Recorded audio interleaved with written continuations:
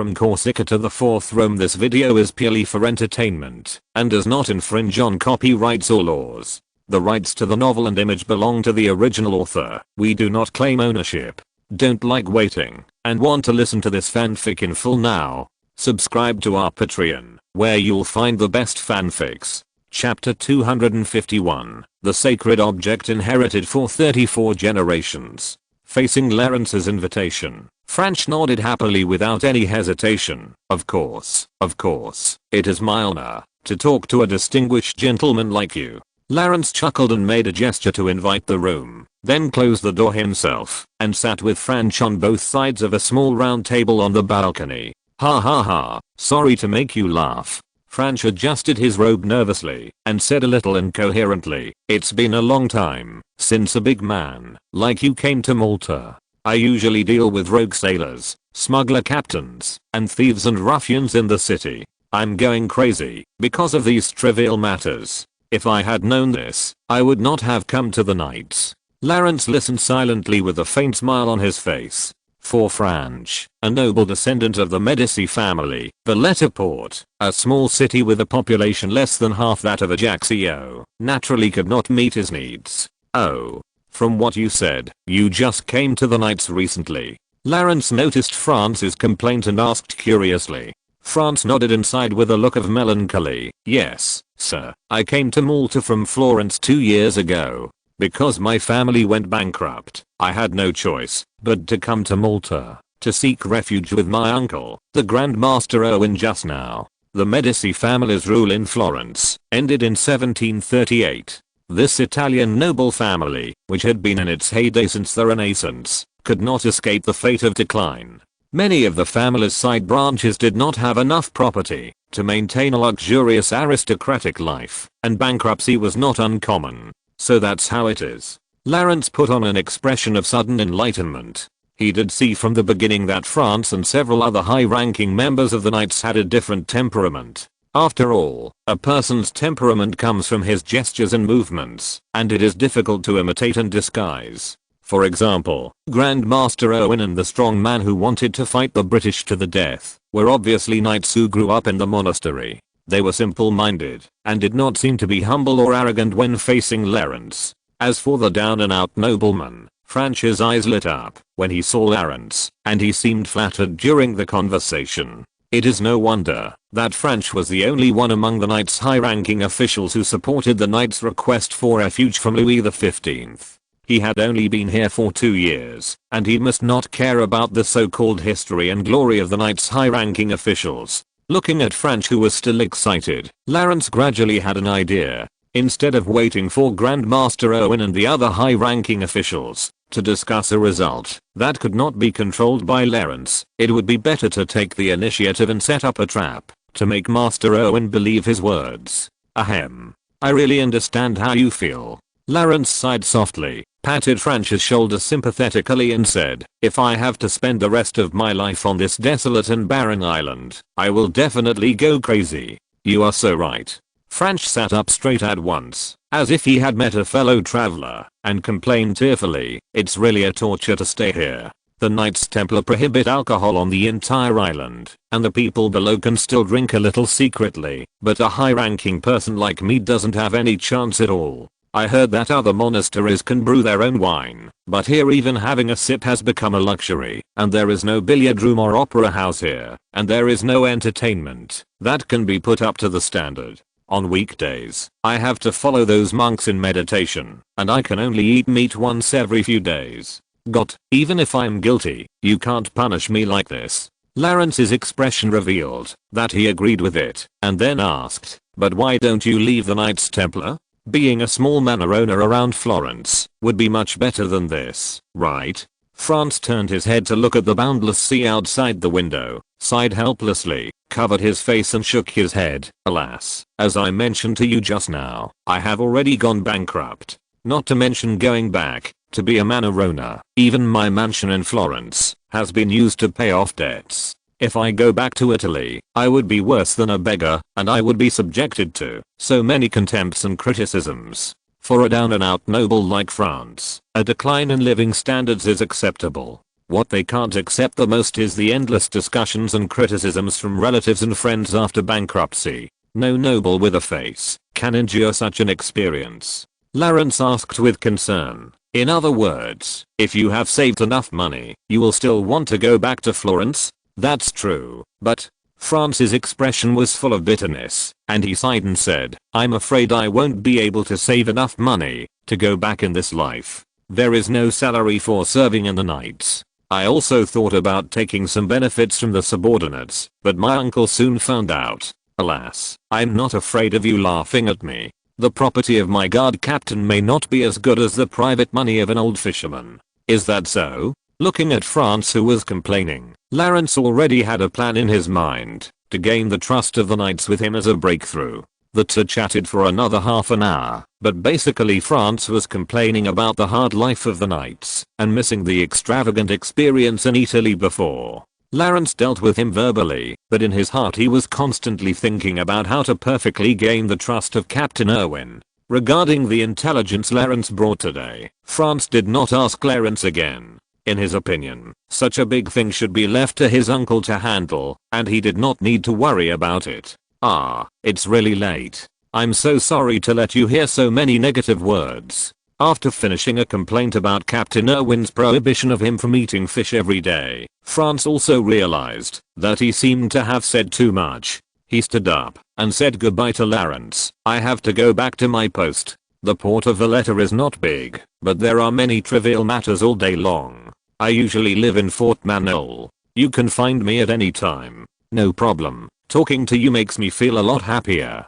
Lawrence stood up, smiled and shook hands with France, and personally sent him out of the room. Watching French trotting away, Lawrence leaned against the door and fell into deep thought. A bankrupt nobleman who has no ties to the knights, so it is most appropriate to bribe him with money. It's a pity that he didn't bring any property with him this time, and he probably wouldn't trust me to write him a French bank draft afterwards. In the conversation just now, Lawrence had confirmed that what the guard captain urgently needed now was money. As long as he had money, the position of the knights would be irrelevant. He could just go back to Florence and continue to be a handsome noble young master. However, Lawrence came to Malta in a hurry this time, and there was nothing valuable on the ship that could be quickly converted into cash. It's impossible to sell the military rations, rum, and ship equipment on the ship. Although that would raise a sum of money, let alone whether the money was enough to bribe French. Such an unusual behavior alone would definitely arouse the vigilance of Grand Master Elvin. That French is not a fool. He will probably not accept Lawrence's bank draft that needs to be withdrawn in France after he has used it up. Is there any way to persuade him? Lawrence thought, and subconsciously stroked the gold cross necklace on his chest. This is also a practice gift given to Lawrence by Crown Prince Louis. It is said to be a cross from the Roman Catholic Church and blessed by Pope Clement XIV, which can bring good luck. Looking at the exquisite pure gold cross inlaid with turquoise in his hand, Lawrence suddenly thought of something, chuckled to himself twice, and then went to knock on Grosso's door. The next day, September 25th, throughout the morning, Captain Irwin did not send anyone to inform Lawrence of the decision of the knights, nor did he invite Lawrence to discuss with them again. I don't know whether their senior leaders are still discussing, or whether Captain Irwin has refused to believe Lawrence's information, and now staying here with Lawrence is just a delaying tactic. However, in Lawrence's opinion, the knights should still be in a stage of indecision.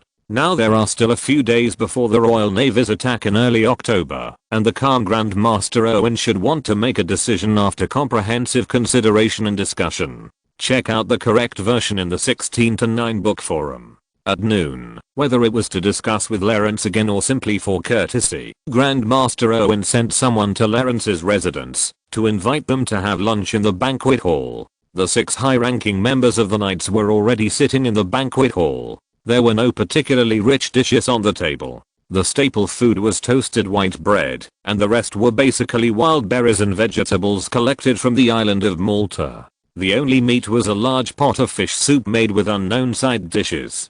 The 6 people, including France, waited dignifiedly at the table, praying before the meal, while waiting for Lawrence and his party to take their seats. So, we all have to thank our Lord for giving us Grand Commander Erwin was solemnly leading everyone in prayer, but suddenly heard an anxious and ostentatious shouting from outside the banquet hall. "Hey! Don't you have someone in charge here? Can you handle such a big thing? Call your superior." "What? Your captain of the guard is having a meal? I don't care about so many things. Hurry up."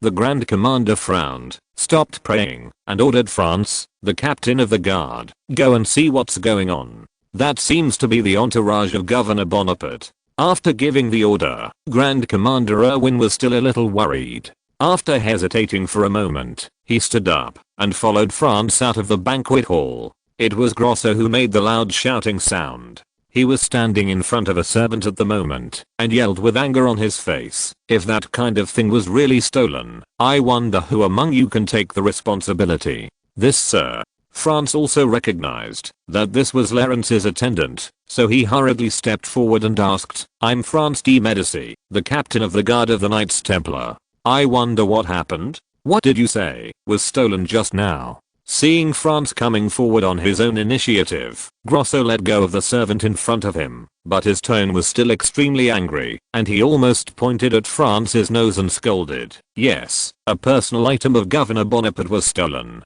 France couldn't help but look at Grand Commander Erwin nervously and panicked, and asked tentatively, "Mr. Bonaparte's personal belongings? I wonder what it is. I swear I will find it for Mr. Bonaparte." A pure gold cross, tied to a silver necklace, with a green gem inlaid on the cross. Grosso folded his arms across his chest, still looking angry. Grandmaster Erwin was relieved after hearing this, and hurriedly stepped forward, and said softly in a peacemaker's manner, "So it was Governor Bonaparte's accessory?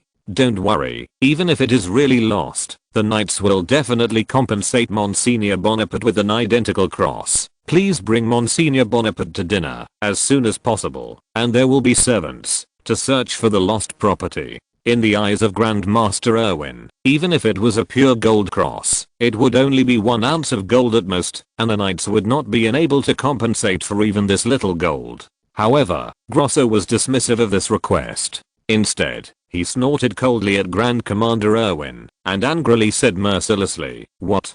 Do you think that is an ordinary object?" Grand Commander Erwin was stunned and asked subconsciously, "What do you mean?" "That was a gift from Crown Prince Louis of France to Governor Bonaparte as his personal necklace. Not to mention its commemorative value, the cross itself is also a priceless treasure." Grosso looked distressed and said loudly, as if he knew everything about it, "The cross was made of pure gold by the best goldsmith in Rome in 1450. Since its creation, the cross has become the personal token of the then Pope, Alexander VI.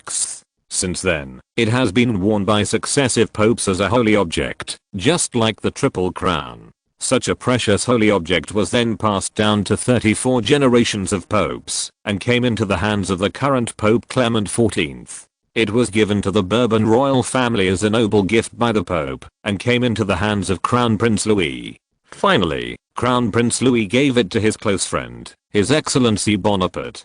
Grosso's voice became louder and faster, and correspondingly, Grand Commander Erwin's face became paler. If what the scarred man said was true, then what Governor Bonaparte lost was not a small accessory worth 1 ounce of gold, but a rare holy object that could be exchanged for a piece of earldom. Franch's mind went blank. He had never imagined that the ordinary cross worn on Clarence's chest was actually such a precious treasure that is unique in the world. Chapter 252, The Trap for France. If such a treasure was placed in the Dark Ages, it is possible that 2 powerful dukes would start a bloody war to compete for its ownership. Franch stood there at a loss. In front of such a treasure, he would never dare to boast that he would definitely help Mr. Bonaparte to recover it. Even the experienced Grandmaster Erwin frowned and kept breathing cold air. Even though he was a Grand Master of the Knights of the Medici family, he had never seen the holy objects that Grosso talked about, but just by listening to the series of descriptions, Grandmaster Erwin knew that such treasures could not be described as priceless. Several people stood outside the banquet hall, all at a loss, and everyone's forehead was covered with fine water beads. Franch was the most nervous and anxious among the crowd. As the chief guard of the knights, he should be responsible for all the cases in the castle. If the damned precious cross is really lost, Franch himself will be the first person responsible. He will even be listed as the first suspect because he had a long talk with Lawrence yesterday. Although Captain Owen certainly would not suspect his nephew of such behavior if Governor Bonaparte pursues it, Franch is not sure whether his uncle will hand him over to settle the matter. Just when the atmosphere was so tense that it was about to solidify, Lawrence's voice suddenly came from the top of the stairs. "God bless, I found it. It fell into the gap of the bedside table. Thank God."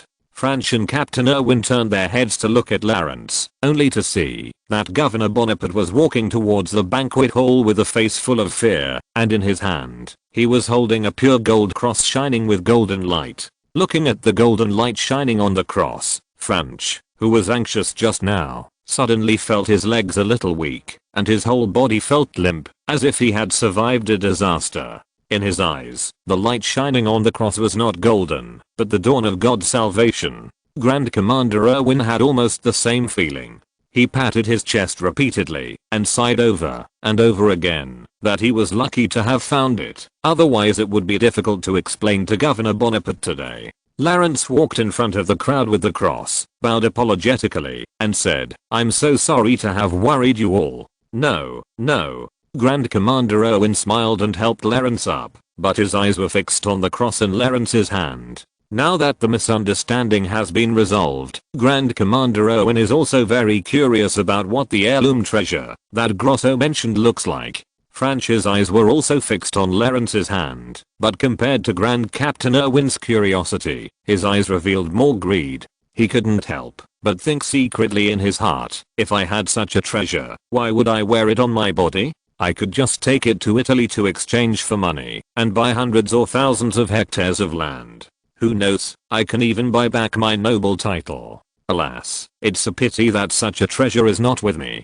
Captain Erwin looked down at the cross and asked, "Is this the holy object?" "It is indeed exquisite." Lawrence nodded and generously stuffed the cross directly into Grand Captain Erwin's hand, waved his hand and said, "I don't know much about its origin, but since it is a gift from Crown Prince Louis to me, it must not be an ordinary item."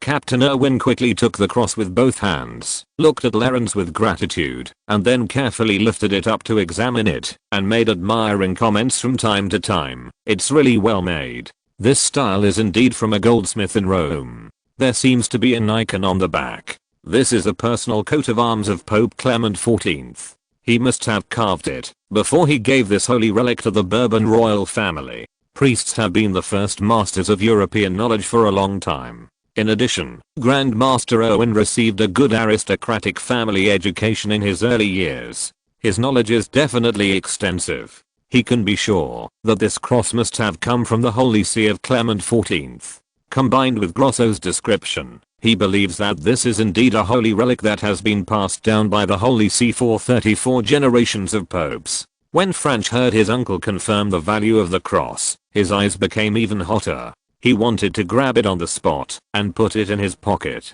However, Franch also knew that this crazy idea could only be imagined in his mind. In reality, he could only watch Grand Master Erwin return the cross to Governor Bonaparte. After playing with it for a while, Grand Master Erwin carefully returned the cross to Lawrence. Even though he knew it was made of pure gold, he was still as cautious as if it were made of glass. He then breathed a sigh of relief and said, "Sir, since the incident has been resolved, let's go to the banquet. The dishes are getting cold." Of course. Lawrence tied the priceless treasure in everyone's eyes back around his neck and nodded to accept the invitation of the Grand Master. As Lawrence guessed, this luncheon was purely a courtesy invitation for Lawrence and the other two. During the banquet, Grand Master Erwin did not take the initiative to mention matters related to dealing with the Royal Navy. Instead, he kept the topic locked on religion and history, talking about biblical allusions and the past experiences of the Knights Hospitaller.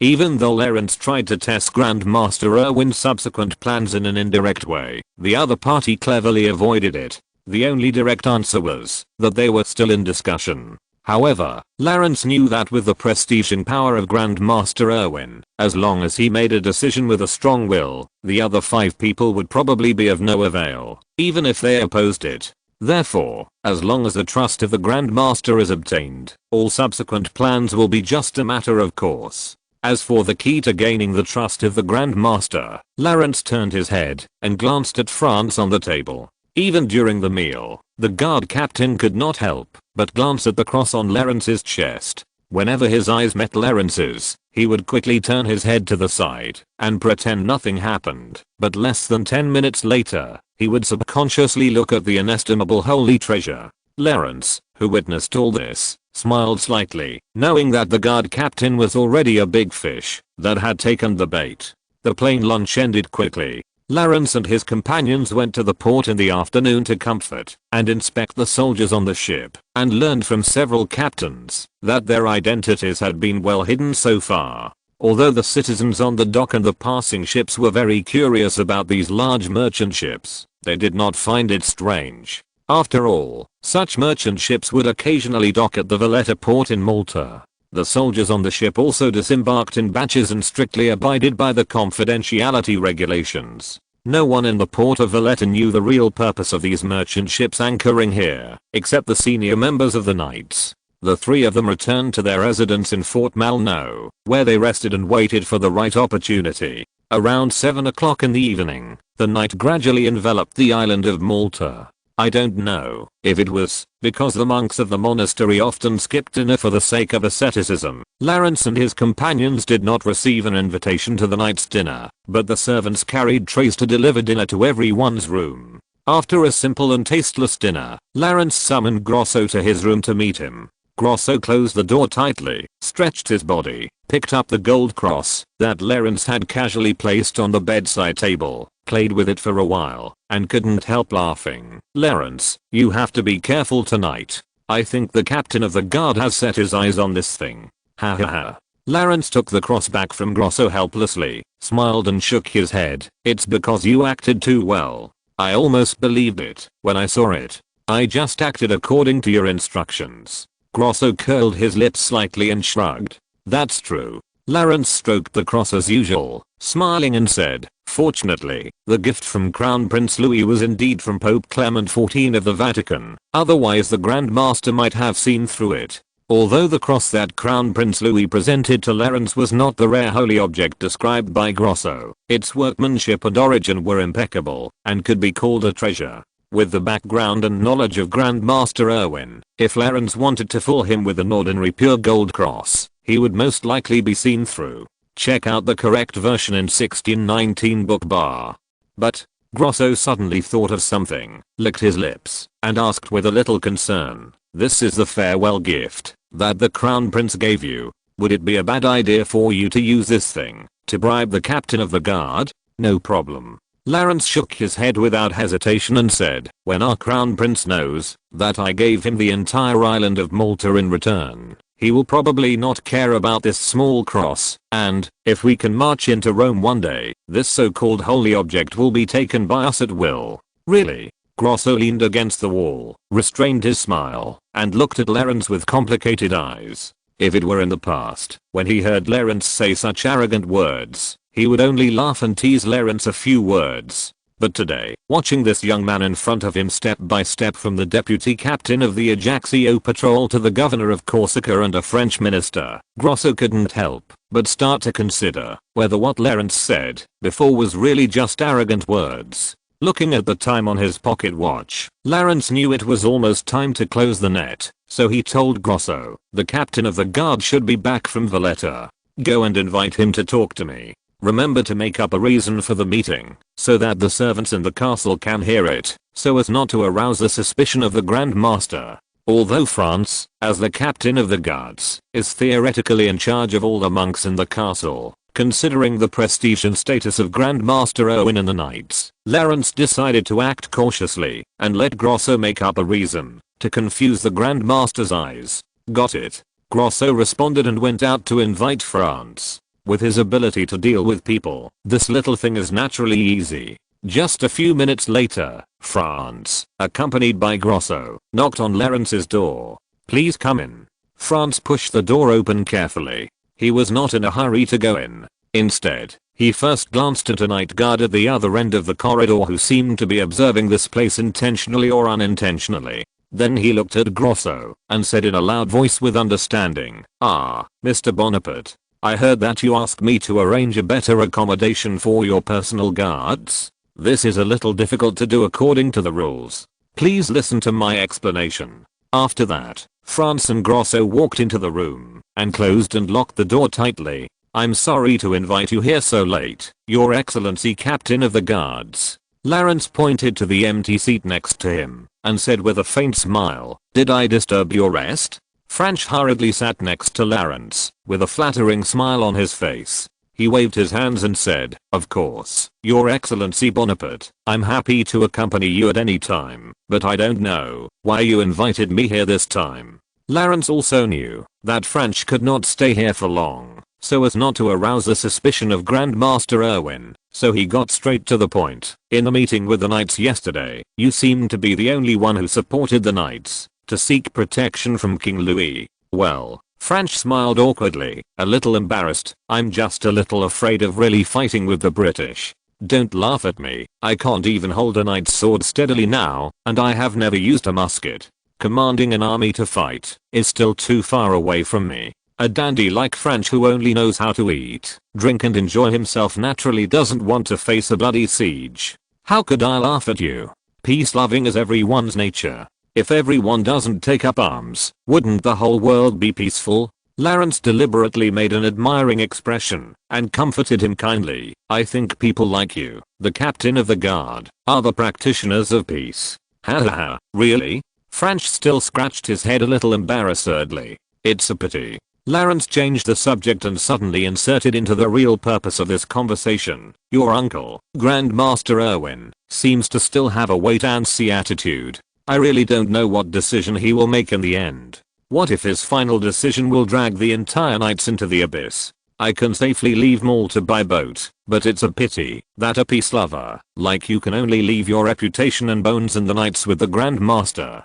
Chapter 253 The Guard Captain's Obedience. This, me. Hearing Lawrence's sighing words, Franch's face became more and more ugly. Compared to the so-called leaving his reputation and bones in the knights, Franch wanted to return to Florence and continue to be his chic noble young master. He was so arrogant that he would not be willing to devote everything to the knights who had nothing to do with him. Franch looked around and seemed very impatient, but he finally sighed helplessly. If that's the case, it's simply a nightmare. I don't want to die in the British artillery fire. But my uncle is the boss of the knights, and he won't change his mind, no matter how much I say. Maybe there is still a chance. Lawrence suddenly interrupted Franch's complaint and said softly, if you, the captain of the guard, cooperate, I think Grandmaster Erwin will change his mind. My cooperation? Franch repeated in confusion, not knowing what Lawrence was talking about. At this point, Lawrence stopped being polite with Franch and said directly, as the captain of the guards in charge of the castle defense and the city's security, it should be your duty to arrest those spies who are secretly communicating with foreign countries.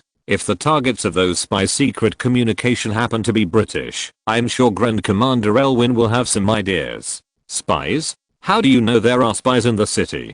Franch's eyes widened, and his mind seemed to have not yet turned around. He looked at Lawrence with confusion. Grosso on the side couldn't bear to watch it anymore. He thought to himself, are these noble children so stupid? He couldn't help but stepped forward and poked Franch's chest, whispering, whether a person is a spy or not is not up to you, the captain of the guard. Ah, you mean? Franch suddenly came to his senses, opened his mouth in shock, but said nothing, and then looked at Lawrence and was speechless for a while. Even someone as slow-witted as France understood by now that what Lawrence meant by cooperation was to find a few citizens and accuse them of being British insiders, so as to make Grand Commander Erwin believe that the Royal Navy was indeed coveting the island of Malta. But, after understanding what Lawrence meant, Francesco couldn't help but break out a layer of fine beads of sweat on his forehead, and the robe on his chest was slightly soaked with cold sweat. He hesitated and thought for a while, as if he thought of something terrible, and his face turned pale. He shook his head and said, once this kind of thing is exposed, my uncle will never let me go. Last time, I just accepted a bribe of a few gold coins from a businessman, and my uncle sentenced me to flogging according to the rules of the monastery. If he knew about this, he would definitely treat me as a traitor and burn me at the stake. Mr. Bonaparte, I will not mention this conversation to anyone, but I really can't cooperate with you on this matter. After that, Francesco stood up in a panic, wiped the sweat from his forehead, and was about to leave Lawrence's room. I don't think you need to refuse so hastily, Sir Captain of the Guards. Lawrence sat in his seat without moving, but tried to persuade him to stay. If the plan succeeds, you will be our well-deserved hero, and Corsica will never treat meritorious people unfairly. Even if the matter is exposed, I will come forward to protect you, and Grand Commander Owen will not risk disobeying me to punish you. French, who had already walked to the door, suddenly stopped. He looked back at Lawrence, frowned, and seemed to be thinking about what Lawrence said. Even if the matter was really exposed, with the guarantee of Sir Bonaparte, Grand Commander Owen would not risk a military conflict with Lawrence's army to forcibly execute himself. And once it succeeds, for someone of Sir Bonaparte's status, the reward he gives himself is definitely unimaginably generous. After weighing it all, French bit his lip, forced a smile, and returned to his seat. I'm so rude, sir. French swallowed his saliva, and with a flattering smile on his long face, he quickly said, I believe you will provide me with protection, but what is the reward you mentioned after the success? For French, who has always been eager to return to a luxurious life, his way of making money in the nights was almost completely cut off by Owen. Now, the only chance to get a large sum of money is the Governor Bonaparte in front of him. Recalling the bliss of living a life of debauchery and sightseeing in Italy, and thinking about the hardships he had suffered in the monastery in the past 2 years, the huge gap between the two made French clench his fists, and he had made up his mind to do this. It's a pity that I didn't bring any money with me when I came to Malta this time. Lawrence sighed slightly, glanced at French's disappointed and lost expression, and then immediately took out the cross that attracted everyone's attention during the day, and showed it to French like a magic trick, and laughed softly. But, maybe I can use this to offset your award. You. French looked at the golden color in front of him, and his mind went blank in an instant, as if this golden color had occupied all his thoughts. His mouth was incoherent for a while, and he couldn't say a complete sentence for a long time. At noon, French saw his uncle playing with, and admiring the cross with his own eyes, and listened to the conclusion of Grandmaster Owen, that this was indeed a precious holy object. At that time, he still fantasized that, if he had such a treasure, he would definitely sell it for money, as soon as possible, and then buy land, to become a large man-owner who only spent his time eating, drinking, and enjoying himself. That would be a dream-like life. Now, the key to that dream life is right in front of him, in the hands of Governor Bonaparte. French has begun to tremble unconsciously, a little bit unable to believe that this is true. Are you serious? French's voice can't help but become sharp and thin, and his pair of black eyes stare straight at Lawrence's hand.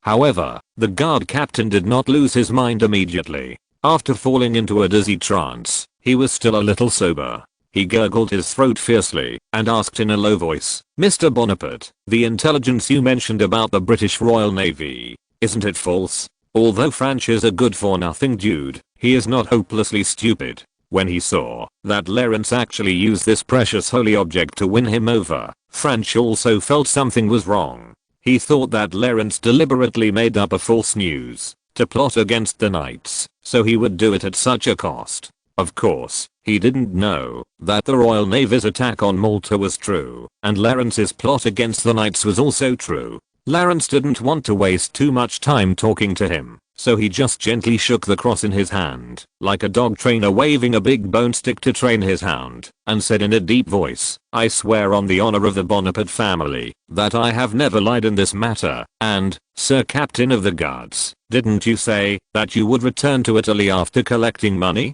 Then what does the fate of the knights have to do with you? Are you also ready to take up shields and swords and fight the British to the end like those knights? Of course not. France shook his head twice without hesitation. Just letting himself suffer on the island of Malta was a torture. How could he bury his life in this desolate sea? Having said that, Lawrence didn't say anything more. He took the initiative to smile and put the cross in his hand on the table, gently pushing it to France. The young captain of the guards was still struggling internally, but it was obvious that his greed for the holy relic in front of him gradually took over. Soon, in less than half a minute, Franch's last psychological defense was also defeated.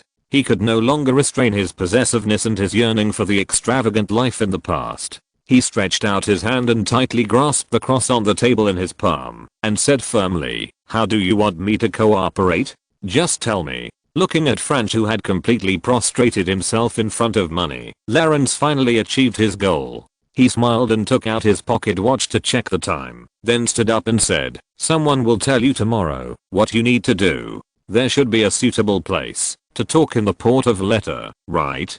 Franch nodded. After all, he was a powerful captain of the guards. It should be no problem to find a few places to talk that were not monitored by Grand Commander Elvin. "Very good, you can leave first." Lawrence bowed slightly and made a gesture of invitation to the door, and added with a chuckle, "To show my sincerity, you can keep the cross. It belongs to you now." France nodded silently, carefully stuffed the cross into the deepest part of his pocket, and then left Lawrence's room with weak legs. Listening to France's footsteps getting farther and farther away, Grosso frowned slightly and said, "A perfect version in 1619 book bar. Aren't you afraid that this kid will get the cross and run away directly from Malta?" Lawrence sat on the balcony and looked at the brightly lit Valletta harbor on the other side of the sea, shaking his head nonchalantly. He doesn't have the guts. Besides, it would be a good thing if he really ran away, saving us from framing a few innocent citizens. Captain Franch, the nephew of Grand Master Owen and the captain of the guard, turned out to be a British spy. Such news is much more shocking than catching a few spies. If Franch really escaped from the Knights with the cross, then Lawrence, who had talked to him last, would have all the right to explain his escape. At that time, it would not be difficult for Lawrence to indirectly guide Franch's identity to a British insider in front of Grand Master Owen. But that kid looks silly. Can he do such a thing? As a surf hunter, Grosso, who relied on strength and experience to get to where he is today, naturally despised aristocratic children like Franch, and his words were full of contempt and worry. Of course he can't. Lawrence obviously didn't believe in Franch's ability, but it was not out of discrimination, but Franch's weak performance in front of Grand Captain Elvin that day made Lawrence decide that he couldn't let him alone to carry out such an important and secret mission. "You go to Valletta Port to meet him tomorrow. This series of actions will be carried out by you, and he just needs to assist.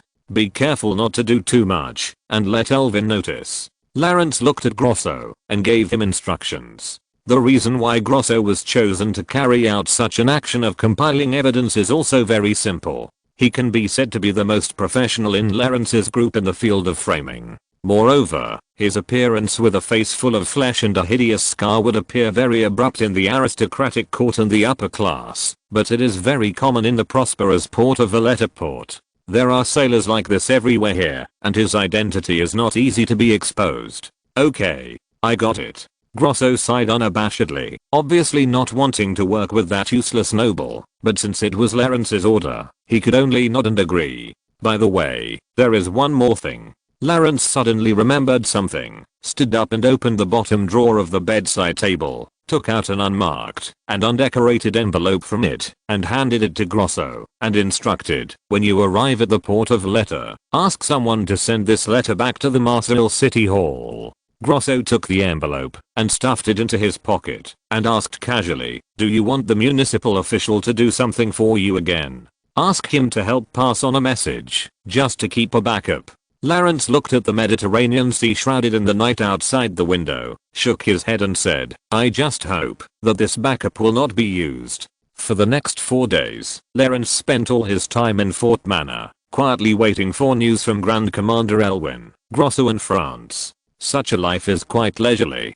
During the day, he read books collected over hundreds of years in the library of the monastery, and at night he took a walk in the garden of the castle. When it was time for dinner, the monks of the Knights brought meals on large trays. Major Serurier also accompanied Lawrence in the castle. As a devout Catholic, he still had a strong interest in the life of the monastery, and did not find it boring. Grosso left Fort Manol, and went to the port of Valletta the next day. The apparent reason was to return to the ship, to stabilize the soldiers' emotions. In fact, he began to fabricate evidence of the Royal Navy's attack with France according to Lawrence's instructions. He sent someone to secretly send a message to Lawrence this morning, saying that he had found a suitable target for framing, and France could report to Grand Master Elvin at any time. The knights still did not give Lawrence a positive answer, but they convened all the senior officials to have a face-to-face interview with Lawrence in the middle, asking for detailed information about the Royal Navy's attack on Malta.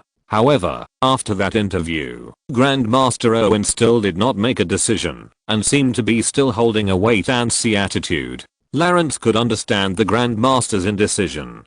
After all, this was a decision that concerned the future fate of this knight's order with a history of more than 700 years. I'm afraid that Grand Master Owen would not dare to make a decision easily until he saw the masts of British ships appear on the horizon. However, Lawrence could not wait until Grand Master Owen had the guns of the British pointed at his nose before making a decision. Today is September 29th, and there is no more time to waste. It's time to give the Grand Master a push and let him know which side of the crossroads he should go. Chapter 254, Decision at the Crossroads. Around 9 o'clock in the morning, Grand Master Owen summoned all the senior members of the Knights again, and invited Lawrence and Major Thururia to have an interview in the main hall. The respected Grand Master had aged a lot in just a few days. There were obvious dark circles around his eye sockets, and the wrinkles on his face seemed to have deepened a lot. It seemed that Grand Master Owen had not slept well in the past few days. He himself probably could not have predicted that in the last few years of his life, when he was about to step down as Grand Master, he would have to deal with such a crisis that affected the fate of the entire Knights. Lawrence and Major Thururia finished breakfast in their respective rooms, and went downstairs to the main hall. Everyone in the Knights had already sat there waiting for a long time. Even during the boring waiting time, these knight monks who had practiced hard for many years sat quietly in their seats like marble statues, with their eyes closed and no words, as if they were communicating with their god in the sea of consciousness. Noticing the arrival of Lawrence and Thururia, Grand Master Owen slowly opened his eyes, stood up tiredly and slowly to greet them. "Mr. Bonaparte, please take a seat." His voice was like a withered vine tightly wrapped around an ancient tree, weathered and ancient, yet resilient and strong. After several people sat down, Grand Master Owen frowned and glanced at the empty seat next to him, which was the seat of Captain French. "It's really strange," the Grand Master murmured softly, looking up at a clock in the corner of the main hall. The scheduled meeting time was about to arrive, but Captain French, who was also an important figure in the Knights Templar, had not yet arrived. Grand Master Owen sighed with a complicated expression, and seemed very disappointed with his useless nephew.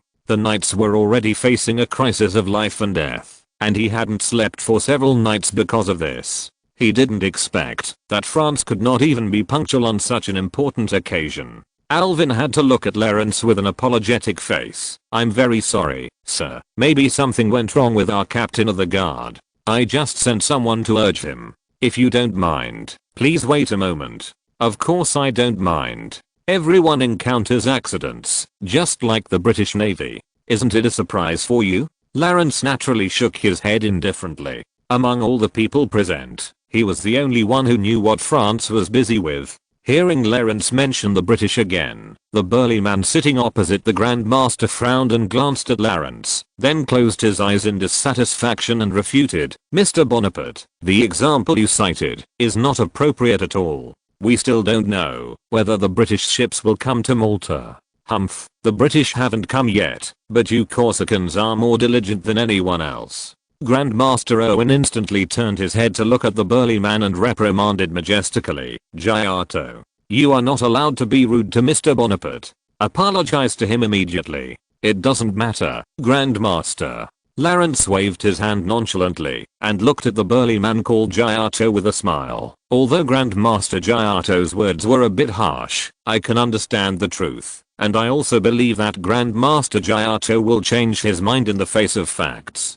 During the few days living in the castle, Lawrence basically got to know the 6 senior members of the Knights Templar. This strong and vigorous man is called Giotto. He serves as the Grand Master in the Knights Templar, but he is actually responsible for the lifeline of the entire Knights Templar. pirate plundering affairs. The entire Malta naval ships are also commanded and managed by him. In this sense, the power and status of Grand Master Giotto are even higher than that of France, the captain of the guard. He can be said to be the second person in the entire Knights Templar after Grand Master Erwin. Moreover, this Grand Master is different from France. He did not get his current status by virtue of his kinship with Erwin. At first, he was just a low-level sailor on a plundering ship like Grosso. It was by fighting with a knife and a gun that everyone recognized his blood and bravery. In the end, he went from a sailor to a captain, and from a captain to the current Grand Master. That was why Giotto dared to slam the table and angrily denounced France as a coward that day.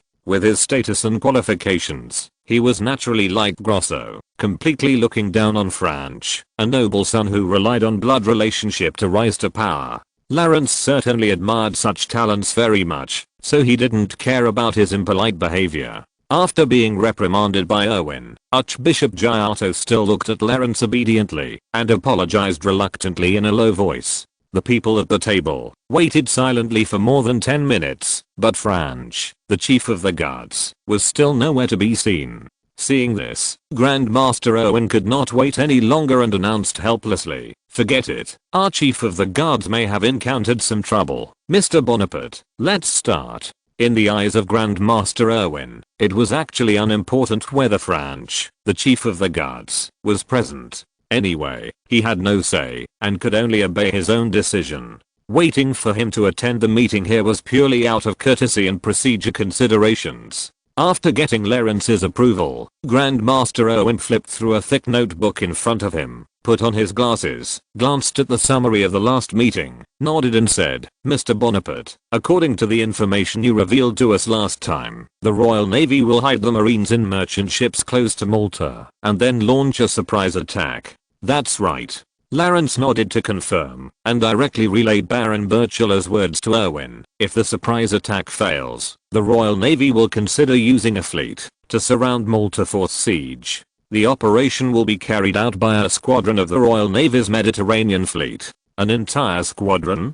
Grand Master Giotto at the table couldn't help but take a breath. Once the formal negotiation stage began, his expression became much more serious, and the hostility in his eyes when he looked at Lawrence was no longer there. Moreover, this Grand Master with rich experience in naval battles also knew what it meant for an entire squadron of the Royal Navy to surround Malta. That means that the tiny island of Malta will be surrounded by a flagship, 5 to 10 mainline level ships, and dozens of cruisers and frigates. In front of such a navy, the 20 or so galleys used for pirate plunder on the island of Malta are like toys for children. Only 3 salvos are needed to wipe out the Knights' naval power. Grand Master Erwin took off his glasses and asked Giotto worriedly, "Is it possible to deal with it?" When it comes to matters involving the Navy, even Grand Master Erwin has to fully refer to the opinions of Giotto, the experienced Grand Master. "No way." Giotto shook his head without caring about Lawrence's presence and said, "If it is really a whole squadron of the Royal Navy invading Malta, we can directly give up the idea of competing for sea control. It is better to seal all the ships in the port, so that we can preserve some of the fleet's strength, and concentrate on defending the fortress on the island." After that, looking at the anxious and haggard appearance of Grand Master Erwin, Grand Master Giotto also added intimately, "Of course, the premise of all this is that the information provided by His Excellency Bonaparte is true." Hearing that Grand Master Giotto once again questioned the authenticity of this information, Grand Master Erwin seemed helpless. The fundamental reason why the first two talks ended in vain was that the knights could not prove or disprove the information brought by Lawrence. In this case, if you want to choose a plan to implement, it is as reckless as tossing a coin to guess its heads and tails. Grand Master Erwin will naturally not so easily leave the fate of the knights to probability and fate, which is why he is still in a state of indecision until today. Although the high-ranking members of the Knights Templar could not judge the authenticity of the intelligence, they all tended to stand on the side of Grand Master Giotto. Expel the Corsicans and the French. If the British really came, it would be nothing more than a reenactment of the siege of Malta 200 years ago. Only France, a dandy who was not even a knight, hoped that Grand Master Erwin would bow to Louis XV for protection, because he was afraid of death. But in the final analysis, the only one who had the final say was Grandmaster Erwin, who was still indecisive. The meeting at the long table was deadlocked for a while. Just like the previous 2 times, as long as the authenticity of the intelligence was mentioned, the meeting would immediately fall into a deadlock. Grandmaster Erwin knocked his head in annoyance. Just as he was about to ask Clarence for more information, he saw a monastic knight suddenly walk into the main hall, stand 20 feet away from the long table and lean over to report. Grandmaster, Captain of the Guard France de Medici has arrived outside the castle.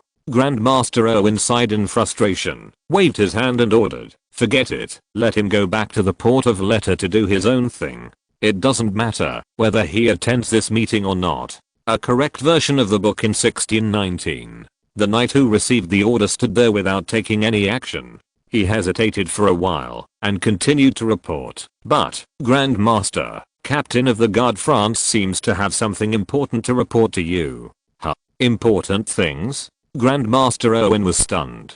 He knew that France was in charge of the security and defense of the city fortress, and matters in this area could not be taken lightly. Grandmaster Erwin quickly changed his words, ignoring the presence of Clarence and Serraria, and ordered, "Send Franch here immediately." Yes. The knight was out for more than 2 minutes, and the captain of the guard, Franch, rushed into the main hall of the castle. Franch seemed a little nervous, and even his breathing was a little unsmooth standing in the main hall, but his desire for his past life made him adjust immediately, took a deep breath and said, "Uncle, no, Grandmaster. Yesterday I arrested several fishermen in the port of Valletta. I have confirmed that they are all spies who are paid to sell intelligence on the island of Malta, and..." Hearing the existence of spies, Grandmaster Erwin could not sit still immediately and quickly stood up and asked, "And what?"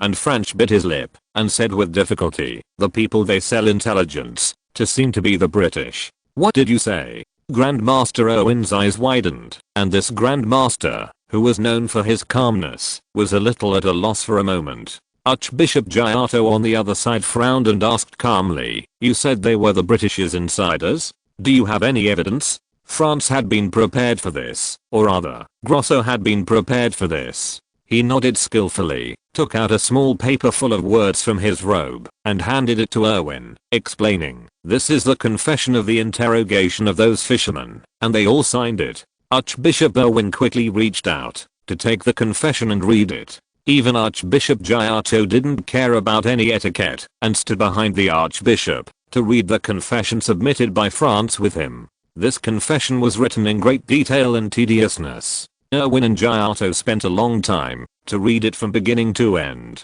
The general idea of the confession was very clear. That is, those poor fishermen accepted the commission of an unknown British captain to find out information and intelligence in Malta for the captain, in order to earn some extra money. It also said that one of the fishermen, who was so daring as to get more awards, actually took the risk of approaching France to get information from the knights, and was discovered by France himself, who then caught him in one fell swoop. There is such a thing. Grandmaster Erwin put down the confession in his hand in a daze. He and the senior members of the knights knew very well that a British captain came to Malta to buy intelligence at this time point. Such behavior must be inextricably linked to the Royal Navy mentioned by Clarence. Hiss. Grandmaster Erwin kept taking deep breaths and leaned back in his chair. In front of this confession, he felt that he had to change his wavering attitude. If the British really attacked Malta, then this act of buying insiders would undoubtedly be the prelude to the attack. Archbishop Giotto picked up the confession in a distracted manner, flipped through a few paragraphs at random, frowned at Franch, his eyes full of suspicion and distrust, and said sternly, "Franch, where are the spies you mentioned?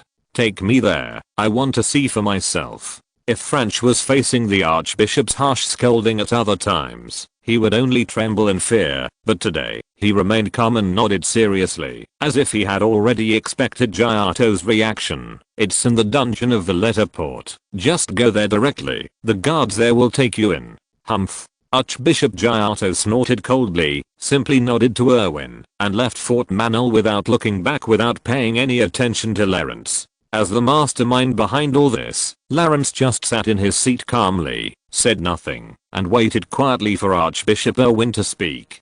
Chapter 255 The Eve of the Rainstorm. As for the angry and suspicious Archbishop Giotto who wanted to testify, Lawrence was not worried at all. After all, it was Grosso who did it, and he would not simply accuse a few fishermen of espionage. Grosso must have used a lot of coercion, inducement, and bribery. I'm afraid that even now, the fishermen imprisoned in the port of Valletta still wish that they were really British spies. Grandmaster Owen sat in his seat and read the confession again, then sighed and handed it to other senior officials for circulation.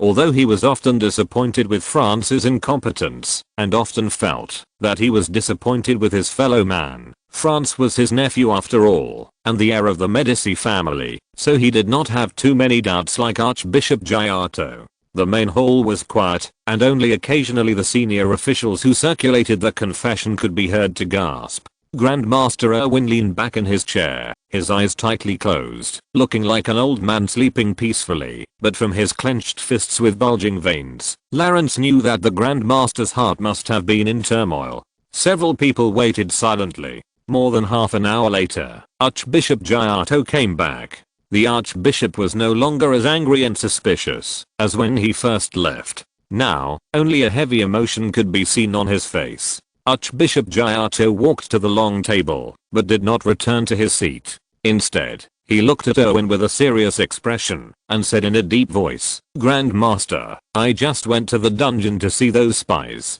They are indeed native Maltese, and they have indeed been bribed by an unknown British person." A barely perceptible smile flashed across Lawrence's face. In this matter, Grosso is indeed an outstanding subordinate. The British have actually begun to gather intelligence on Malta?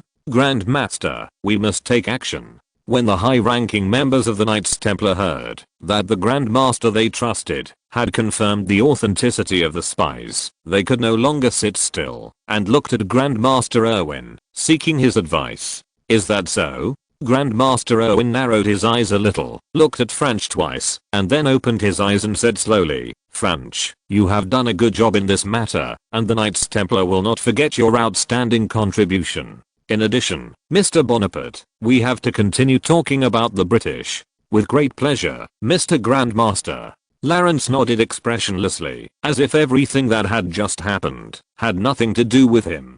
Grandmaster Owen opened his mouth, but did not speak. Instead, he hesitated for a while, as if he was still considering the safest decision for the knights. After a long time, he said tiredly, "Sir, I allow your soldiers to enter the fortresses of Malta.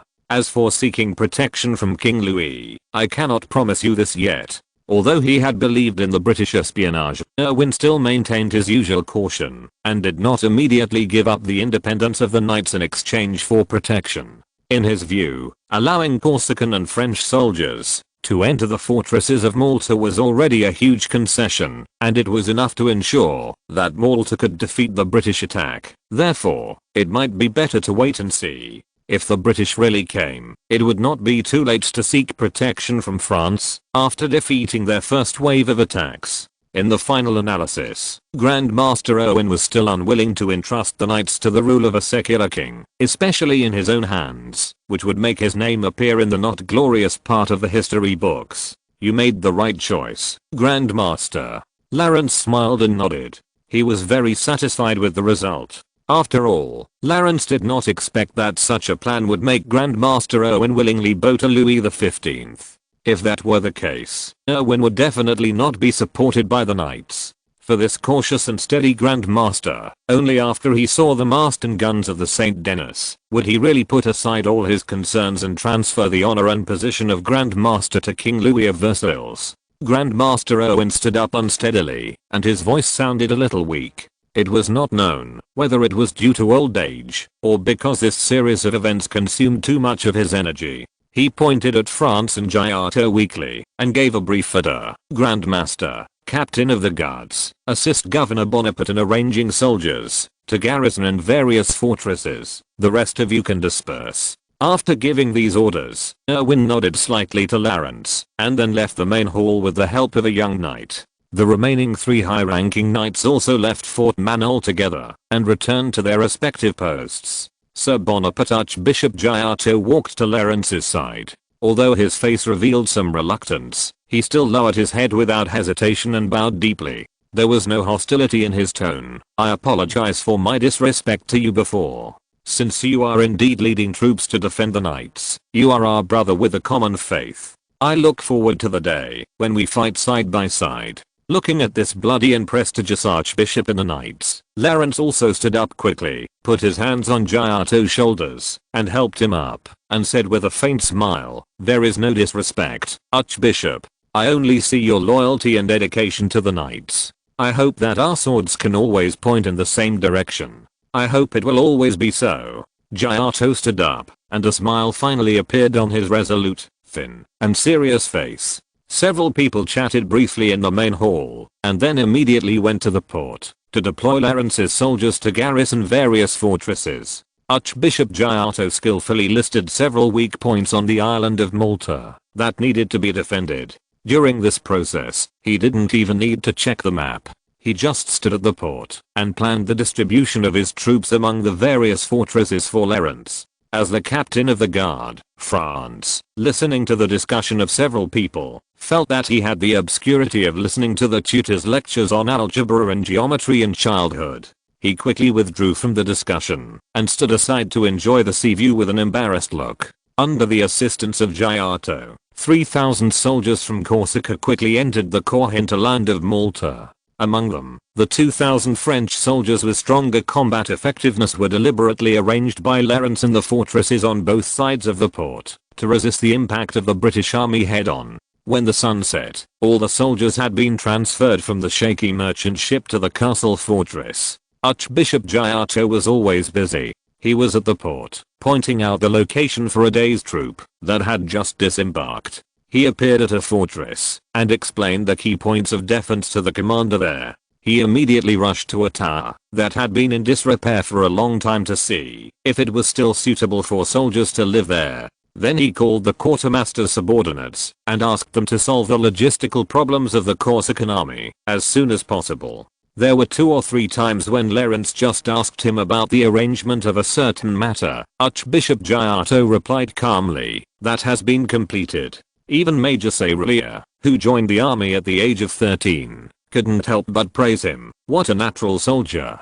In the evening, all the affairs had been basically handled, and the Corsican soldiers had a clean bed to rest, so that they could recuperate and prepare for the hard battle that was coming soon. Archbishop Giotto said goodbye to Lawrence immediately after finishing all these. He still had to deal with his own job, managing the naval affairs of Malta. Lawrence and Major Sayria stood on the top of a seaside fortress, looking at the blood-red sunset gradually sinking into the boundless Mediterranean Sea. Soon, the sun had set, casting a red glow behind it, as if it was filled with a vast expanse of gold powder. The Mediterranean Sea was calm, without a single ripple. The ocean surface shone brightly under the setting sun, looking like a huge, clean and smooth metal plate. Today is a lucky day. Major Sayria felt the sea breeze blowing on his face and couldn't help but sighed with joy. Fortunately, those spies were discovered, otherwise our soldiers would have to stay on the ship tonight. This time, only Lawrence, Grosso and French knew about the conspiracy, so Major Sayria thought it was really the goddess of luck that made Grand Commander Owen change his mind under the influence of this sudden incident. Lawrence smiled, but didn't say anything, feeling the touch of the wet and salty sea breeze mixed with salt grains hitting his face. A perfect version can be found on the 16:9 book forum. But Owen is quite decisive. Major Sayria commented immediately, "If it were me, I would never feel comfortable letting 3,000 foreign soldiers stationed in the core defense fortress, not to mention that the knights together are less than 3,000 people." Once Lawrence really had a different mind and prepared to seize the island of Malta by force. With the protection of these fortresses, the knights would have almost no room for resistance. It can be seen that Grandmaster Owen still bore a lot of psychological pressure. Of course, Lawrence would not issue such a stupid order. If he really dared to do so, the impact of such behavior would be more than 10 times worse than Count Falconet's invasion of the Corsica embassy at that time. Count Falconet, the eldest grandson of the Duke of Richelieu, was directly imprisoned in the Palace of Justice by the furious Louis XV. Lawrence dared not imagine how Louis XV would punish him if he really seized Malta by force. Although the Knights Hospitaller is a negligible existence in politics, it has a special historical status after all. This is why in the 21st century, the Knights Hospitaller lost even the territory of Malta, but was still recognized as a state entity without a territory. For Lawrence, the only way to get this Mediterranean hub is to make them bow their heads to him. The next thing to do is to wait for the arrival of the British. Looking down at the entire Valletta port, Lawrence breathed a sigh of relief and said, "This may be the easiest part of our trip." Major Thururia smiled and joked, and also seemed very relaxed. In his opinion, with the current military forces deployed on the island of Malta, it would be easy to repel the British landing attack from the port. But we can't take it lightly. October is coming soon. Let the soldiers be ready for battle at any time. Yes. While Lawrence and Major Thururia were enjoying the sunset of the Mediterranean in Malta, in a villa by the sea on the outskirts of Marseille, Baron Burchula was lying in a recliner in the courtyard of the villa, leisurely admiring the purple sunset. As an Englishman, the endless sea always made him feel at ease. At this time, Sir Robert, Burchula's private secretary, suddenly walked into the courtyard with a red-painted hot stamped letter in his hand. Looking at his master who was immersed in the beautiful scenery, Sir Robert coughed twice carefully, to attract Baron Burchula's attention. "Oh, Robert." Baron Burchula just turned his head, then turned to the Mediterranean Sea under the sunset, and greeted with a smile. "Is there a letter from someone?" "Yes, sir." Sir Robert walked to Burchula, handed him the envelope in his hand, and explained, "It's from the Admiralty." "Ah. The Admiralty, our old friend. I really don't know what we diplomats will do without the Navy." Baron Burchula sat up, took the envelope with a chuckle, took out the letter inside, and joked to Sir Robert, before he even read it, "I bet they must have remembered us poor diplomats at this time, and decided to inform us of their plan, to surprise attack on Malta when the ship leaves the port." Sir Robert shrugged. He didn't have a good impression of the independent Royal Navy. "Let me see." Baron Burchula tore open the envelope with force, looked at the contents of the letter, and smiled. "Well, it is exactly the same as the news received by the Ministry of Foreign Affairs. Dear Colonel Mohan is the commander of the operation. I really want to see what his expression will be after he led an entire fleet and failed to capture a small island of Malta. But forget it. This colonel is just a small pawn in the overall situation. I really don't know how the adults in the Ministry of Foreign Affairs got such top secret information in advance." Sir Robert sighed and said casually. The smile on Baron Burchula's face became more and more intense. He stretched out his hand and put it on Sir Robert's shoulder, saying earnestly, "You have to know, Robert, number 10 Downing Street is not as glamorous as it seems. Intrigues and deceptions are as common as rainy days in London. If you are lucky enough to enter there, being a mute is the safest choice. I will remember it." Sir Robert nodded heavily. Baron Burchula looked at the letter paper and crumpled it into a ball after confirming that there was no valuable information on it. He then threw it into the sea in front of him and stood up and ordered, "Since Colonel Mohan has started to act, I can't sit idle. Go write a letter to Duke Richelieu. The finale of the drama starring him will be released next spring, so we must prepare well. Oh, by the way, I also need to invite the envoy from Naples to see me." "Are you talking about the king's envoy?" Sir Robert asked seriously. Baron Burchula stretched his body, smiled and shook his head and said, "Strictly speaking, it's the Queen's envoy, but it's almost the same." Chapter 256 The Storm is Coming. 1770. The sky in Malta was not clear. Several thick cumulonimbus clouds gathered and overlapped to block the sun, casting a huge shadow under the vast sea. Thunderstorms and precipitation were nurtured between the clouds, and it was unknown when they would fall from the sky. However, rainfall is commonplace for this small island with a Mediterranean climate. The fishermen on the beach went home early and tied their boats firmly to the dock.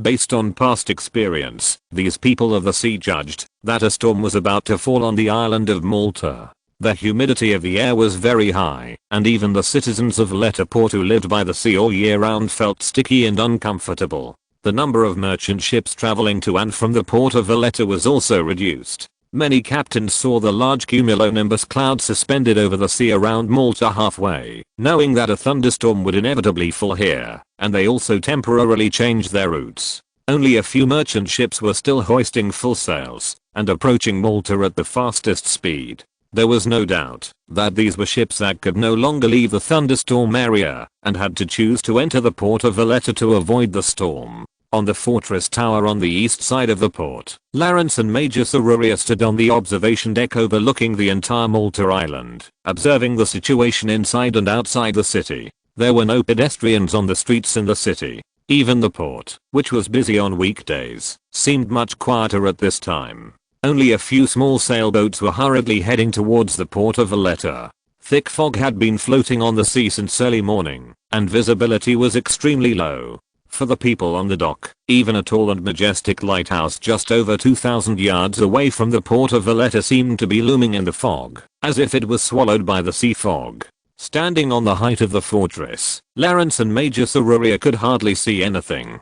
Only the situation around the fortress was clearly visible. The rest, including the situation on the port dock, was hidden in a thick fog. Lawrence rubbed his palms full of sweat and dew, frowned and said, "Such wet weather is really annoying."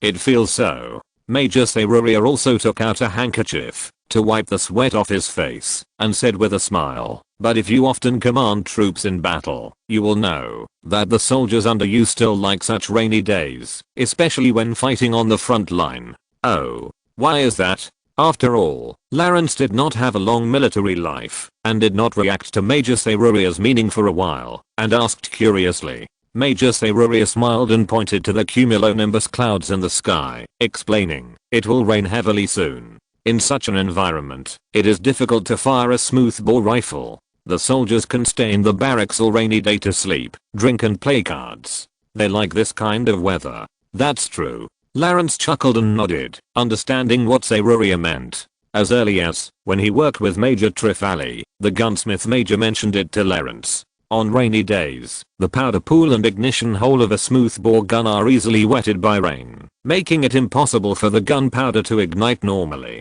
If the powder pool is wet, the soldiers can try to wipe it dry and continue to use it. Once the ignition hole is soaked, it can be said that the musket is in a scrapped state before it dries. If it is a well-maintained and sophisticated firearm, it may be able to fire normally several times in the rain, because these firearms are frequently oiled for maintenance, and the sealing of the powder pool can also be guaranteed, and it is not easy to be soaked by rain. However, the old guys in the hands of the soldiers in the army are obviously not comparable to the gold-plated muskets collected in the Duke's mansion. These old muskets are thankful that they can fire normally, let alone be well maintained.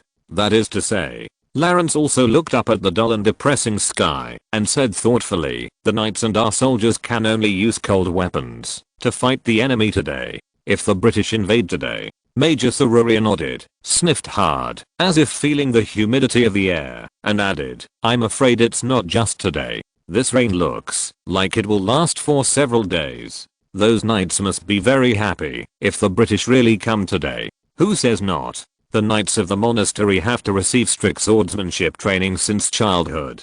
Every qualified knight is a well-trained swordsman. Even when the knights need them to carry muskets, they will wear a long sword around their waists as a symbol of their identity and honor. If there is really a chance to draw their swords to defend the knights, those knights will definitely regard this as a great honor." While the two were chatting, a pale white thunder suddenly flashed across the sky, accompanied by rolling thunder, and bean-sized raindrops fell from the clouds. In an instant, a heavy rain fell on the sea around the island of Malta. Lawrence looked at the lightning in the sky, felt the suddenly fierce sea breeze, and whispered, "The storm is coming." At the same time, on the dock of Valletta port, an inspection commissioner wearing a raincoat shivered under the whistling sea breeze and looked at the last few merchant ships that broke through the sea fog and headed for the dock, and couldn't help complaining, "I really want to go back and sit by the fireplace to warm myself up and then secretly drink 2 glasses of Scotch whiskey." Alas, these captains are really damned, don't they know to return to the port earlier? This commissioner was also the unlucky guy who boarded the merchant ship where the Corsican army was a few days ago. However, he felt very lucky because he spent several days in fear and found that Governor Bonaparte did not seem to pursue the matter of his bribery to the knights, so he could continue to do some shady things on this lucrative job. After checking the 2 square-rigged ships docked in accordance with the old rules, the commissioner chuckled and put the dozen gold coins he had just received into his pocket. Weighing the heavy pocket, he suddenly felt that there was nothing wrong with working overtime in the rainstorm. After assisting the previous captain to anchor the ship and dock at the port, the commissioner turned his head to look at another 2 merchant ships that broke through the sea fog and sailed towards him. The ship type of the 2 merchant ships was much taller than those 2-masted square-rigged ships. Obviously, like the ships in Lawrence's fleet, they were large armed merchant ships. The commissioner glanced at the 2 ships and couldn't help but curse to himself. Oh, why are there 2 more big ships?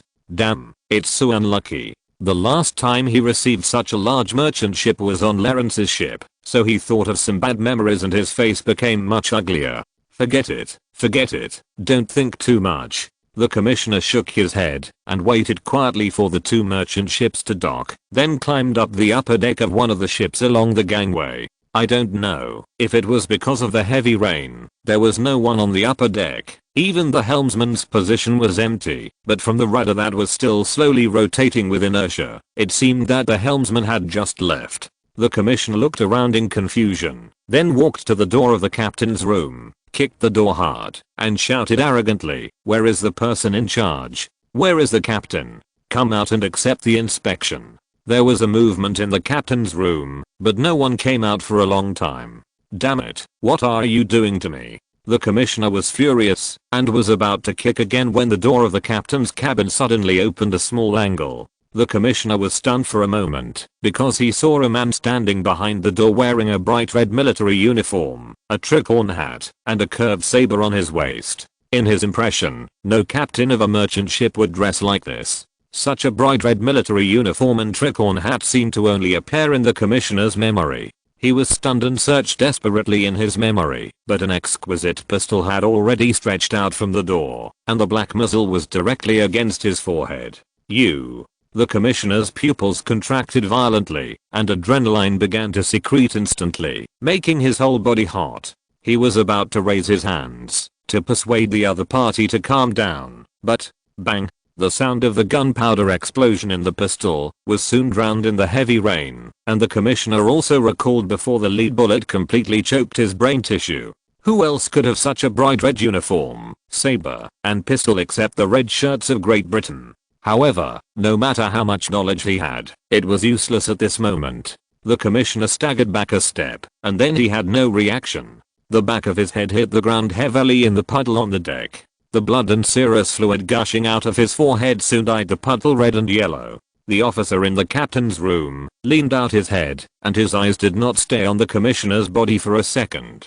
He squinted at the few patrol knights on the dock, turned back to the cabin, and while cleaning the gunpowder residue in the pistol with a small spoon, he ordered his adjutant, "Start the action immediately, with the main goal of seizing the key fortress strongholds on the island. We must occupy Malta before the knights react." A correct version at 16:9 Book 1 bar. Yes. Just 2 minutes later, a dozen thick wooden boards extended from the second deck of the ship and firmly clamped on the dock, forming a series of covered bridges for soldiers to assault. The soldiers of the entire ship were mobilized. They picked up the sleeve bayonets and installed them on the smoothbore rifles, disembarked in an orderly and rapid manner, and launched an attack on the interior of Valletta harbor under the leadership of their respective non-commissioned officers.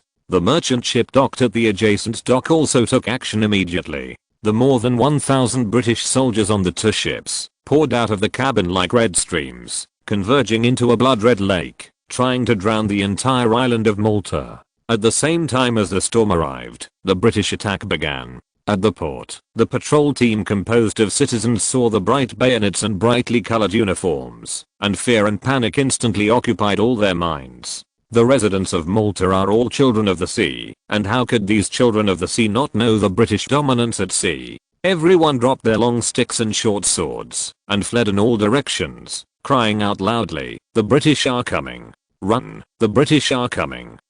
Don't stop me!" The only ones who could keep their sanity in this situation were the less than 20 monastic knights at the port. They were also shocked by the sudden attack, but unlike the fleeing citizens, the knights quickly calmed down. A young knight tightly grasped the hilt of his long sword, looked firmly at the enemies, who were dozens of times his size, and ordered steadily, "Everyone follow me, go and sound the alarm immediately." The young knight knew very well that it was impossible to stop the British attack with just a dozen of them, and their only mission was to let the knights know about the surprise attack at the port as soon as possible. "But Captain," one of the knights looked at the red shirts charging with bayonets raised, gritted his teeth and said, "The nearest alarm bell is still at the dock. We may not be able to catch up. Otherwise, we should retreat first and disperse to various fortresses to pass on the message."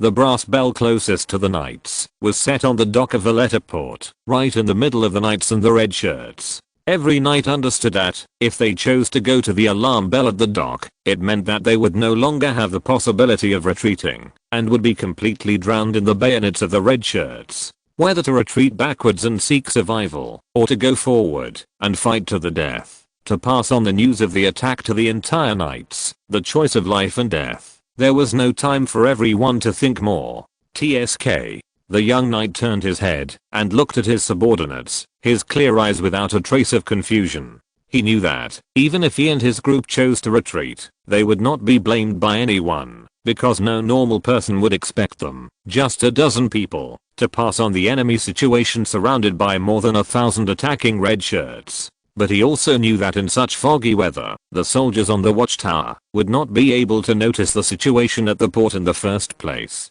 In other words, whether the knights could learn about the raid on the dock as quickly as possible depended on the dozen knights present. Thinking of this, he roared and drew out his long sword. In a faint but audible sound of the sword, he raised his hand and pointed the sword at the red shirts who were charging, and shouted loudly, "We must not retreat here." Passing the enemy situation to the knights. "This is our ultimate mission, everyone. Follow me."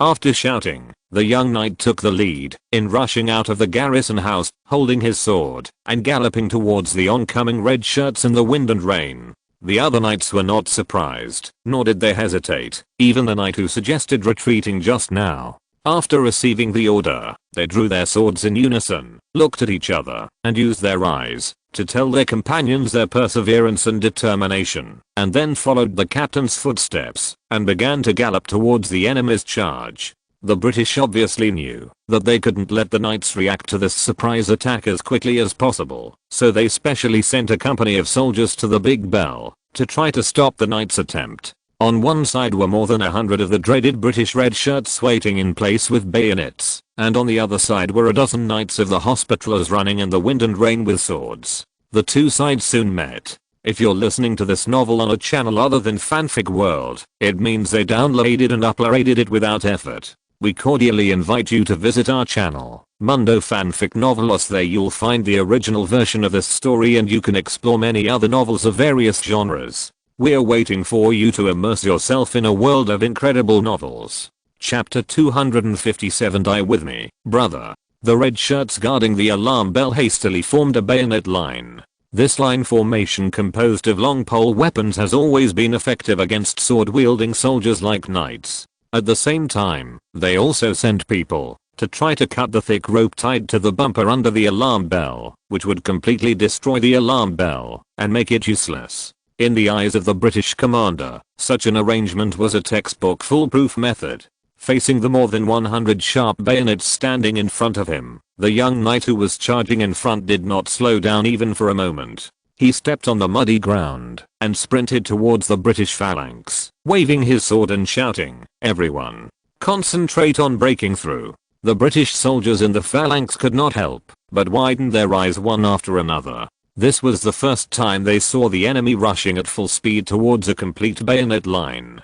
Puff! 5 or 6 bayonets instantly pierced into the body of the young knight. The chainmail on his body could not provide any protection against such stabs, but even so, the inertia of his charge overwhelmed the several British soldiers in front of him, and briefly opened a gap in the entire line formation. "You damn heretic devils." Seeing the blood-stained bayonets piercing through the chest of their captain and coming out from the back, the knights who followed him immediately became red-eyed. They raised their long swords that had not drunk blood for decades and roared and vowed to taste the blood of the British today. The bayonet formation formed in a hurry immediately fell into a panic. The knights poured in from the gap opened by their captain with their lives and used their long swords to engage in close hand-to-hand combat with the red shirts. How could these red shirts, who had only been exposed to simple close combat training, be able to defeat these knights who had received decades of sword training in close combat? The knights' swords were as agile as snakes and as fast as hawks. The lone red shirt soldiers were killed by a sword after just a few rounds under such sharp blades, while more British soldiers relied on their numerical advantage to fight back against the knights with a 3-2-1 or 4-2-1 situation. Pools of blood flowed on the ground. The blood of the knights and the blood of the British mixed together and were carried to the sea by the heavy rain. The young knight who had just charged at the forefront struggled to get up, but the weakness and pain in his body made him unable to stand up at all. Only his arms had the last bit of strength left. He picked up the sword that fell on the ground, thrust it into the mud, and supported his body to stand up. Captain. A knight blocked and counterattacked cleanly and stabbed the soldier in front of him with the sword accurately. Then he noticed the captain struggling to get up on the ground and hurried over to support him in his arms. The young knight spat out a mouthful of blood with a distorted face, staining the black and white octagonal cross on his tunic into a red and black color. Then, he used up his last bit of strength to point to the brass bell not far away, just like a pilgrim who fell outside the city of Jerusalem and finally pointed to the holy place in his heart. Go. Ring the bell, my captain. Even when he followed the captain to charge the red shirt army just now, the knight had never hesitated or been confused. But now, watching the death of his brother who he had known for more than 10 years, his iron-like heart instead gave rise to unprecedented hesitation and hesitation. The young knight gasped for air, and every breath and rise and fall of his lungs would cause a mouthful of warm blood to flow from his throat, splashing on his tunic and the land of Malta. His voice was already blurred in the heavy rain, almost like an instinctive roar. Ring the bell. The knight closed his eyes and gritted his teeth tightly. A series of drops of water, whether tears or rain, flowed down his cheeks and ripped on the young knight's tunic. Then, he suddenly let go of his brother, picked up his sword, and rushed towards the brass bell resolutely. Before a British soldier who was trying to cut the bell rope with a dagger could react, he was pierced through the throat by a sword like that pierced through the rain curtain in his sight, and he struggled and fell to the ground powerlessly. Only 10 knights were still fighting on the battlefield with swords. They also noticed the knight's actions. Without any communication, the 10 knights understood each other and formed a circle to protect the bronze bell in the center. The knight in the center used both hands to forcefully stab his sword into the ground, then held the bell rope, took a deep breath, and used his greatest strength to hit the bell that was exchanged for the blood of his brothers. A dull bell sounded. This bell sounded like the mournful cry of the mountains and the sea. Even the rolling thunder and the heavy rain in the sky seemed inferior to it. The sound of the bell could be heard across nearly half of the island of Malta. Citizens who stayed at home listened in a daze, as if they were enjoying a tragic solo. The British commander on the beach could not help but stand there for a long moment when he heard the sound of the bell. Then he came to his senses and shook his head and blamed himself. I underestimated these knights. There is a reason why they could repel the Turks 200 years ago, but it shouldn't affect the overall situation, right? The young knight who fell to the ground used up the last bit of his strength in his life, turned his head slightly to the side, and took a last look at the brothers, who were going to die here with him. He soon closed his eyes peacefully and relieved. The dull sound of the bell reminded him of the first time he came to the monastery in his childhood. He remembered that it was under such a bell that he swore to become a knight who guarded the faith and rescued the suffering. These memories of the past became clearer and clearer, but his own consciousness became weaker and weaker.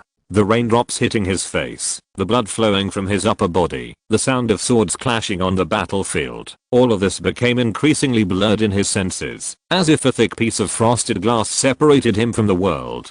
Soon, the brave knight exhaled his last breath, lay quietly on the ground, and went to where God wanted him to go. On the battlefield, the last 11 knights stood back to back, forming a circle around the brass bell. They held bloody swords and looked down on the British soldiers, who were constantly surrounding and approaching.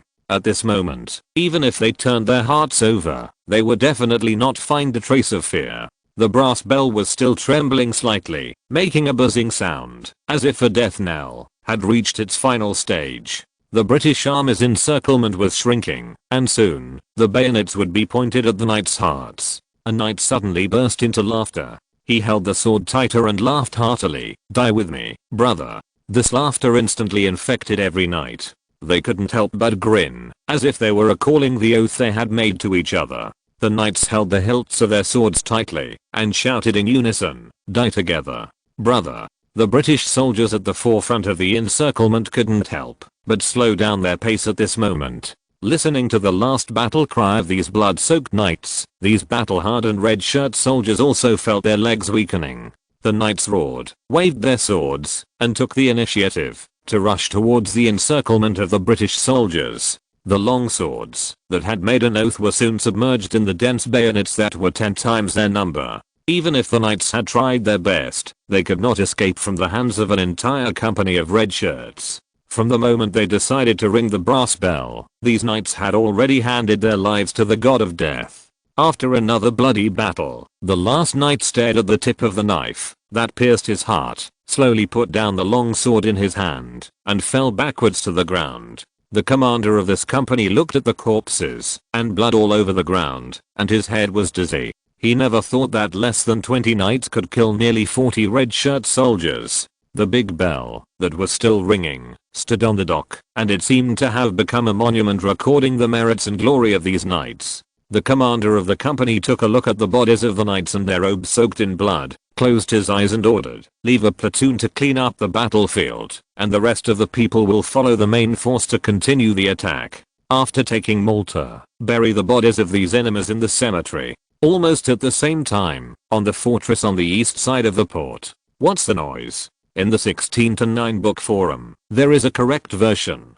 Grosso, who was dozing off against the wall, suddenly woke up with a start and looked out the window vigilantly. It's the bell, coming from the port. Lawrence and Major Serruria also heard the dull and sad bell. They looked at each other seriously and immediately stood up and looked out the window towards the port. However, the fog was too thick today. Although the fog had dissipated a lot compared to the morning and the heavy rain, it was still impossible to see the situation at the port dock from here. Grosso frowned and squinted his eyes to try to catch some information from the fog. At the same time, he made a judgment. No mistake, it must be the alarm bell on the dock. The frequency of the bell is also very urgent. Something is going on. TSK, it seems that the British really picked a good time. Lawrence glanced at the vast fog outside the window and solemnly ordered Major Serruria, "Notify the soldiers to prepare for battle. Leave a company in each fortress to shoot with muskets in the fortress, and the rest of the people put on bayonets and prepare to meet the enemy." Understood. Major Serruria nodded skillfully and then left the tower to arrange the army. More than half an hour after the landing raid, the British army completely controlled the entire port. After controlling the port, the red shirts did not stop to reorganize, but planned to continue to advance, while the knights were still in the stage of organizing a counterattack, occupying more fortresses and fortresses. More than 1,000 British soldiers marched through the streets of Valletta port city with bayonets, dispersing into several small forces, and marching towards several important fortresses. According to their limited intelligence, the Knights of Malta only had 2,000 to 3,000 knights, most of whom were stationed on Malta's sister island, Comino, to guard Fort Manole. Therefore, in the eyes of the British, most of the fortresses on Malta were only garrisoned by a few soldiers or even completely undefended, and in a state of desolation. This is why the British commander chose the riskier strategy of dividing the troops in order to occupy more strategic points in a short time. "Hurry up! Hurry up! Our goal is the castle in front." A red-shirted company commander urged his men loudly, leading them to rush to the castle standing in the wind and rain not far away at a rapid march. In order to occupy the fortress as soon as possible, these soldiers did not maintain any formation while marching, and the distance between the head and the tail of the team was also stretched very long, almost more than 100 yards. Just as these British soldiers were running towards the castle in sight in a scattered formation, a large group of people suddenly turned out from the corner of the street in front. The British captain was stunned for a moment. He did not expect that his troops would be resisted so quickly. In his calculations, the knights should still be organized. However, when the captain saw the enemy's attire and the bayonets in their hands, He almost stumbled and fell into the mud pit on the side of the road. In front of them appeared nearly 200 line infantrymen wearing blue and white uniforms and holding bayonets. They were in neat formation and formed a 3-row phalanx of long spears. It seemed that they had been prepared for a long time. What shocked the captain was not the enemy's formation and defensive posture, but the familiar blue and white infantry uniforms on the enemy. Every British soldier who had experienced the 7 Years' War would never forget this color and style. This uniform would only belong to their historical enemy for hundreds of years, the French army. What's going on? Why did the French army appear in Malta? Not only was the captain stunned, but his soldiers also widened their eyes and were at a loss, thinking that they saw an illusion like a mirage. The soldiers stopped and dared not move forward. The captain licked his lips in confusion and shouted to the other side in a few fragmentary French words. French. You are here. Why? So far, the red shirts did not know whether these French were enemies, friends, or neutral. Compared with the enemy's confusion, these French soldiers had already received Lawrence's order to expel all British from Malta. The French company did not respond, but maintained its formation and launched a bayonet charge towards the red shirts. Damn it. The British captain looked at the charging French in panic. He turned his head and glanced at his subordinates. The formation of these British soldiers was like a pile of loose sand because of the rapid march just now. The British army had no time to reorganize the troops. Facing the French charge, the front row of red shirts almost collapsed at the touch, and the soldiers in the rear also scrambled to throw away their weapons and fled in panic. Such a rout occurred in every corner of Malta. The scattered British soldiers encountered the well-prepared and numerically superior French and Corsican troops. They had to retreat to the port in a hurry after a short hand-to-hand fight. As for the British soldiers who tried to capture the fortress, they did not expect that more than 100 black missiles would suddenly extend from the firing holes of the fortress and rain down a deadly rain of lead bullets on their heads. Scattered fleeing red shirt soldiers could be seen everywhere in the port of Valletta. The British commander's strategy of dividing troops also caused the British troops to be defeated one by one, and they could not make an effective counterattack in front of the French and Corsican troops with overwhelming numerical advantages. Soon, only more than 600 of the more than 1,000 red shirt soldiers who had stormed into the port of Valletta were left in a panic and fled back to the port. Chapter 258. Who is the hunter and who is the prey? What did you say? The British commander listened in disbelief to a report from a sergeant who had just fled from the front line and shouted angrily, "You mean there are French and Corsican troops on Malta? How is this possible? When did they station troops in Malta? And how did they suddenly think of stationing troops in Malta?" However, as more and more scattered soldiers gathered at the dock of Valletta port, the commander had to believe this fact. They were tricked by the Corsicans and the French. This surprise attack was doomed to fail from the moment they landed. The Corsicano-French coalition, which had 3 times the number of its own troops and had been well prepared, destroyed any possibility of the British army's surprise attack to seize Malta. Damn Corsicans. The British commander clenched his fists in anger. He couldn't think of why the Corsicans and the French would appear in Malta. Even as the commander of the surprise attack, he only received news at the end of September that his Griffin squadron would carry out the mission of raiding Malta. How could the Corsicans and French get the news earlier than the commander on the front line? Exclamation mark.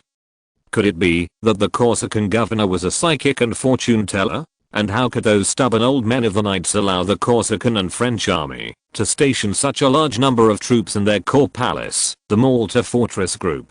The commander thought hard for a long time, but had no clue. But compared to finding out the truth of this series of questions, the commander was facing a more serious problem. How to resist the enemy's fierce counterattack like a tide with less than 1,000 troops at hand. From the soldiers, who had just returned to the port, the commander learned that the Corsican-French coalition had successfully advanced to the outskirts of the port and was ready to push the red shirts into the sea at any time. Sir. His adjutant looked anxiously at the deserters rushing towards the port, gritting his teeth and saying, "According to the reports from the frontline soldiers, the number of French and Corsican troops is at least 2,000. With our current morale and manpower, we can only choose to retreat." The red shirt soldiers who were running towards the dock had long lost the idea of resistance. Their superiors told them before the attack that this was an easy raid, and most of the time they were facing only unarmed civilians. The red shirt soldiers thought they were wolves in sheep's clothing, but they didn't expect that they would actually plunge into a group of lions. The commander looked back at the two merchant ships anchored at the port in the turbulent Mediterranean Sea in the thunderstorm, and then looked at the soldiers who were still fleeing towards the port, and ordered with difficulty, "Let the soldiers start boarding the ships, and prepare to retreat." Another adjutant frowned and asked, "Sir, what about the soldiers, who have not yet arrived at the port?" The British commander shook his head with gritted teeth, and then walked towards the ship without looking back, leaving only one sentence: "They can only pray that the monks of the Knights have a tradition of treating prisoners well." As soon as the order to board the ship and retreat was issued, the red shirt soldiers rushed to the dock, fearing that they would be left on this desolate island as prisoners of the Knights because of their slow movements. The chaos on the dock was like a pot of porridge. Several soldiers even fought because of the order of boarding the ship, and many people fell into the freezing cold sea water because of pushing each other on the plank bridge. If they were not wearing the bright red and white uniforms, no one would have associated this army with the famous British redcoats. This chaos lasted for more than 20 minutes, and the soldiers on the port dock had basically boarded the ship, which was much slower than the speed of getting off the ship when they launched the raid. At this time, the French and Corsican troops also drove the last part of the British soldiers into the port of Valletta. Looking at the French army in the field of vision, even though the British commander already knew of their existence, he couldn't help but be furious when he saw the familiar blue and white uniforms. If there were no interference from these French, this raid could completely defeat the Knights of Malta without them realizing it. The British commander also knew that it would be impossible to organize an effective attack relying only on the remnants of his own army. If the evacuation was not timely, more than 1,000 soldiers on this trip would be handed over to this small Mediterranean island. He looked at the French army approaching the dock and gave a harsh order: "Weigh anchor immediately. Set sail at full speed and leave the port." The last batch of British soldiers fled to the port with hope, thinking that they could be sheltered in this temporary headquarters. However, at this moment, they could only watch in despair as the two merchant ships that brought them to Malta weighed anchor and left the port, and soon sailed into the boundless sea fog under the whistling sea breeze. Staring blankly at the two ships disappearing in the sea fog, the remaining British soldiers in the port completely gave up the idea of resistance and chose to lay down their weapons and surrender to the Knights. More than an hour later, on the waves more than 40 nautical miles away from Malta, in order to prevent the Knights on Malta from noticing the abnormality, Colonel Mohun specially commanded the Griffin Squadron to anchor in this shallow waters, quietly waiting for the vanguard troops to launch the raid to occupy Malta. In Colonel Mohun's plan, these vanguard troops could at least occupy the port docks and some of the fortress strongholds on the island, so that Colonel Mohun could directly anchor the entire fleet in the port of Valletta and easily send out the main marines to completely destroy the resistance on the island. At this time, in the captain's room of the St. Denis, the thick fog on the sea surface has gradually faded with the movement of rain clouds and the blowing of the storm, but it is still difficult to see the outline of Malta in the fog at this distance. The dense raindrops hit the porthole of the captain's room heavily under the blessing of the storm, making a series of continuous and irritating crackling sounds. The surging waves kept hitting the hull, and the turbulence caused by the hull made even Colonel Mohun, a naval officer who lived on the water for a long time, feel a little dizzy and uncomfortable. Colonel Mohun turned his head and looked out of the porthole. It was dark and nothing could be seen, except the lights of other ships in the fleet. HMPH. He took out his pocket watch and looked at it and said to the adjutant opposite him with some dissatisfaction, "It has been 3 hours since the vanguard launched the raid. They should have occupied most of the strategic points in Malta. Damn it, I have to send a squadron to carry out such a simple task. What are those guys in the Navy Department thinking?" The adjutant looked up cautiously at Colonel Mohun, who was in a rage. As an adjutant who had followed Mohun for many years, he certainly knew why his superior was so dissatisfied. In Colonel Mohun's view, it was not necessary for a squadron commander like himself to personally carry out the capture of a tiny island like Malta.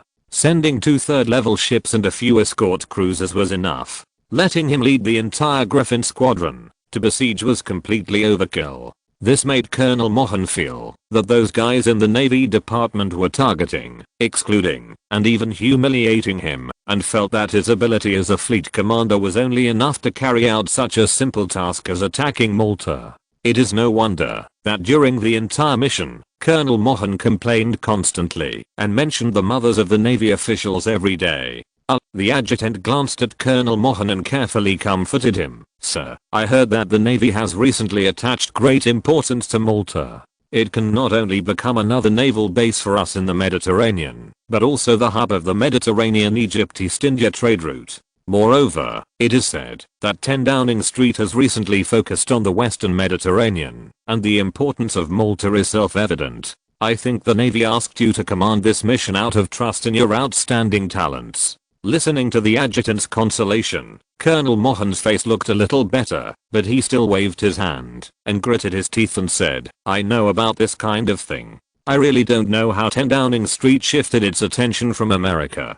God knows what those adults are planning. Humph, especially the beasts in human clothing in the Ministry of Foreign Affairs. They sit at the long table in formal wear and talk a lot, proposing one shameful conspiracy after another, and in the end it is us soldiers who have to carry out it." The adjutant lowered his head and said nothing more. Military officers despise civilian officers, and civilian officers control military officers. This tradition has continued for hundreds of years in Great Britain, especially in the domineering Royal Navy. There are many soldiers like Colonel Mohan who look down on civilian officers. Just when Colonel Mohan was about to continue his accusation against the British civil service system, the non-commissioned officer on duty on the upper deck suddenly rushed in a panic. The non-commissioned officer was soaking wet. As soon as he entered the door, he didn't even have time to wipe the rain off his face. He hurriedly reported to Colonel Mohan, "We found 2 merchant ships approaching the left side of the fleet, sir.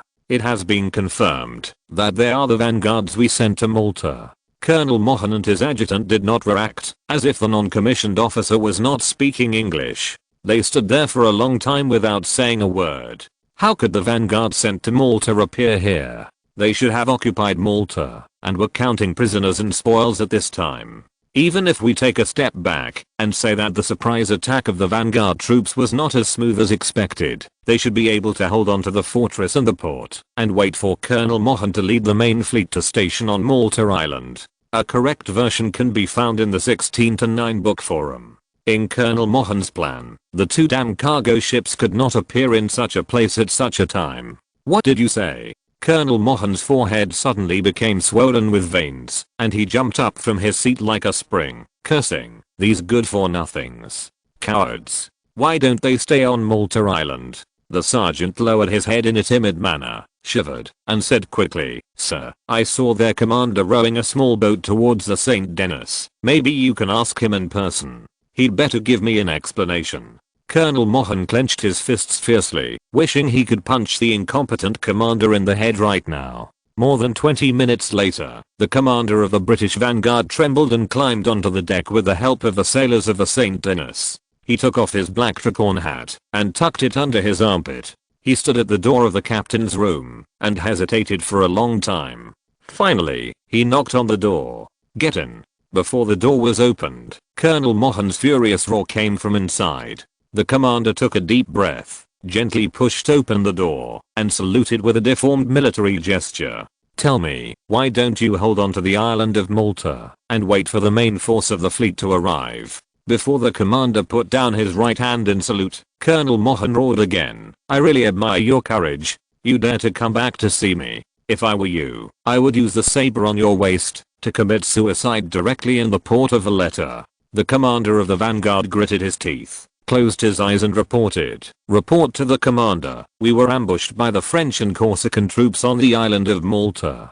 "So what? You useless thing. Did you only learn to eat with a knife and fork at the Royal Naval Academy?" "Wait, what did you say?" Colonel Mohan was still cursing, and it was not until a few seconds later that he suddenly realized what the commander said and immediately frowned and asked, "French and Corsican troops? You fucking weren't beaten unconscious by the knights and had hallucinations? How could they set an ambush on the island of Malta? Even we didn't receive the attack order until the end of September." After that, Colonel Mohan immediately looked at his adjutant, and both of them were full of confusion and puzzlement in their eyes. And why is it the Corsican army? Colonel Mohan sat back in his chair. The face of Napoleon Bonaparte he had seen in Ajaccio flashed through his mind, and he muttered to himself with a pale face, "Is it that young man again? He set a trap on the island of Malta, and made us step into it like ignorant lambs, making a fool of ourselves."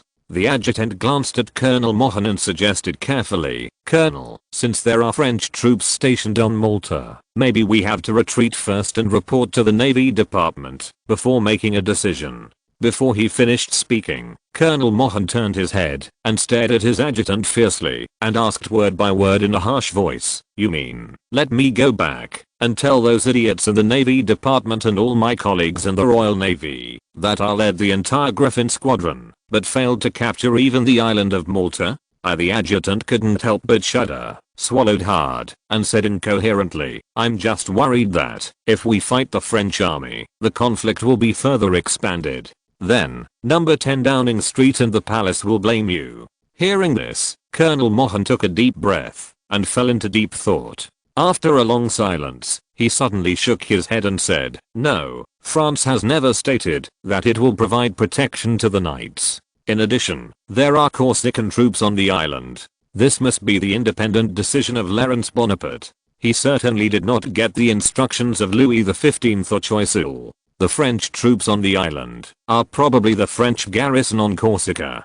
Damn it, I was actually tricked by that yellow-haired boy." After saying this, Colonel Mohan did not ask the adjutant and the commander for their opinions. He nodded directly, stood up and ordered, "Pass my order. The entire fleet will go to Malta Island. Let this damn island, and those damn French and Corsicans, let them all be drowned in the artillery fire." Chapter 259 Second Offensive. At the same time, on the island of Malta, Grand Master Owen paced the dock of Letterport with a heavy heart. He leaned over slowly and hard to close the eyes of a knight who died with his eyes open, and said softly, "May your soul rest in peace, brother." The heavy rain washed away the blood on the dock planks, and also took away the lives of these brave and fearless warriors. There were more than 50 knights stationed in Letterport, including the dozen knights who first issued a warning to the entire island. None of them chose to escape in front of the red shirts of Great Britain. More than 50 strong knights all died in the port with swords.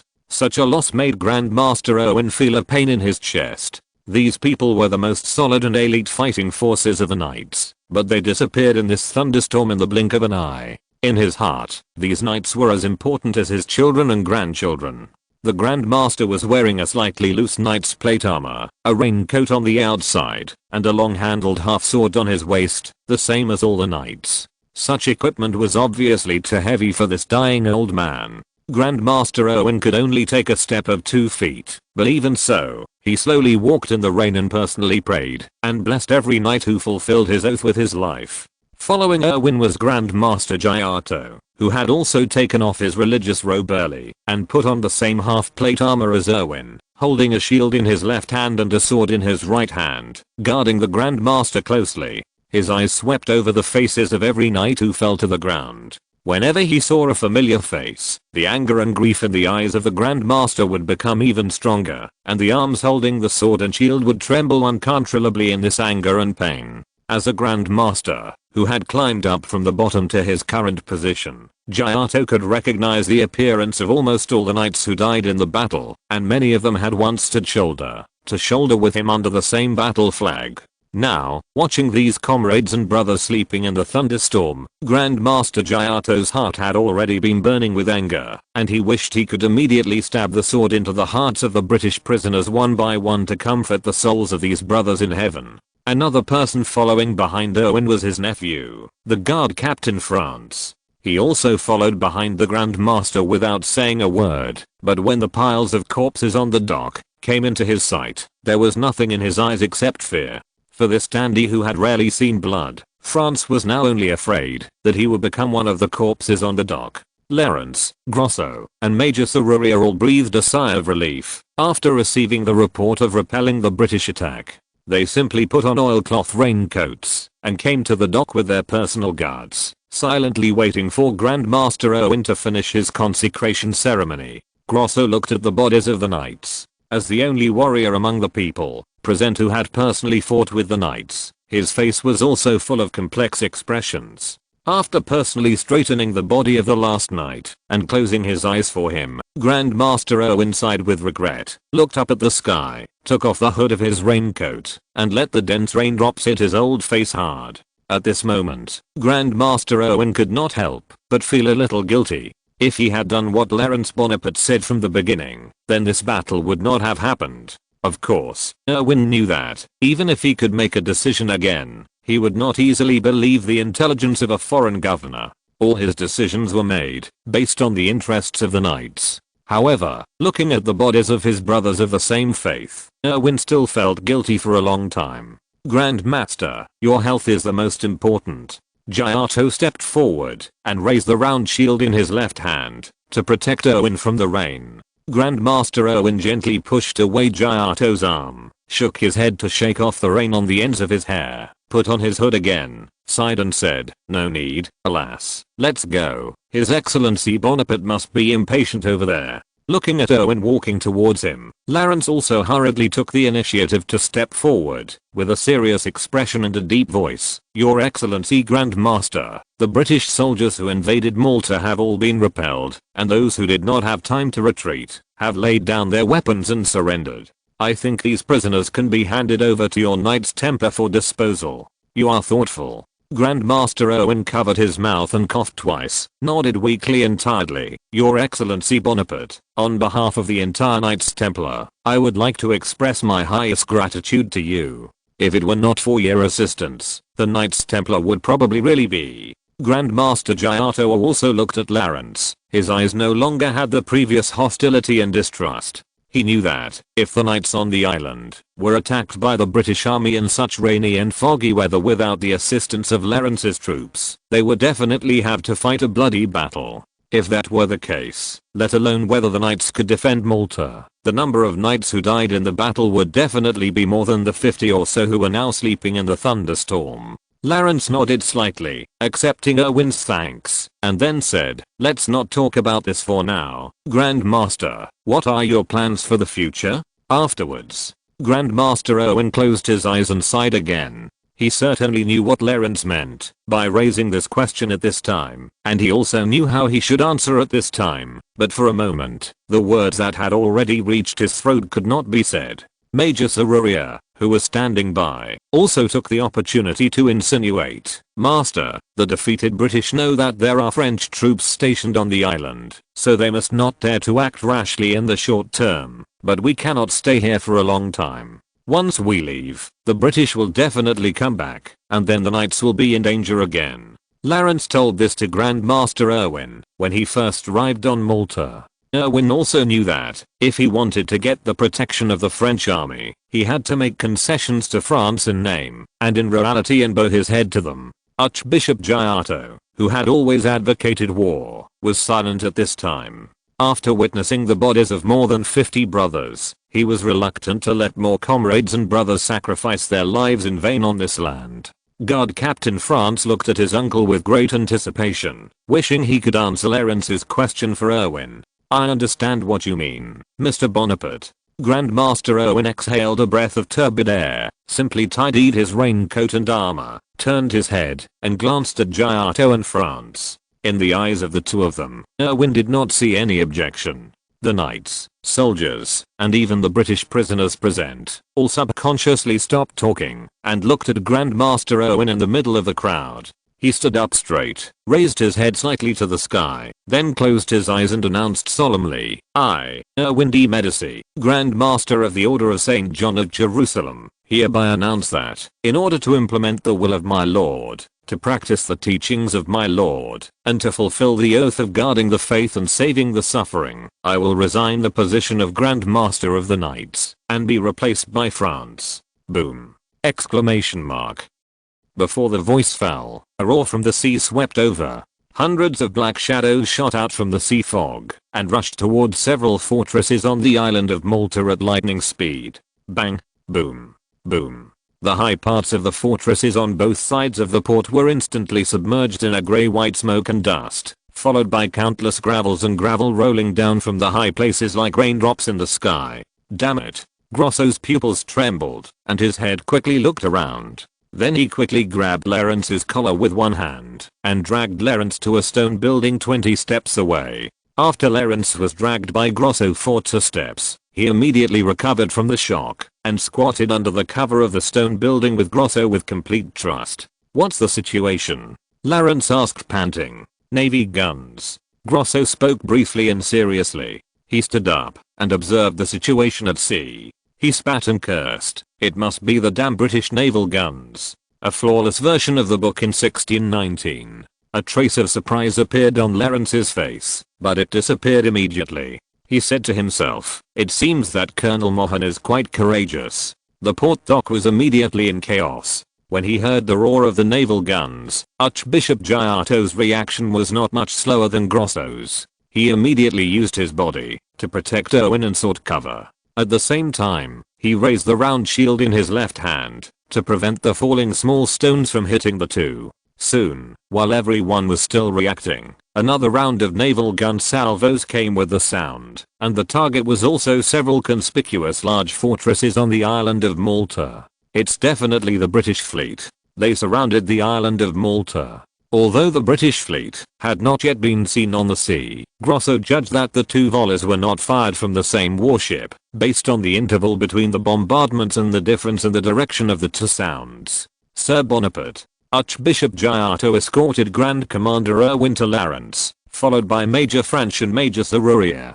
Several corps commanders hid under the cover of this stone building, and everyone's face was unprecedentedly serious. Lawrence looked around the harbor. There were many buildings here, and the British naval guns were not aimed at this place. Therefore, these rounds of bombardment did not cause much impact on the soldiers and knights in the harbor. Only a few soldiers were unfortunately injured by the flying gravel. Major Serruria gritted his teeth, looked at the artillery fire flashing in the thick fog on the sea, and said hatefully, "Are these lemon guys crazy? They can't be unaware that there are French troops stationed on the island. They probably want to do it once and for all." Lawrence's expression did not reveal too much personal emotion, but he couldn't help but hold his hand on the sword at his waist at this moment, knowing that there would be another bloody battle on the island of Malta. Archbishop Giotto stared at the sea and calmly analyzed. For everyone, the British must want to force their way to the island again under the cover of firepower, and the most suitable landing location on Malta is the Valletta port in front of us.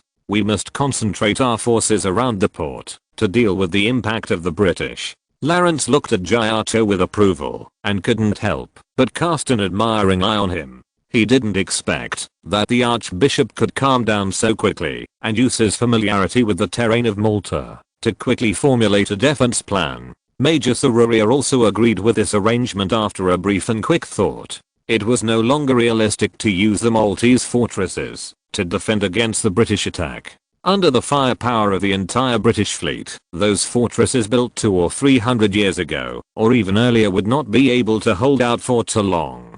It would be better to concentrate the troops around the port and push the British troops into the sea before they landed on the beach and established a temporary base. After getting the approval of Lawrence and Major Serruria, the decision of Grand Master Giotto immediately became an order to be conveyed to the soldiers and knights. Soon, 2,000 French soldiers were deployed in companies on the docks of Valletta harbor to resist the direct impact of British sailors trying to land on the beach. 1,000 Corsican Defence Force soldiers were the reserve force, ready to move to the key attack areas of the British Army at any time for additional defense. Since the knights had excellent individual combat capabilities and were very familiar with the geographical environment of the city, Archbishop Giotto awarded some knights to serve as skirmishers to supplement the French army at the forefront to assist in defense, and the main force of the knights was also a reserve force, ready to be used in urban street fighting after the port was breached.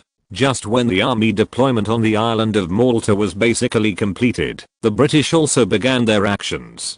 Nearly 20 warships flying the Union Jack slowly sailed out of the sea fog in an orderly manner, led by the flagship of the Griffin Squadron, the St. Denis. They were like ghost ships from the underworld, unscrupulously approaching the island of Malta, pouring all the rain like shells on this small island. The British also expected that there was not enough coastal defense firepower on the island of Malta, so they were so bold to approach and surround the island of Malta. to improve the accuracy and efficiency of their bombing of the fortress group. Grosso drew his sailor's dagger from his waist, looked at the British warships that emerged from the fog like giant beasts on the sea, and laughed in the face of the wind, rain and gunfire. Damn it, when I became a sailor, I didn't expect to fight the British Royal Navy. Archbishop Giotto, who was also a sailor, couldn't help laughing twice and patted Grosso's shoulder heavily. Brother, you should be glad that you didn't fight them at sea. It's those sons of bitches who can't wait to run to the land and fight us. Grosso glanced at Giotto and grinned, then pushed them back into the sea. Archbishop Giotto roared, waved his sword, and pointed it at the sea, and shouted angrily at all the knights and soldiers, all Catholic brothers, tooth for tooth, blood for blood. Chapter 260 Push the British into the sea, and tooth for tooth, blood for blood.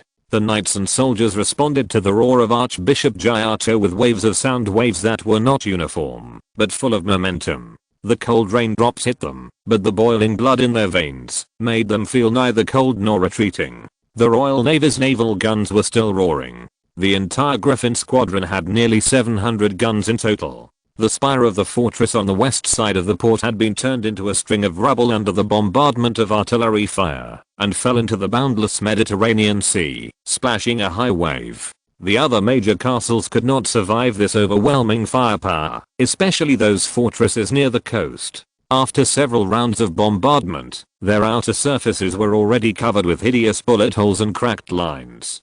Fortunately, these stone buildings that had experienced vicissitudes of life were designed with a certain degree of artillery bombardment in mind, so they would not collapse and disintegrate under the firepower of British warships in a short period of time. In addition to the shells that were directly concentrated on the castle fortress, more artillery fire fell into the urban area of Valletta Port. After drawing a parabola in the air, the 12-pound shells could penetrate the roofs built by the citizens with thatch and wooden boards without any hindrance. Shells fell into the houses in the city, and almost every second, citizens were killed and injured by the stones splashed by the shells. Some people who were unlucky were directly hit in the torso by the British Army's lead shells, and their entire chest was completely penetrated by a bloody hole. They struggled in unimaginable pain for more than a minute before dying with hatred.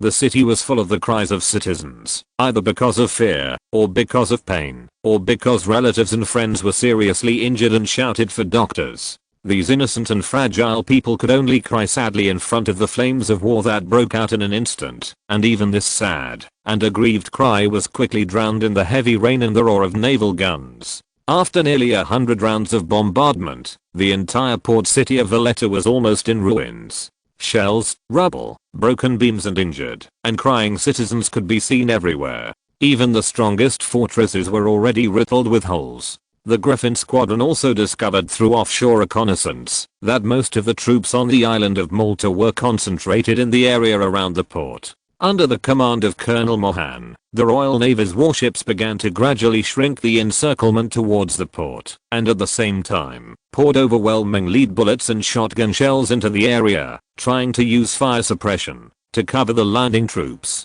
These damn British. Devil who deserves to go to hell. Archbishop Giotto coughed repeatedly because of the dust splashed by a lead bullet that fell 30 feet in front of him. He cursed and looked around. This once prosperous port was now a hell on earth. Those once familiar shops and houses had turned into piles of unfamiliar debris and ruins. Seeing his hometown turned into such a purgatory, Archbishop Giotto could not help but clench his fists tightly and did not loosen even when his nails dug into his flesh. In order to kill people, the British warships switched to using shotgun shells to bomb the port area. Although the soldiers were able to get some cover thanks to the complex buildings around the dock, under the rain of bullets, knights and soldiers were still carried to the rear for emergency treatment every moment in the painful wailing. Grosso poked his head out of a semi-underground building similar to a bunker, observed the situation on the sea, turned his head, and shouted to Lawrence and Giotto, "It looks like the British are going to launch a landing attack." On the sea, more than 20 brigs were following the wind direction, and under the blessing of the storm, they were heading towards the dock area at full speed, with a speed of nearly 40 knots. This special landing ship abandoned all artillery arrangements, just to be able to carry more marines for beach landing. Archbishop Giotto narrowed his eyes and observed the galleon speeding on the sea. After a moment, he frowned and said, "This type of clipper ship has a full crew of about 150 people, which means that the British landing force is at least 3,000. Damn, their commander is really crazy." Grosso's estimate was consistent with Archbishop Giotto's. He couldn't help but spit and cursed. The number of Marines in a squadron is definitely not 3,000. It is estimated that a lot of sailors on the ship are used to make up the number. It seems that the British are determined to take Malta. Major Serurier couldn't help but look worried when listening to the analysis of the two. In his opinion, the 3,000 British soldiers with absolute firepower advantage might really be able to break through the defense line formed by the knights and soldiers. Lawrence just listened silently, took out his pocket watch to check the time, and said nothing. Archbishop Giotto snorted coldly, wiped the rain off the blade of his knife with his fingers, and said with gritted teeth, while staring at the fast-moving clipper, "Their ambition to seize Malta must not exceed our determination to defend the land of our ancestors. I will make all these lemon guys bleed and throw them into the sea so that they can atone for the sins of the Maltese with their blood." The clipper that was landing and attacking was still approaching rapidly. It was estimated that it was less than 3,000 yards away from the dock. Grosso frowned slightly and turned his head to look at Serurier. "Major, we have to let the soldiers go forward. There are only a few minutes left. We must not let the British easily occupy the beachhead." Major Serurier leaned out of the bunker and gritted his teeth to look at the soldiers who were shivering in various shelters to avoid the bombardment.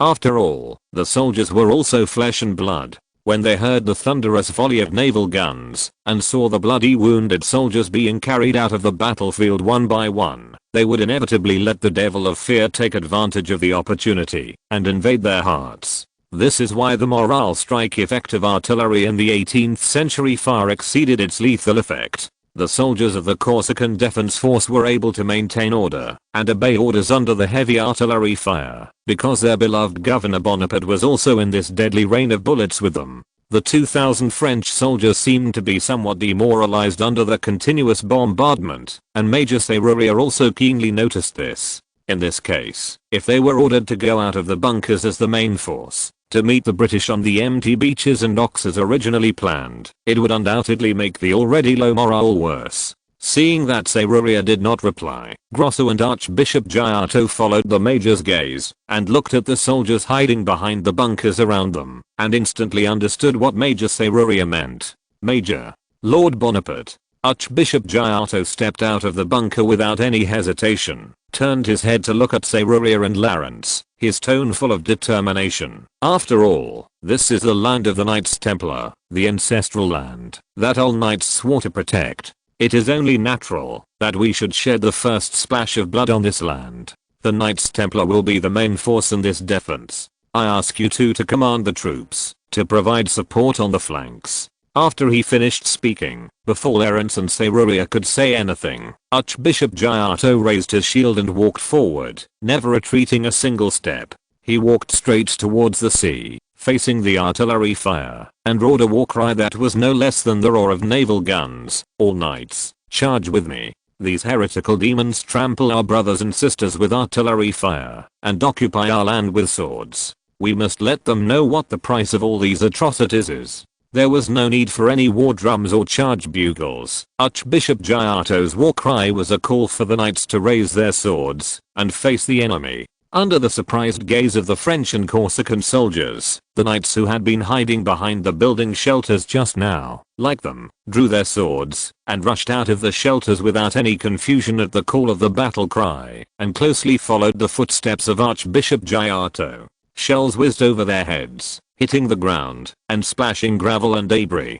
Even so, the knights did not slow down. Their white robes gathered together, like a pure wave, to swallow up the invading enemy. "What a loyal and brave warrior. I really hope he can survive this battle." Lawrence looked at Archbishop Giotto at the top of the white wave and couldn't help sighing, and ordered Major Serurier, "Let the soldiers follow the knights and charge." Soon, due to the lack of anti-sea firepower on the island of Malta, the British landing ships completely entered the dock of Valletta port to dock, and like their vanguard, they built a wooden bridge to allow the soldiers on the ship to quickly deploy to the dock. Marines in dark blue uniforms and sailors in white navy shirts swarmed down from the ship. 100 yards away from them were knights with swords drawn, and soldiers following closely behind. Archbishop Giotto was still at the forefront of the entire team. He raised his sword, pointed it directly at the sea, and shouted angrily, "Brothers, do you remember the first half of our oath?"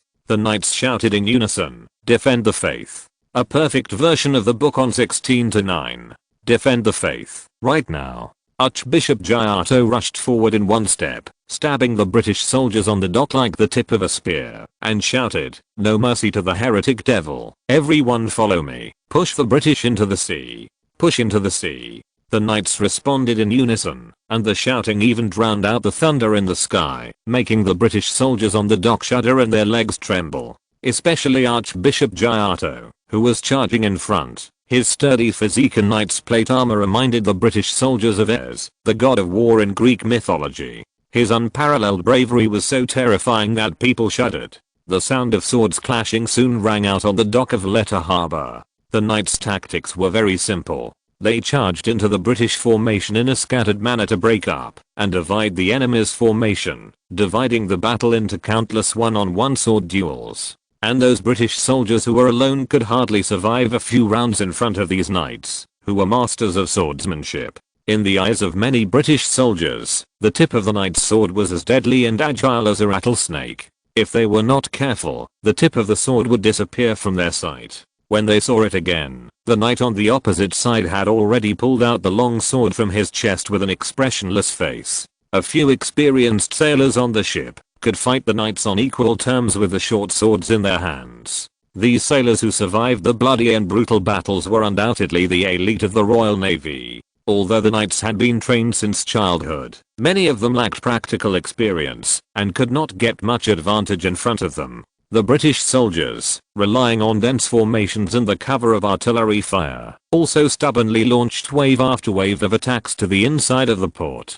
For a time, both the attackers and the defenders were in a stalemate, and the battle line almost remained at the position where the two sides engaged, and the British even advanced a few dozen yards forward. In the center of the battlefield, Archbishop Giotto allowed a sailor's short knife to chop on the plate armor on his chest. After being hit by the opponent's full force, the Archbishop only staggered a small step back with his strong body, and then took advantage of the opponent's full strength swing of the knife, and used the round shield in his left hand to knock him off the dock directly into the surging sea. Hiss! The three British soldiers who were about to come forward to besiege Giotto took a breath of cold air when they saw this, and hesitated in place, and dared not move forward. The robe of Archbishop Giotto was completely soaked with blood, but there was not a drop of his own blood on it. No one knew how many British soldiers were buried under the sword and shield of this giant warrior. Archbishop Giotto did not have the energy to review his own record. He quickly glanced at the battlefield with his peripheral vision and soon noticed the anxious situation in the port. Damn it, if it weren't for those naval guns. Giotto knew in his heart that the reason why these British soldiers were able to compete with the knights was largely because the Griffin squadron surrounded the port of Valletta continued to provide powerful firepower support. The roar of these naval guns never stopped, continuously hitting the reserve team of the knights on the battlefield, making it difficult for them to reinforce and cut into the battle. In the rear, Major Serurier also put down his monocular telescope with worry and said to Lawrence anxiously, "The firepower provided by those British naval guns is almost catching up with several fully staffed artillery battalions. Mr. Bonaparte, it is still difficult to determine the outcome of the battlefield.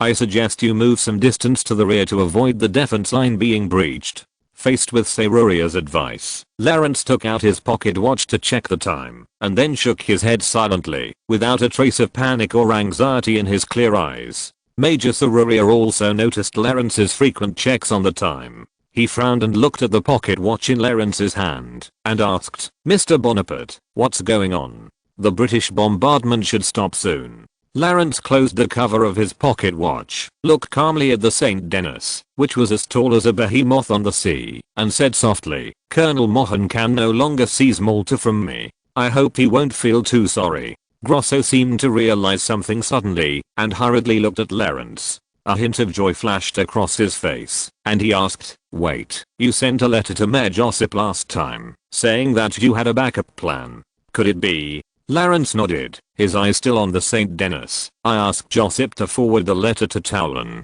Although doing so would owe a big favor to Duke Choiseul, it seems that it was right to keep this trump card." Chapter 261. It's time to reap the fruits of victory. At the same time, on the deck of the St. Denis, yes, that's it, to hell with the French and Corsicans, Colonel Mohun was holding a telescope. He had already ordered the St. Denis to approach to a distance of about 600 yards from the island of Malta, so that he could personally observe the battle situation in the port of Valletta from the near sea. Watching the Griffin squadron firing a rain of shotgun shells at the damned Malta island, and watching his own soldiers slowly advancing, Colonel Mohun became more and more excited. He waved his hand and called his adjutant loudly, ordering, "Tell the ships on the north side not to fire at those empty fortresses, and to gather all to the port. I want to let that Napoleon Bonaparte know that his little trap can only fool me once. In the face of this absolute firepower, he will realize how weak he is."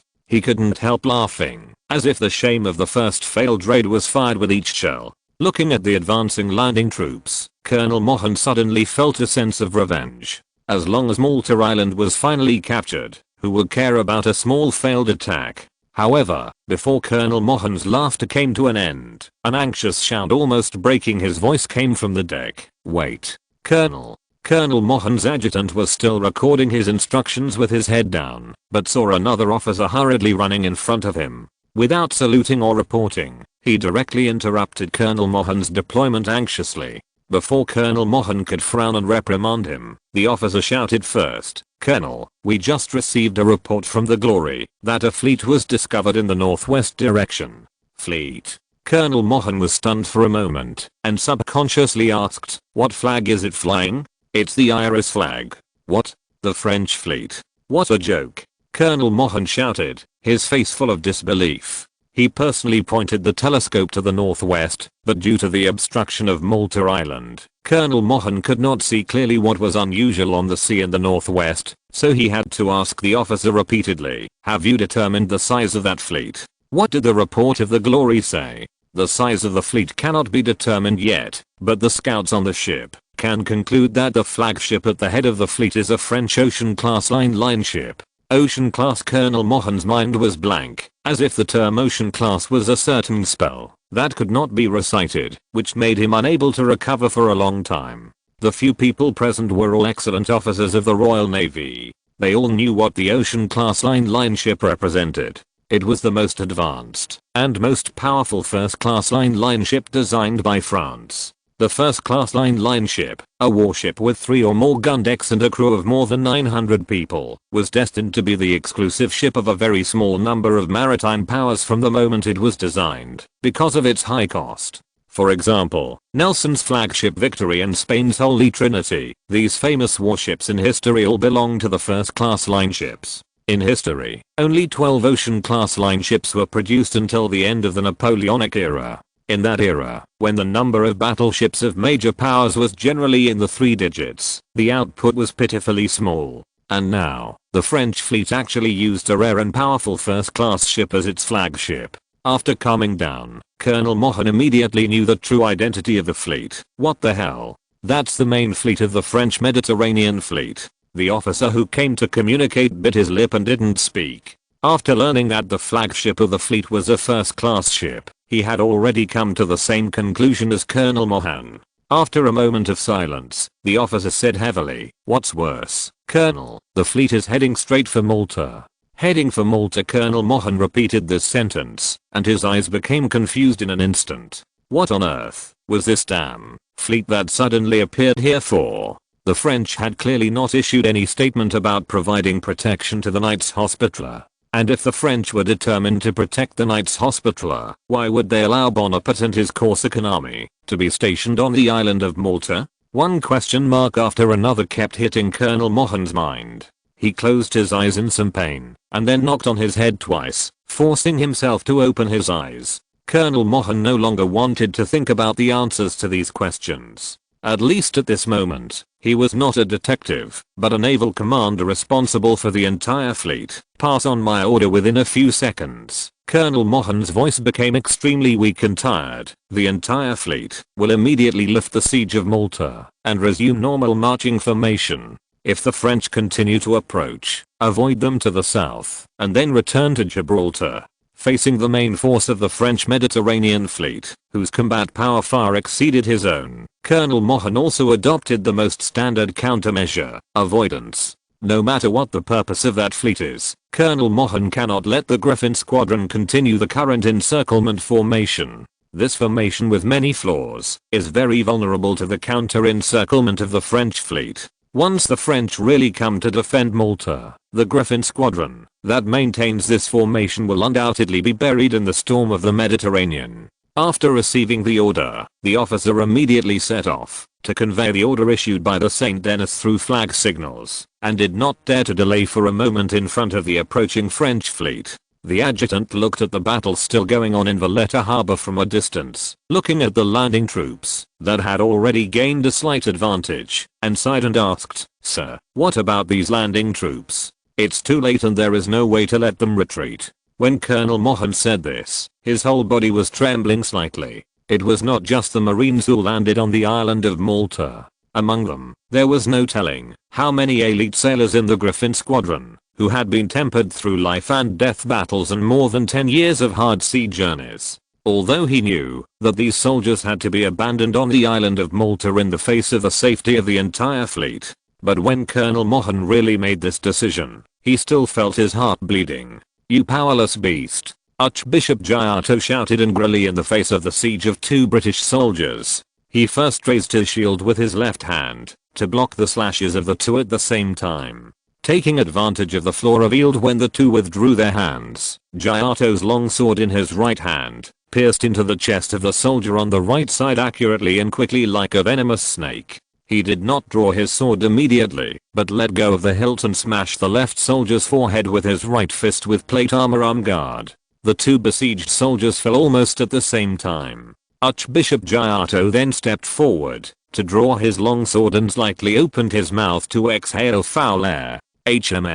Wit. Archbishop Giotto, who had just finished a bloody battle, had time to take a look at the British warships on the sea that were leaving the port of Valletta. He suddenly noticed that the roar of the cannons that had been lingering in his ears had ended at some point. The tall British line ships and frigates also left the coastline of Malta one after another. Archbishop Giotto, who was experienced in sailing, could see that the British warships were all flying full sails, as if they were fleeing from a sea volcano that was about to erupt. It was not only Archbishop Giotto and the knights who noticed this, but also the British soldiers fighting on the dock gradually discovered this. The ships that they regarded as their second home were constantly moving away from them at this moment, becoming smaller and more blurred in their vision. What the hell? What happened? When did the fire support stop?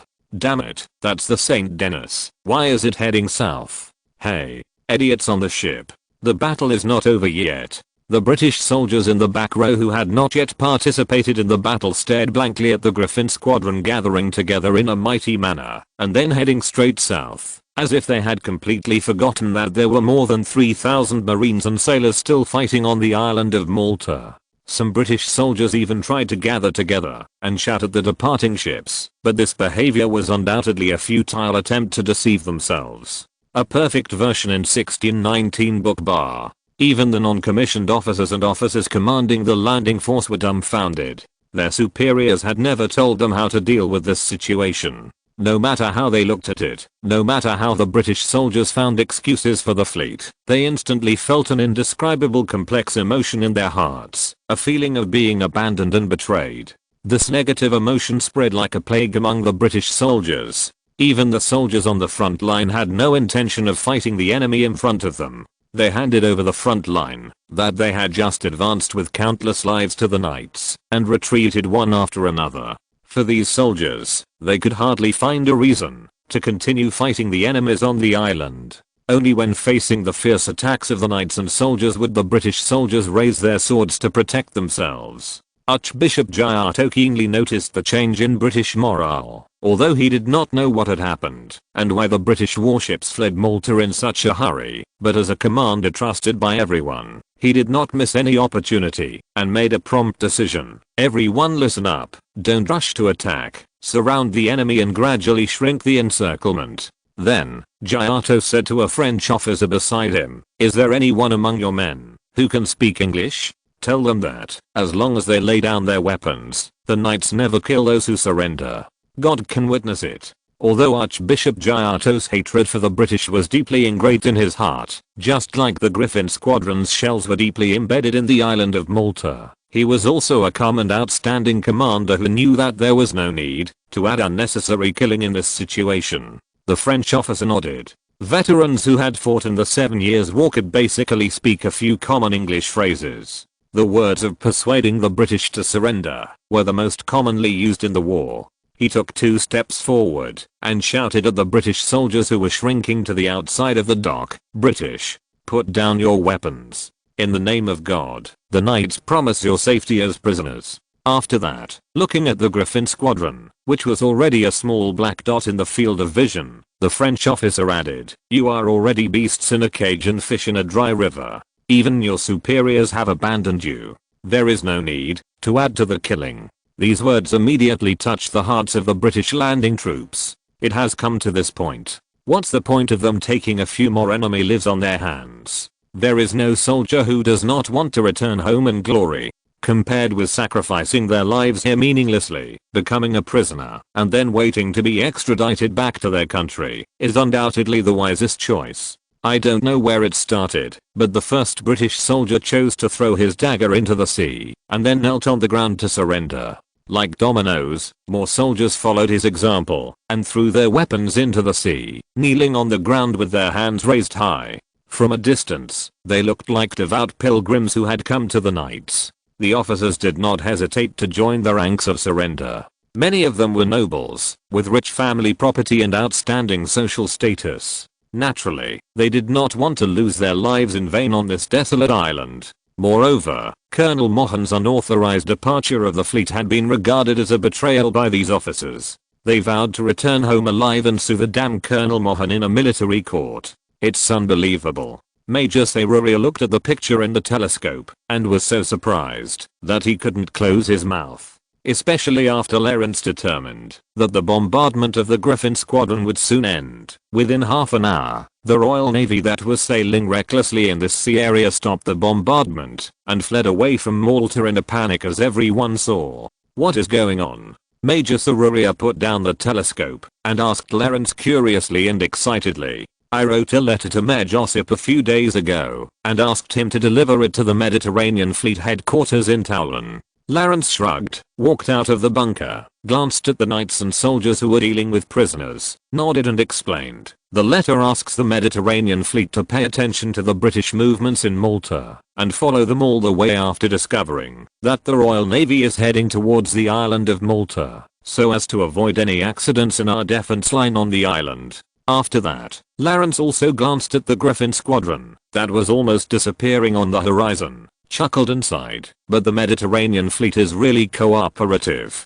Judging from the reaction of the British fleet, the headquarters should have sent more than one squadron. Then you are really proud to be able to convince the French Mediterranean Fleet headquarters with a letter. Grosso patted Lawrence's shoulder in amazement. Lawrence laughed twice in self-deprecation, shook his head and said, of course I don't have such a big face. The instructions to the Mediterranean Fleet in the letter were all written in the name of the Duke of Choiseul. In the French Navy, the words of our Duke friend are more effective than anyone else.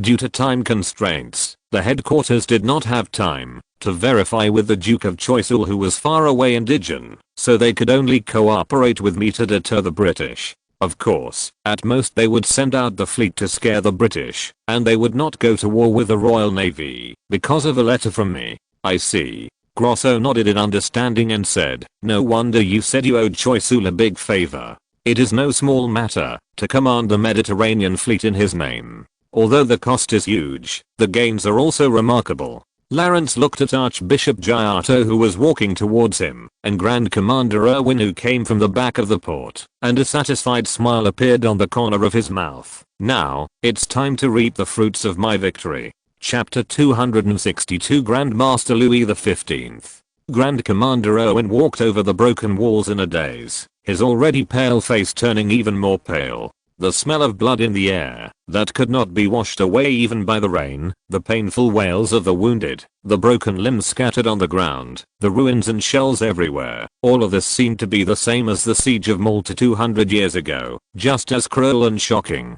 Valletta Port, this prosperous trading port famous in the Mediterranean, now has almost no trace of evidence of its former glory. Fisherman's Street, St. Michael's Church, Maria Children's Shelter, Merchant Guild headquarters, these buildings that are well known to the citizens of Valletta Port, have now become devastated by the destruction of the artillery fire. If a Maltese who has been wandering abroad for many years returns to his hometown at this time, he will definitely not recognize that this ruin is the place where he grew up. Grandmaster Erwin gently closed his eyes. His whole body was a little limp, and he let the two knights beside him drive him to Lawrence and his party. He no longer wanted to see the miserable state of the land under his rule. He had been serving as Grand Master for 40 years, and had worked hard to manage the island of Malta for 40 years. All these achievements were now buried under the British artillery fire in one day. Sir Bonaparte, feeling that the two knights beside him had stopped, Grandmaster Erwin slowly, and with difficulty opened his eyes, looked at the high-ranking knights and Lawrence and his party gathered here, and sighed. The Order of St. John of Jerusalem will never forget your assistance, and your holy deeds will be passed down in the knights forever.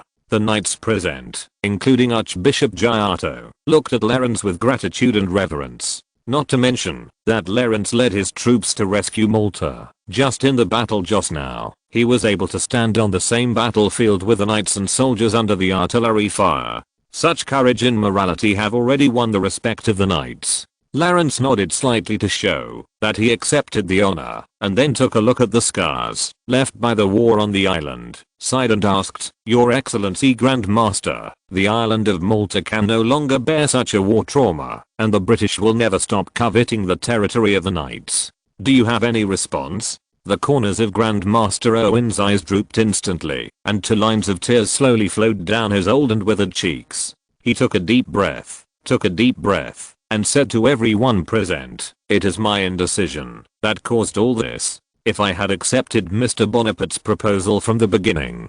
Grandmaster Archbishop Giotto stepped forward, looked at the leader respected by all the knights with a complicated expression, and said, "No brother has questioned your decision. Your wisdom has always guided us. Even at this moment, we are still standing tall on the land of our ancestors." Listening to Giotto's comfort, Grandmaster Erwin just nodded weakly and continued, "No matter what, I'm to blame for what has happened. If I hesitate at this moment, the blood of so many brothers will be shed in vain." The knights stared at Erwin. It was not until then that they realized that the Grandmaster, who was always calm and majestic in their impression, was actually so old and tired.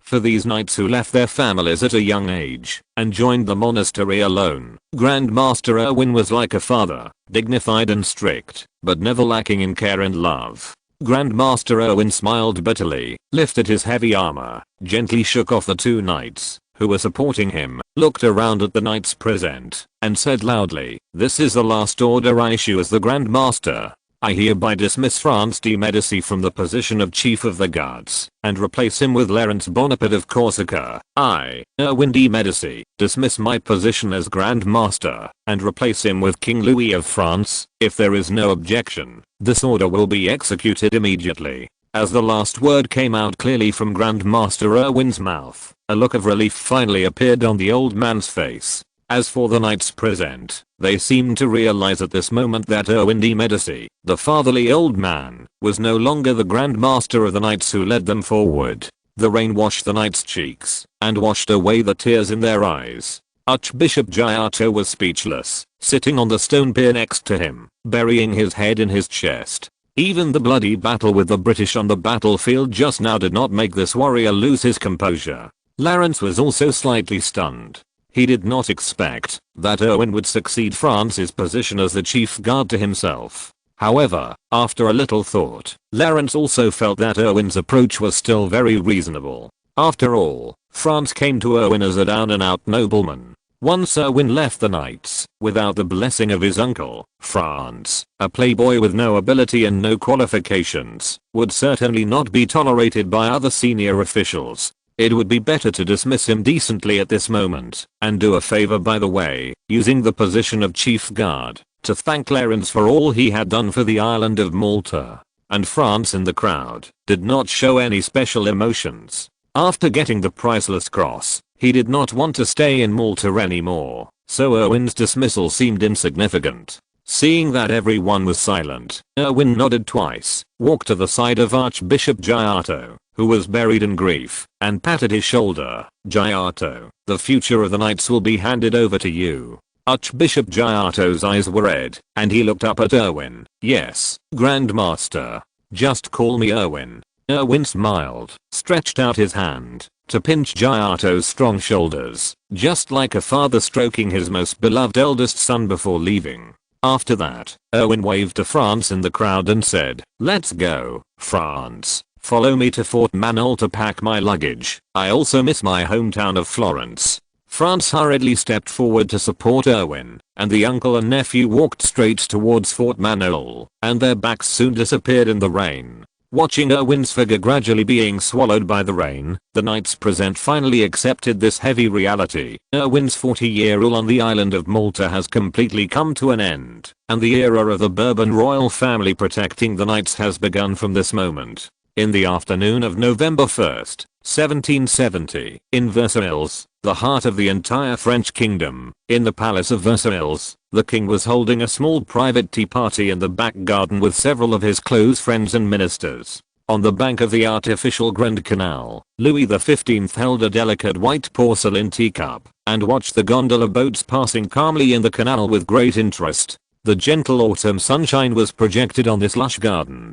The entire garden of hundreds of hectares could smell the faint, refreshing fruit fragrance, which made the king and his entourage feel refreshed. Wow, what a wonderful afternoon, cozy and warm. Such an occasion is rare, right, my old friend, Richie Lou? Louis XV drank a sip of hot tea, exhaled with satisfaction, and smiled at the Duke of Richelieu on the round table. Ever since the incident of Count Falconet attacking the Corsican embassy caused Louis XV to be furious, the Duke of Richelieu has been under house arrest in the Palace of Versailles by the king, and he is forbidden to get involved in political affairs. Although Louis XV was very dissatisfied with the Duke of Richelieu's political brilliance, he and the Duke were good friends who grew up together in private. The Duke of Richelieu was born in the Palace of Versailles. The former King Louis XIV, the Sun King, was his godfather. When he was a child, he played and fought with Louis XV in the Palace of Versailles.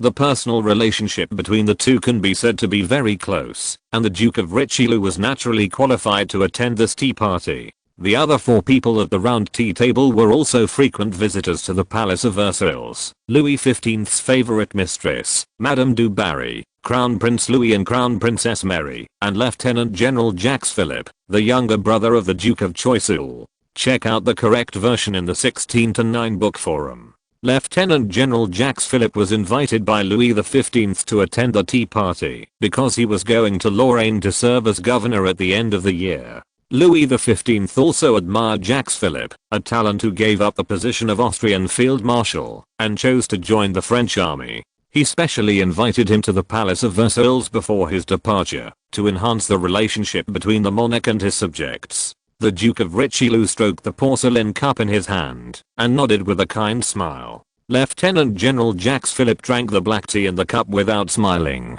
As the younger brother of the Duke of Choiseul, he certainly did not get along with the Duke of Richelieu and Madame du Barry. Crown Prince Louis was carefree, stuffing matzo cake into his mouth without stopping. Crown Princess Mary beside him seemed to have no appetite at all. Her pale blue eyes stared at Madame du Barry fiercely, not hiding the disgust and hatred on her face. As the most beloved little princess in the Austrian court, she could not accept that Madame du Barry, a prostitute, could appear in the palace. King Louis was the most active person at the tea party. He reminisced about his carefree childhood with Duke Richelieu, and talked about the history and humanities of Lorraine with Jacques Philippe. He immediately asked Crown Prince Louis what he had learned in the Parisian financial world, and then immediately looked at Crown Princess Mary and asked her if she had received any letters from her mother Maria this recently. Although there was no toasting at the banquet, the tea party was generally pleasant and comfortable. Just when Louis XV was somewhat bored and was about to announce his departure, his press secretary suddenly came over respectfully. Seeing that no one was talking at the table, the secretary leaned over to report, "Your Majesty, an envoy has come to the Palace of Versailles.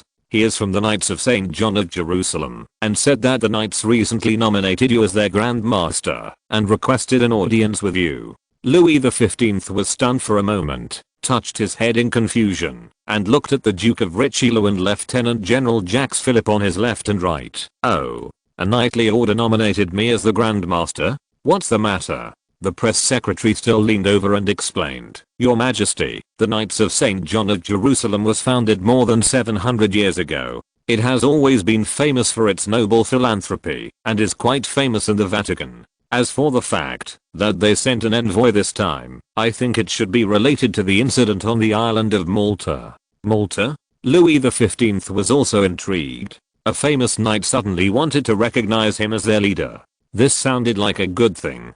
The title of Grand Master of the Knights Hospitaller could make the priests respect him more. So King Louis turned around and asked with interest, "What happened to that small island?" The press secretary briefly reported the news he had collected about Malta in recent days. The general idea was that Lawrence led the army to help the knights resist the British attack, so that the knights agreed to submit to the great King Louis. These news were basically from merchant ships traveling to and from the port of Valletta. After witnessing the tragic situation in the port of Valletta, those merchant ships could not help but imagine a tragic battle that was no less fierce than the siege of Malta. Even in many exaggerated versions of the story, people said that Napoleon Bonaparte personally joined the resistance of the knights with a sword and fought the British for 300 rounds in the artillery fire, which won the respect of the knights and made them submit to France willingly. After the secretary finished speaking, everyone at the round table showed different expressions. Crown Prince Louis was obviously so engrossed in listening that he even forgot to chew the cake in his mouth. When he heard the secretary say that his closest friend Lawrence had successfully driven away the British, the Crown Prince subconsciously raised the cake in his hand and cheered until Crown Princess Mary pulled his sleeve in disgust and realized his gaffe.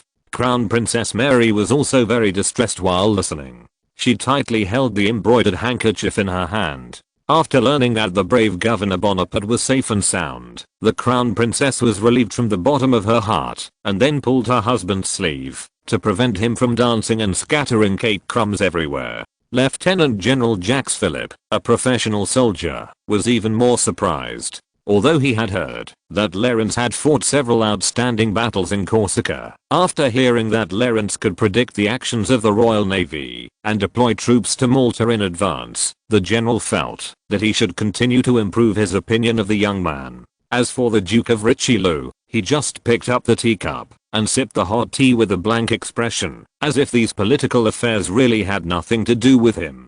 Chapter 263. Let Lawrence return to Paris. Oh my god.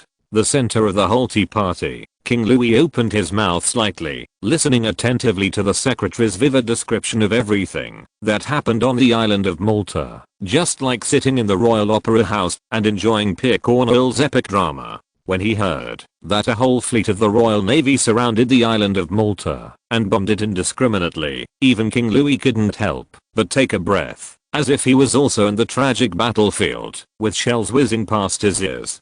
Today's King Louis is not like his great-grandfather Louis XIV, who has the experience of leading the army in person. The war scene has always been unfamiliar to the old king, and it is also what he fears. Therefore, when Louis XV heard that it was the loyal and brave Napoleon Bonaparte who took the initiative to fight on the battlefield and gave all the honors, he risked his life to him, the old king's heart suddenly rippled. After all, it was Lawrence who volunteered to fight desperately on the battlefield of Malta, while he was just sitting in the Palace of Versailles thousands of miles away, and he took all the honors without even giving Lawrence any instructions. Until the secretary finished speaking, Louis XV still leaned back in the soft chair with some reluctance, exhaled a long breath, shook his head and praised, "What loyalty, what courage. Every time I hear the name Napoleon Bonaparte, it is followed by a series of good news. How great it would be if he could be born 20 years earlier. Then he would definitely become a capable minister no less than Choiseul." Although this was just an emotional remark made by King Louis in a good mood, it was enough to show the king's expectations for Napoleon Bonaparte. "Well, your majesty." The secretary looked at Louis XV hesitantly and asked, "Have you decided to meet the envoy of the Knights Templar?" Louis XV did not nod in a hurry. He smiled and pondered for a moment, then looked at Jacques Philippe on the left and asked symbolically, "Lieutenant General Philippe, what do you think?" Jacques Philippe was a man who was like a fish in water in the court when he was in Austria. He also knew that the king was only asking him symbolically, so after a little thought, he answered as a soldier, "It all depends on your will, your majesty, but accepting the allegiance of the Knights Templar is great news for the French Navy. The Knights Templar's territory, Malta Island, has a large deep water port and an excellent geographical location. With Malta Island as an outpost, we can even threaten the British route to the East Indies through the Isthmus of Suez. Besides." Lieutenant General Jacques Philippe paused, then said, "The British have obviously coveted Malta for a long time, otherwise they would not risk such great diplomatic pressure to attack the Knights. If we do not provide protection to the Knights, then Malta will most likely fall into the hands of the British in the end."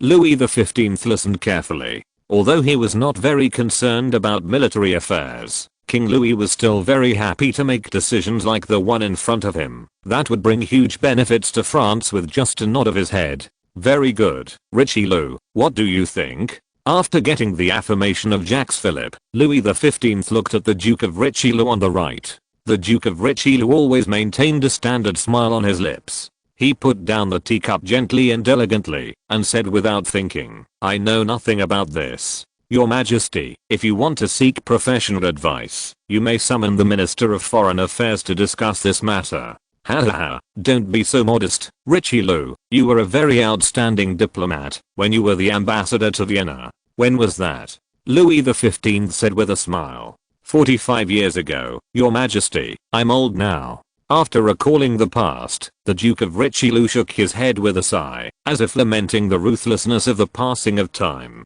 Although the Duke of Richelieu did not give Louis XV a positive answer, King Louis laughed with great satisfaction. The Duke of Richelieu, who was indifferent to political affairs and focused on enjoying his old age, was what the king wanted to see, and the Duke of Richelieu's words were exactly what Louis XV wanted. Seeing that the two important ministers around him did not raise any objections, Louis XV was also in a good mood. He waved his hand and instructed the secretary directly, "Tell the envoy that I have accepted the position of Grand Master of the Knights. Let the schedule secretary arrange the itinerary. I will personally meet the envoy of the Knights tomorrow." Watching the press secretary trotting away from the back garden, Louis XV's happy smile still did not dissipate, and he kept muttering, "TSK, TSK, TSK, Clarence. It is really rare to meet such a minister. He is just like someone who came out of a fairy tale. It is a correct decision to appoint him as August's first attendant."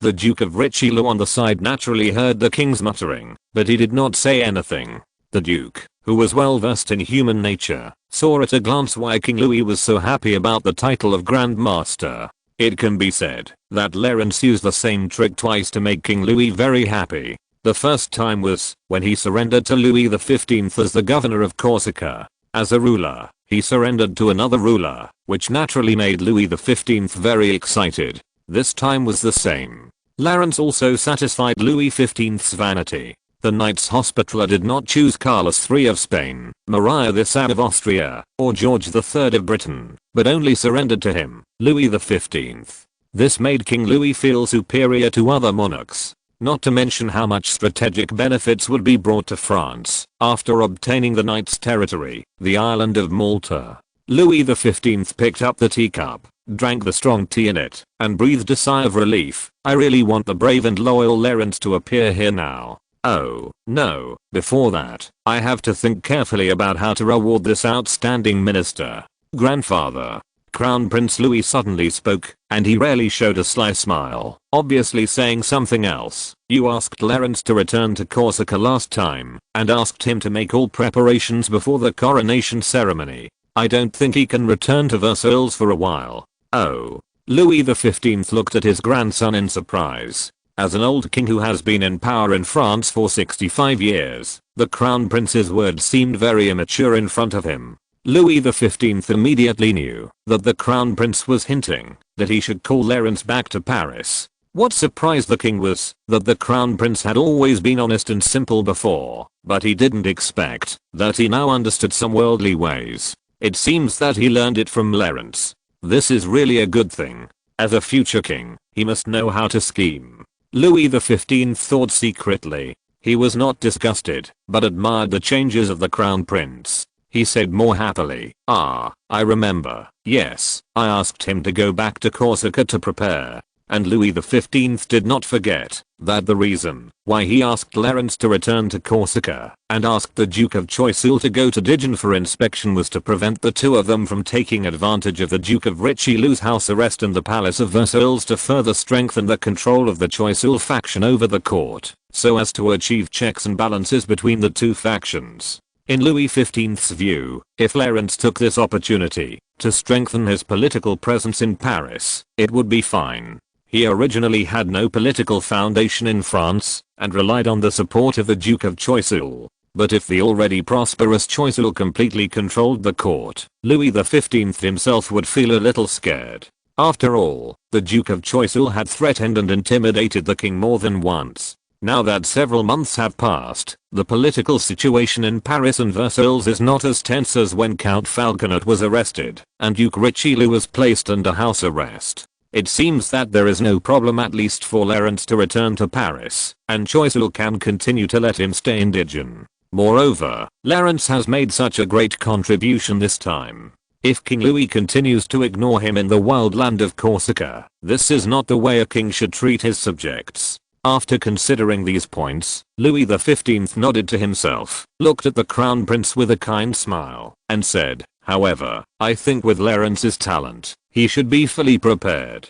Let's do this, come." Louis XV casually called an envoy and ordered, "Send an imperial decree to Governor Bonaparte of Corsica now, telling him that once he is ready to lead the Corsican people to pay tribute to me, he should return to Paris immediately." Hearing the king's order, not only Crown Prince Louis, but also Jacques Philippe couldn't help but smile. He also wanted to see this talented young man again before leaving Paris. Moreover, in Jacques Philippe's view, although the king has not summoned his brother, the Duke of Choiseul, back to Paris, Lawrence is undoubtedly a person who stands firmly on his side. With him in Paris, the entire Choiseul faction can avoid being in a state of being leaderless because of his departure. Even Crown Princess Mary couldn't help but smile with her handkerchief covering her mouth. Since the hunting at the Duke of Choiseul's estate that day, the Crown Princess had admired the brave governor of Corsica very much, especially after learning that they had a common enemy, Madame du Barry. Crown Princess Mary was looking forward to meeting Lawrence again.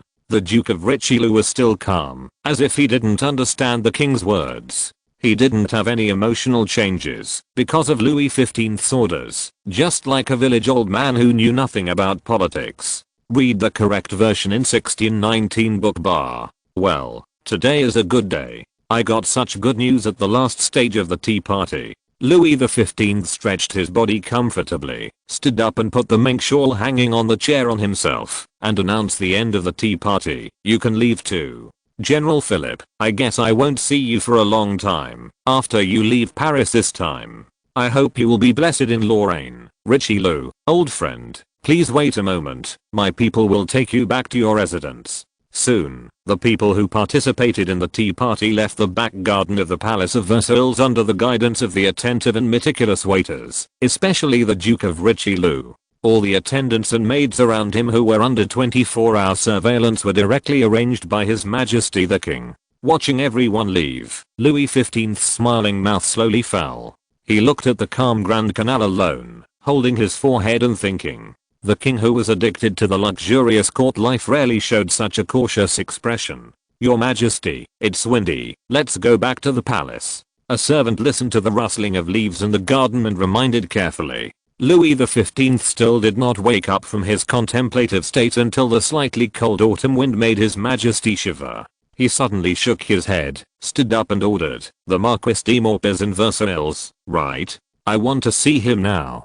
Just over 20 minutes later, Chief Justice Morp, who was urgently summoned by the king, hurried to the Palace of Versailles. Because the summons was too sudden, Chief Justice Morp did not even have time to put on a wig. He simply changed into a double-layer clerk dress and rushed to the king's suite on the east side of the Palace of Versailles. On one side of the pure white long table, Louis XV seemed to be still thinking in the back garden. He did not come back to his senses until he saw Chief Justice Morp walk into the room respectfully. He casually asked Chief Justice Morp to sit down. "Ah, Marquis Morp, you are here. Please sit down." Chief Justice Morp had rarely seen Louis XV so serious, so he quickly and appropriately sat down diagonally opposite the king, without speaking rashly, waiting for his majesty to ask questions. "Ahem, Morp, have you heard about what happened in Malta?" Louis XV asked first. "Malta?" Chief Justice Morp hesitated for a moment, but still nodded truthfully.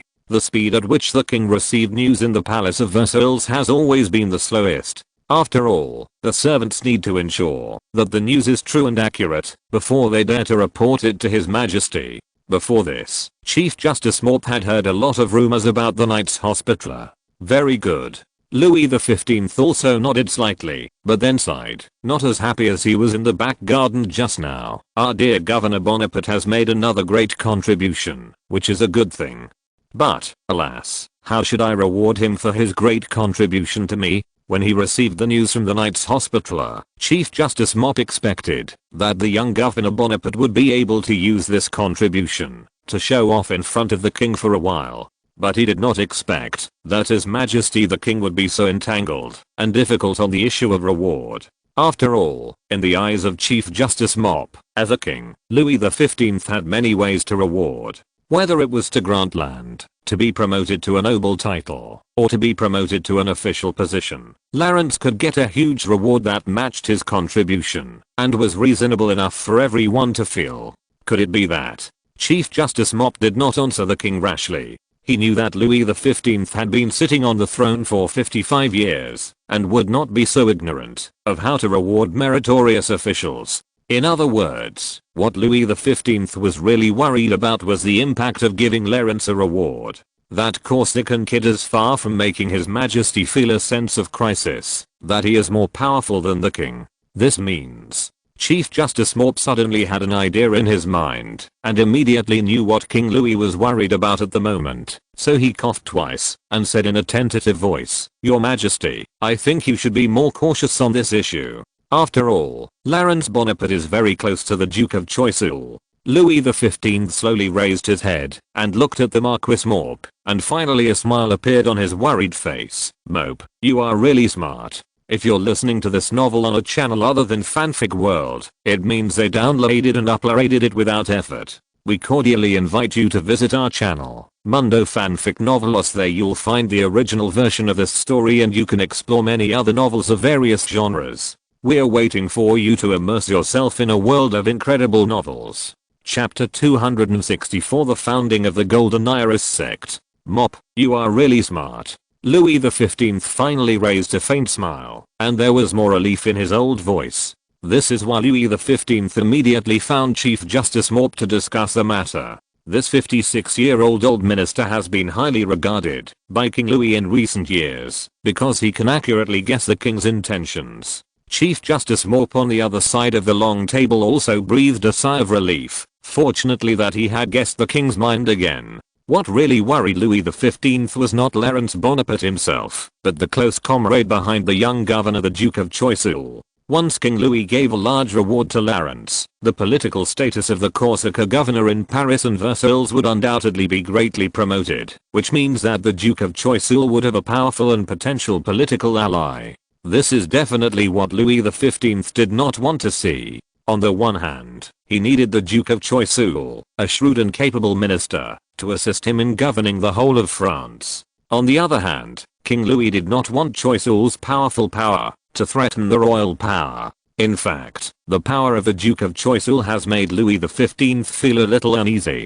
The Duke, who served as the Minister of the Army, controlled the army and navy of France, and completely managed French diplomatic affairs. What made Louis XV even more worried was that since France lost the 7 Years' War, the Duke of Choiseul had been expanding the army and preparing for war and reforming the military organization, which did improve the combat effectiveness of the French army, but also allowed Choiseul to place his confidence in the army. In the French army today, I don't know how many of them are direct officers of Choiseul's faction. It is no wonder that after Lawrence wrote to the Mediterranean Fleet Command in the name of Lord Choiseul that day to request cooperation, the command did not dare to neglect it at all and directly sent the main fleet to Malta. If it were not for Louis XV's political legacy left by the son King Louis XIV, the absolute monarchy of France, he would have lost all control over Choiseul, and if a strong duke like Choiseul was placed in other kingdoms, the king would have been turned into a puppet. This is why in history, when Duke Choiseul was dismissed from all his duties overnight by Louis XV for advocating war, the entire court and the people were extremely incredible about this political mutation. Facing such a strong duke, Louis XV certainly did not want him to get too many benefits through Lawrence's reward, especially when the Richelieu faction that was competing with him was gradually declining. Alas, Choiseul, he is an outstanding minister, and France cannot do without him. Louis XV closed his eyes and sighed, looking very conflicted and melancholy, and said, "You are right, Lawrence is too close to him. If Lawrence stands firmly with Choiseul, my reward to him will become a gem laid on Choiseul's scepter." The setting sun outside the window shone in from the floor to ceiling windows, casting a blood-red glow on the oak floor of the king's suite. Chief Justice Morp pondered for a moment and asked tentatively, "Perhaps the reward for Laurence Bonaparte can be postponed? He is still young anyway." No. Louis XV rejected the proposal to postpone the reward without hesitation. Although the king was not good at governing the country, his age and experience still gave him considerable political wisdom. He immediately retorted, "He led the Corsicans to pay tribute to me, which is also a great achievement. I have not yet rewarded him for this achievement. Now Lawrence has brought me the island of Malta. How can I continue to hide his merits? If I do this, how will the world view me?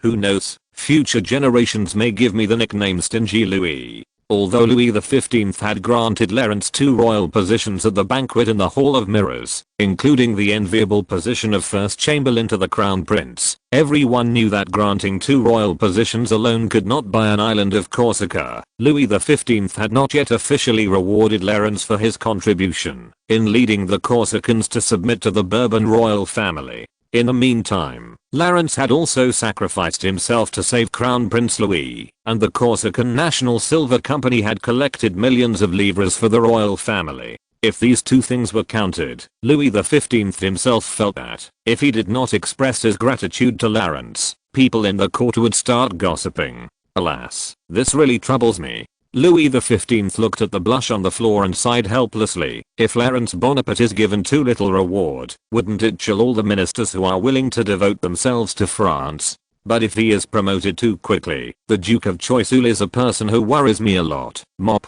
what do you think? Listening to the king's words to him, the cautious look on Chief Justice Mop's face became more solemn. On the surface, he pretended to be in deep thought, but his brain was thinking quickly about how to propose a satisfactory plan to King Louis. Since the Marquis of Mop began to fight against the corrupt feudal and anti-royal High Court, his status and trust in Louis XV's heart have become higher and higher. This is why he succeeded as the French Prime Minister after the fall of the Duke of Choiseul in history. Chief Justice Mop also knew his position in the king's heart, and knew that his words would have a great impact on Louis XV's decision making, especially when the king was hesitant now. He touched the slightly grey beard on his chin, closed his eyes slightly, and seemed to be thinking about something. He thought to himself, the key is whether I should give Lawrence Bonaparte a push or a pull. For a political veteran like Chief Justice Morp, it was easy to persuade the king to reward Lawrence or to persuade Louis XV to give Lawrence some honorary rewards.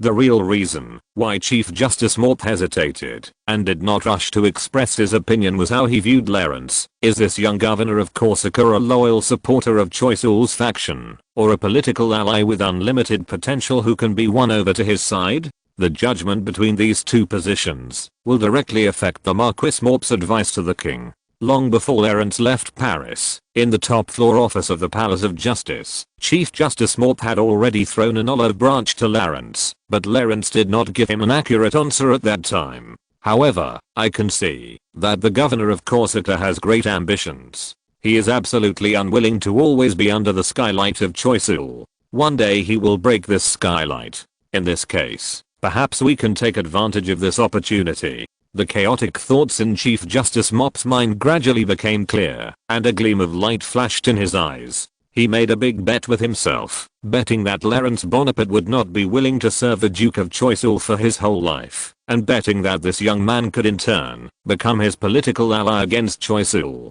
Having made up his mind, Chief Justice Morp exhaled heavily, straightened his body, looked at Louis XV seriously, and said, "Your Majesty, Governor Bonaparte has made such great contributions in just 1 year, since he came to France. He will surely bring you more glory in the future. If he is not rewarded as he deserves at this time, Laurence Bonaparte will surely feel discouraged, which will not be worth the loss." How could I not know this? Louis XV still shook his head. As for Laurence himself, I'm even willing to confer the title of Duke on him, but it is Choiseul who makes me wary. In that case, Your Majesty, Chief Justice Morp followed the king's words, and said in a deep voice, why not take this opportunity to separate Laurence Bonaparte from Duke Choiseul? Withdraw. Louis XV was stunned.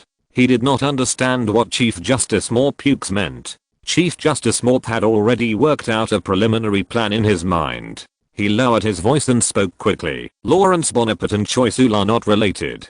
They have known each other for less than a year. The reason why these two people can come together is purely out of interests. The reason why Laurence is willing to rely on Choiseul is because the Duke can serve as a backer and quickly promote his political status. Yes, that's true. Louis XV nodded. He certainly knew the reason why Laurence relied on Choiseul. In this regard, he also hoped that Laurence could stand firmly on the royal family and on the side of Crown Prince Louis, rather than trying to please both the royal family and Choiseul. Chief Justice Morp unconsciously moved closer to Louis XV, as if deliberately avoiding the servants in the king's suite from hearing his words. But if the royal family can give Laurence Bonaparte everything he wants and even more, then what reason does he have to continue to follow Choiseul? Louis XV narrowed his eyes slightly, and had already somewhat agreed with Chief Justice Morp's words, but he still asked cautiously, see the correct version in 1619 book bar. However, if Laurence is unwilling to completely side with the royal family, but stands between Choiseul and the royal family, how should we deal with this? That's exactly what I'm going to say. Chief Justice Morp showed a smug smile on his face, and asked in a deep voice, if I have any disrespectful or offensive words, please forgive me, Your Majesty, but I still have to say that the Duke of Choiseul is in his prime. When the Crown Prince succeeds to the throne in the future, he is very likely to be the powerful duke who controls all of France. Do you want to see this scene? If it were in normal times, Chief Justice Morp's direct discussion of the Crown Prince's succession would inevitably be regarded as disrespectful, but since they were discussing important matters today, Louis XV did not pursue it, but shook his head without hesitation and said nothing. The old king knew very well that his grandson, Louis Auguste, the young crown prince, was as immature as a baby in diapers in front of the Duke of Choiseul. If he was crowned as Louis XVI one day, it would be no more difficult for the Duke of Choiseul to control this immature king than to control a wooden puppet. In fact, this is also the reason why many historians in later generations speculated that the Duke of Choiseul was dismissed and expelled by Louis XV overnight. The old king was worried that the powerful Choiseul would effortlessly control the entire court and the country after his death. Why did you suddenly talk about this, Mop? Louis XV sighed and asked. Chief Justice Mop smiled cunningly, lowered his head, and respectfully suggested, Your Majesty, the ministers of France include those who are ambitious like Choiseul, and those who are loyal to the royal family, and have outstanding abilities like Laurence Bonaparte. I think only the second kind of ministers can be safely handed over to the crown prince to be employed with confidence. Hearing these words, Louis XV also instantly understood what the second kind of ministers Mop meant, that is, the ministers who he was secretly investigating and promoting for the Crown Prince Louis, and who could be employed by Louis XVI in the future. For example, Louis XVI's foreign minister Vergennes and finance minister Turgot were appreciated by the king during the reign of Louis XV, and sent to various places for training. They were also quickly promoted and reused in the early days of Louis XV's accession to the throne. In addition to their clean backgrounds, outstanding abilities, and loyalty to the royal family, these ministers also have a common characteristic: they are not from the Choiseul faction, and they are even people who are quite incompatible with the Choiseul faction. Seeing this, Chief Justice Maupe no longer concealed and directly advised, "Your Majesty, you can gather these ministers loyal to the royal family to form a faction. As for the leader of the faction, I think you can let Laurence Bonaparte take the position."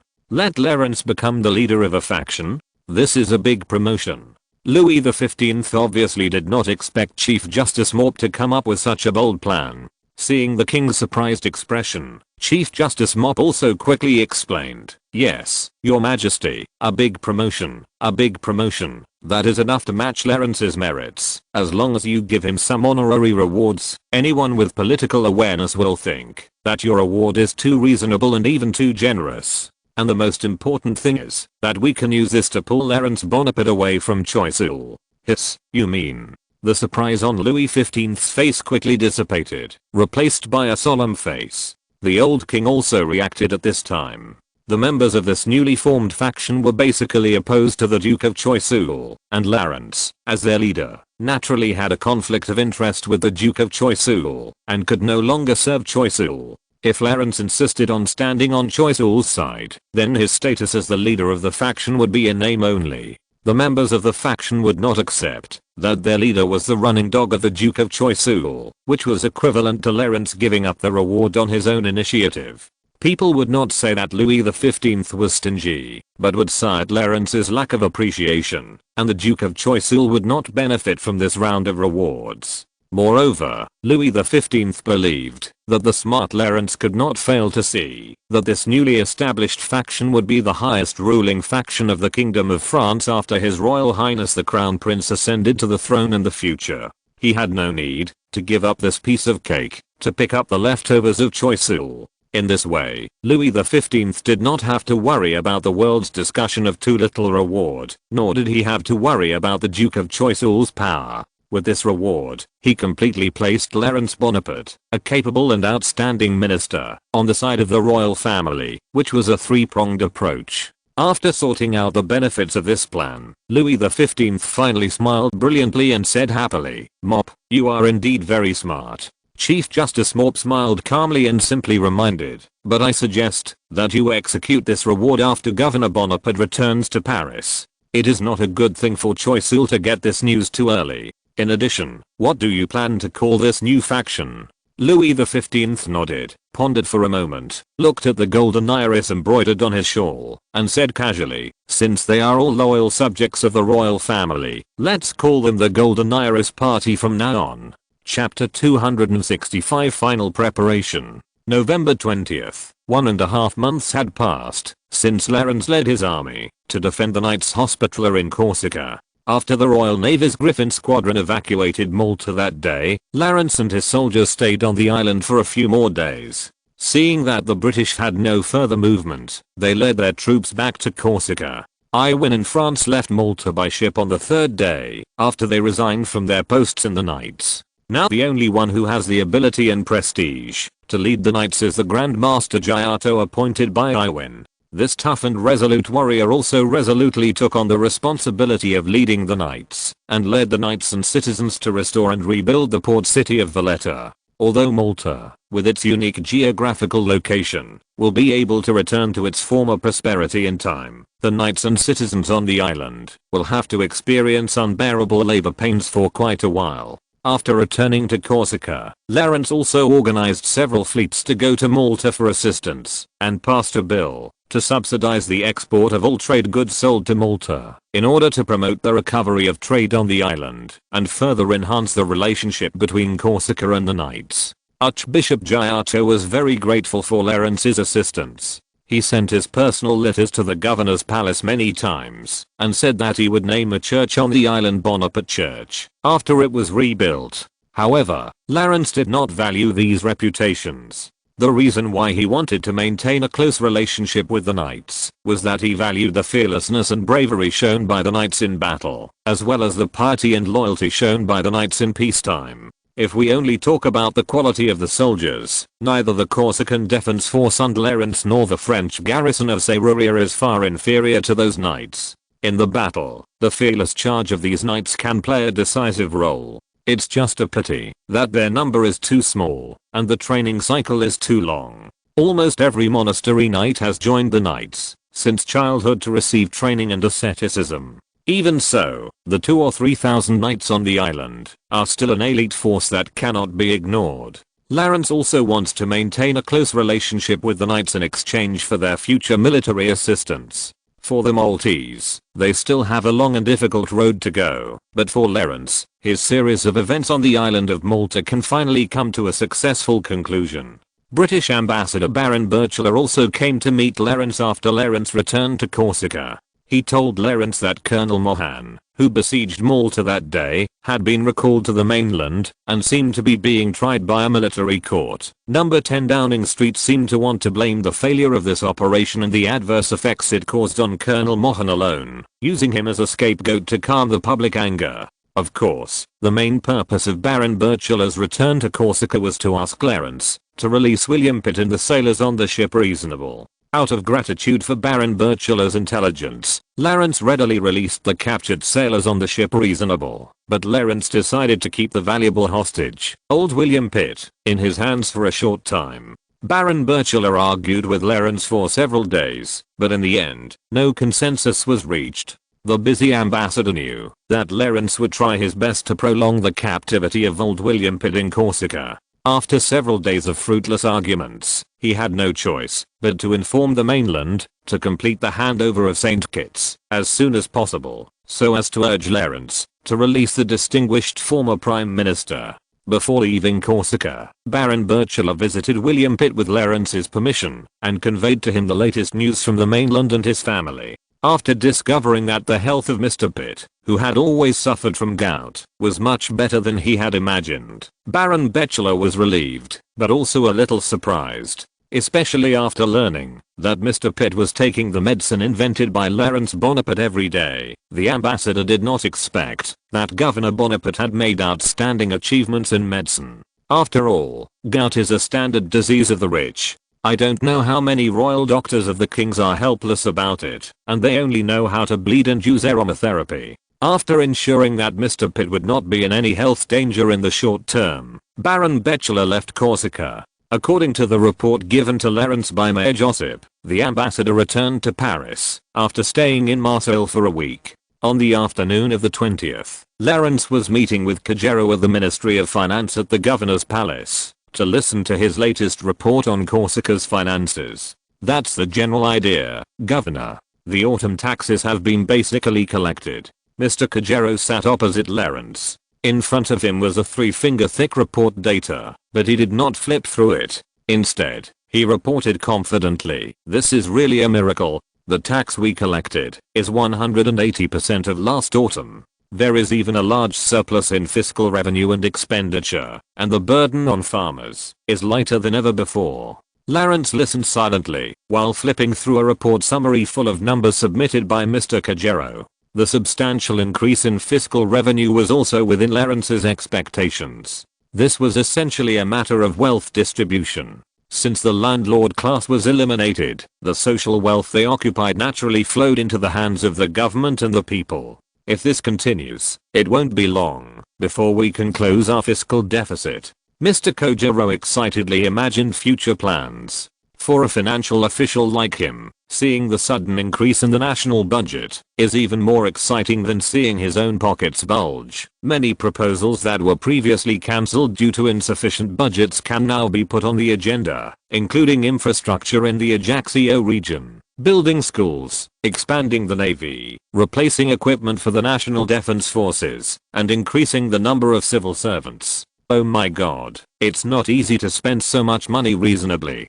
Give priority to education and infrastructure. After the Ministry of Finance completes the budget table for next year, it will be submitted to the governor's office and then to the parliament. Lawrence smiled and nodded, closed the report summary on the table, and put it aside, and asked casually, by the way, how is the census going? Oh, very smooth, Governor. Mr. Kojiro blinked, quickly searched for relevant memories, and said skillfully, you know, without the obstruction of those landlords, our investigators have a much easier time in this work. Especially now that the head tax has been abolished, and the land in the countryside needs to be allocated according to the household registration, so the farmers are rushing to register with the local city hall, and we don't even need to take the initiative to visit and investigate. I think the concealment of population has become a thing of the past. After saying that, Mr. Kojiro thought for a while, nodded and added, as for the population of the island, the accurate number will take some time to be summarized, but I can be sure that the permanent population of the island is about 120,000,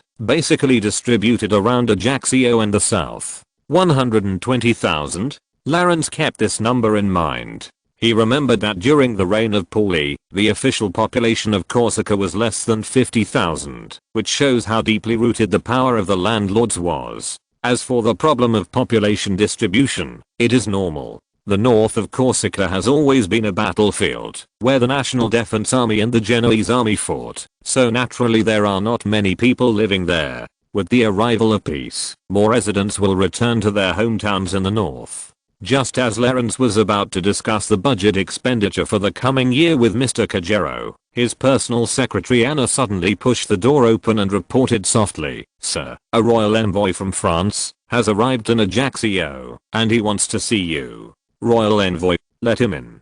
Lawrence was a little surprised. He thought he would stay in Corsica until the new year, before getting news from Paris and Versailles. After all, Louis XV would not recall him to Paris too early in order to check Richelieu and Choiseul. But it seems that his actions in Malta this time were affirmed by King Louis, and the king, who was in a good mood, summoned him in advance. Mr. Kojiro quickly packed up the report materials on the table and stood up. He certainly knew that meeting the royal envoy was a more important matter. As Mr. Kojiro left quickly, a middle-aged man in a field grey tweed coat walked into the room under the guidance of Anna. He had a black-rimmed tricorn hat under his armpit, and his silver wig was neatly groomed, reflecting a little silver light under the sunlight. The sleeves of his shirt were wide and trumpet-shaped, which were all popular styles in the Versailles court. The envoy bowed respectfully at the door, and after getting Lawrence's permission, he walked to the table and sat down, saying, "Your Excellency the Governor, I'm here to convey the decree of His Majesty the King." Lawrence nodded slightly, his face serious, and motioned him to continue. "Read the correct version in 16:9 book bar." The envoy opposite the desk took out an envelope from the inner pocket of his coat. The seal was printed with the emblem of the Bourbon royal family. He handed it to Lawrence and reported, "His Majesty the King orders you to return to Paris immediately, after making all preparations, to lead the Corsican people, to pay tribute to him." Lawrence opened the envelope directly, unfolded the letter inside, and glanced at it. The cursive words on the letter were neat and beautiful, as if they were photocopied. It was obviously not a letter written by King Louis, but written by a professional scribe from the Secretariat. Only at the end was there the signature of Louis XV himself. Although the letter was written in a lavish manner and filled an entire sheet of paper, the content was basically the same as what the envoy said. King Louis was eager to summon Lawrence back to Paris and Versailles. It seems that this trip to Malta was not in vain. Looking at the friendly royal decree in his hand, Lawrence couldn't help but smile slightly, knowing that his status in Louis XV's heart had risen to a higher level. In order not to lose courtesy, Lawrence read the edict carefully from beginning to end, and then folded it carefully and put it away, looking up at the envoy opposite. "Does His Majesty have any other wishes?" "That's all, Mr. Bonaparte." The envoy shook his head and said without leaking a single word, "But you'd better finish the Corsican crown as soon as possible. I heard that the Palace of Versailles has begun to prepare for the ceremony of His Majesty's coronation as the King of Corsica." "Oh, I understand." Lawrence nodded. Since he had received a summons from Louis XV, he also wanted to return to Paris as soon as possible. After all, the opportunities and resources in Paris are more than 10 times more than those in Ajaccio. As for the preparations for the establishment of the Kingdom of Corsica, Lawrence's work in this regard has now reached the final stage. The Constitution of the Kingdom of Corsica compiled by Jean-Jacques Rousseau has been basically completed. As long as this constitution is passed by the Constituent Assembly, a new kingdom will be born on this ancient island in a legal sense. The subsequent departmental restructuring and government system reform are just administrative issues. With Lawrence's prestige and power in the government, there is no obstacle to promoting these changes. The royal envoy cleared his throat and prepared to stand up and say goodbye. "Since you have received the king's decree, I will take my leave." "Wait." Lawrence suddenly stopped the envoy, and after thinking for a moment, he asked, "Has the Duke of Choiseul not completed his inspection of the Dijon High Court?" Anyone with a discerning eye knew that the Duke of Choiseul's so-called inspection in Dijon was just a cover, a check and balance made by the king to restrict this powerful duke. The envoy hesitated for a while and wanted to say that reporting these things was not within his duties, but he decided not to offend the Governor Bonaparte, who was very popular in the Palace of Versailles recently, and told the truth. "No, the Duke of Choiseul is still in Dijon, and His Majesty the King did not want to summon him. And as far as I know, the Duke has frequently sent his inspection reports to the palace recently, saying that he has completed all the work in Dijon, but the king seems not very satisfied with his reports. He said that, if the Duke's inspection of the judicial environment in Dijon is not detailed, he will let Chief Justice Morp take over the appointment and dismissal of judges in the Dijon High Court." This made the Duke stop. Lawrence listened silently. From these words, he could hear that Louis XV was threatening the Duke of Choiseul. If the Duke of Choiseul insisted on returning to Paris, the king would let Chief Justice Morp intervene in the High Court, which was naturally unacceptable to Choiseul, a staunch ally of the High Court. That is to say, the Duke of Choiseul will stay in Dijon for quite a while, which is neither good nor bad for me. Lawrence thought to himself. It seems that, if there is no urgent or sudden matter in Paris, the Duke will have to stay away from the political center of France for a short time. Lawrence is still not sure about the impact of the Duke's absence from Paris on himself. On the one hand, Lawrence has indeed temporarily lost his biggest backer, but on the other hand, without the Duke of Choiseul's restraint, Lawrence can also develop some of his own power in Paris. Forget it, no matter what, I still have to go back to Paris as soon as possible. After making up his mind, Lawrence stood up and shook hands with the envoy, smiling and saying goodbye to him. When the footsteps of the royal envoy gradually disappeared in the corridor of the governor's mansion, Lawrence called Anna and ordered, "Notify Mr. Jean-Jacques Rousseau that I will see him at 9 o'clock tomorrow morning. In addition, inform the 5 members of the parliament to wait in the parliament hall in the afternoon to prepare for a public vote on the constitution of the kingdom." Chapter 266 Charter of the Kingdom of Corsica. On the morning of November 21st, the next day, in the eastern part of Ajaccio, in the single-family house of Speaker Rousseau. "My dear, help me see if the suit doesn't fit well. And this wig, my god, it seems a little faded. I spent 20 livres to order it in Paris." In front of the long mirror in the living room, Rousseau, dressed in a full dress, was nervously fiddling with his suit and wig, and at the same time called Mrs. Wasser, who had just woken up and was sleepy, to help him see if the suit fit. The dark grey high-collared suit he was wearing was still a Baroque-style design, and it was no longer a fashion favorite. The wig on his head also had some dyes falling off and deteriorating, and many places had small yellow-brown spots. Obviously, Mr. Rousseau had not worn this serious formal suit for many years. The exile life that lasted for more than 10 years also gave him almost no opportunity and occasion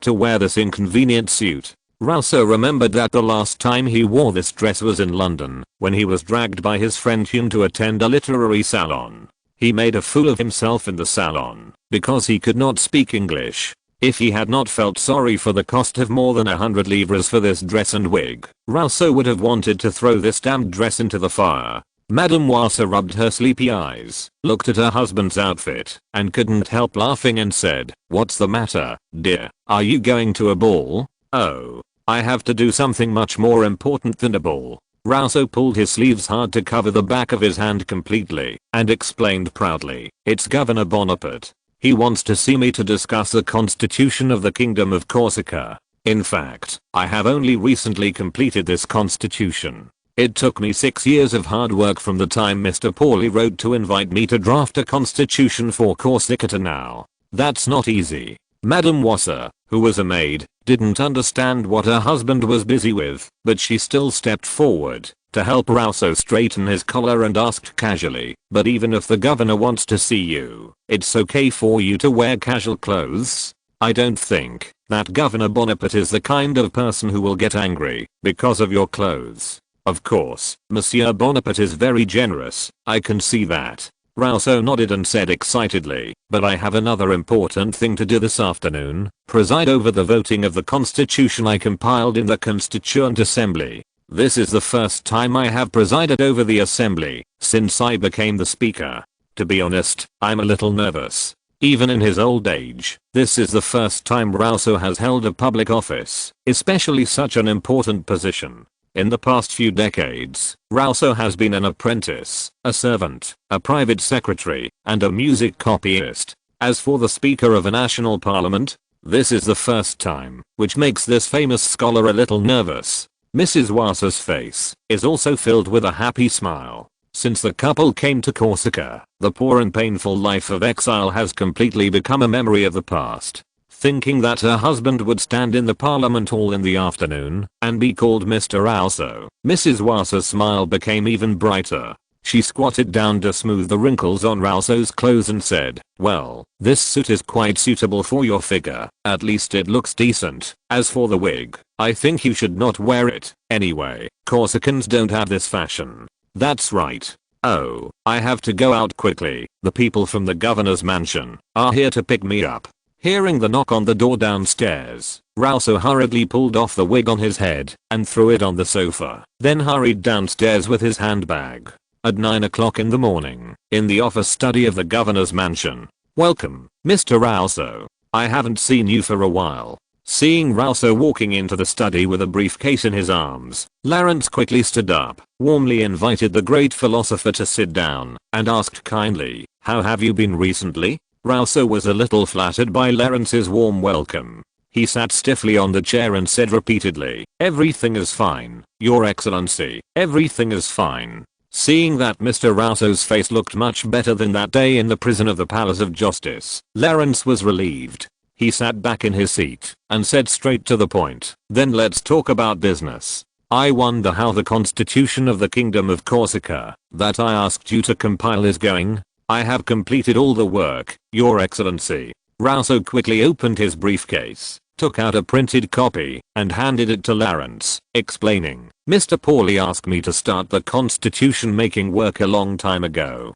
Although Mr. Pauly asked me to make a constitution for a republic, and you asked me to make a constitution for a kingdom, the main parts are the same. My recent energy has also been focused on adding the part about the royal power and the nobility to this constitution." Listening to Rousseau's explanation, Lawrence opened the Charter of the Kingdom of Corsica compiled and formulated by Rousseau. The first few pages of the printed version are a brief summary to help readers quickly understand the system that the charter focuses on. Lawrence also focused on Rousseau's recent work, that is, the part about the royal power and the nobility in the charter. The rest of the constitution is not very different from the current constitution of Corsica. After all, Pauly had asked Rousseau to start the constitution making work 6 years ago, and Rousseau published a book called Corsica Constitution Opinion the second year after Pauly's invitation. Although Pauly and Lawrence at that time both asked the famous scholar to compile a constitution for Corsica for Rauso's reputation. The constitution currently implemented in Corsica is basically formulated in accordance with the opinion previously issued by Rauso, so it is consistent with the Charter of the Kingdom of Corsica compiled by Rauso himself in terms of legal principles.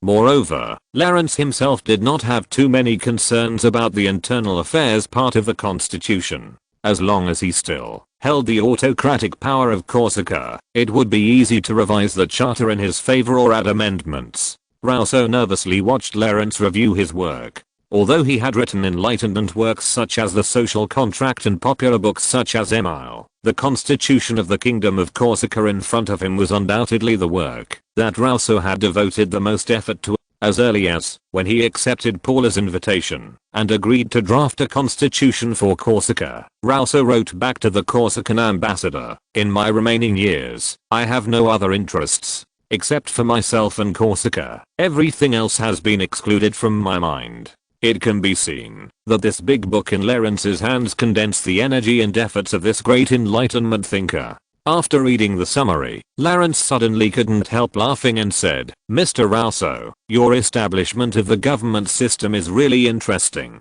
The constitutional monarchy, the bicameral parliament, the privy council and the cabinet, the electoral local authorities, the church's submission to the king, and the king's submission to the parliament." Looking at this series of elements, Lawrence couldn't help laughing and shaking his head, knowing that Rauso had copied almost half of the British monarchy. Rauso, who was across the desk, explained seriously, "Yes, Your Excellency the Governor, I have made a lot of reference to the British constitutional system. In terms of limiting the power of the king, I have to say that they have done a great job."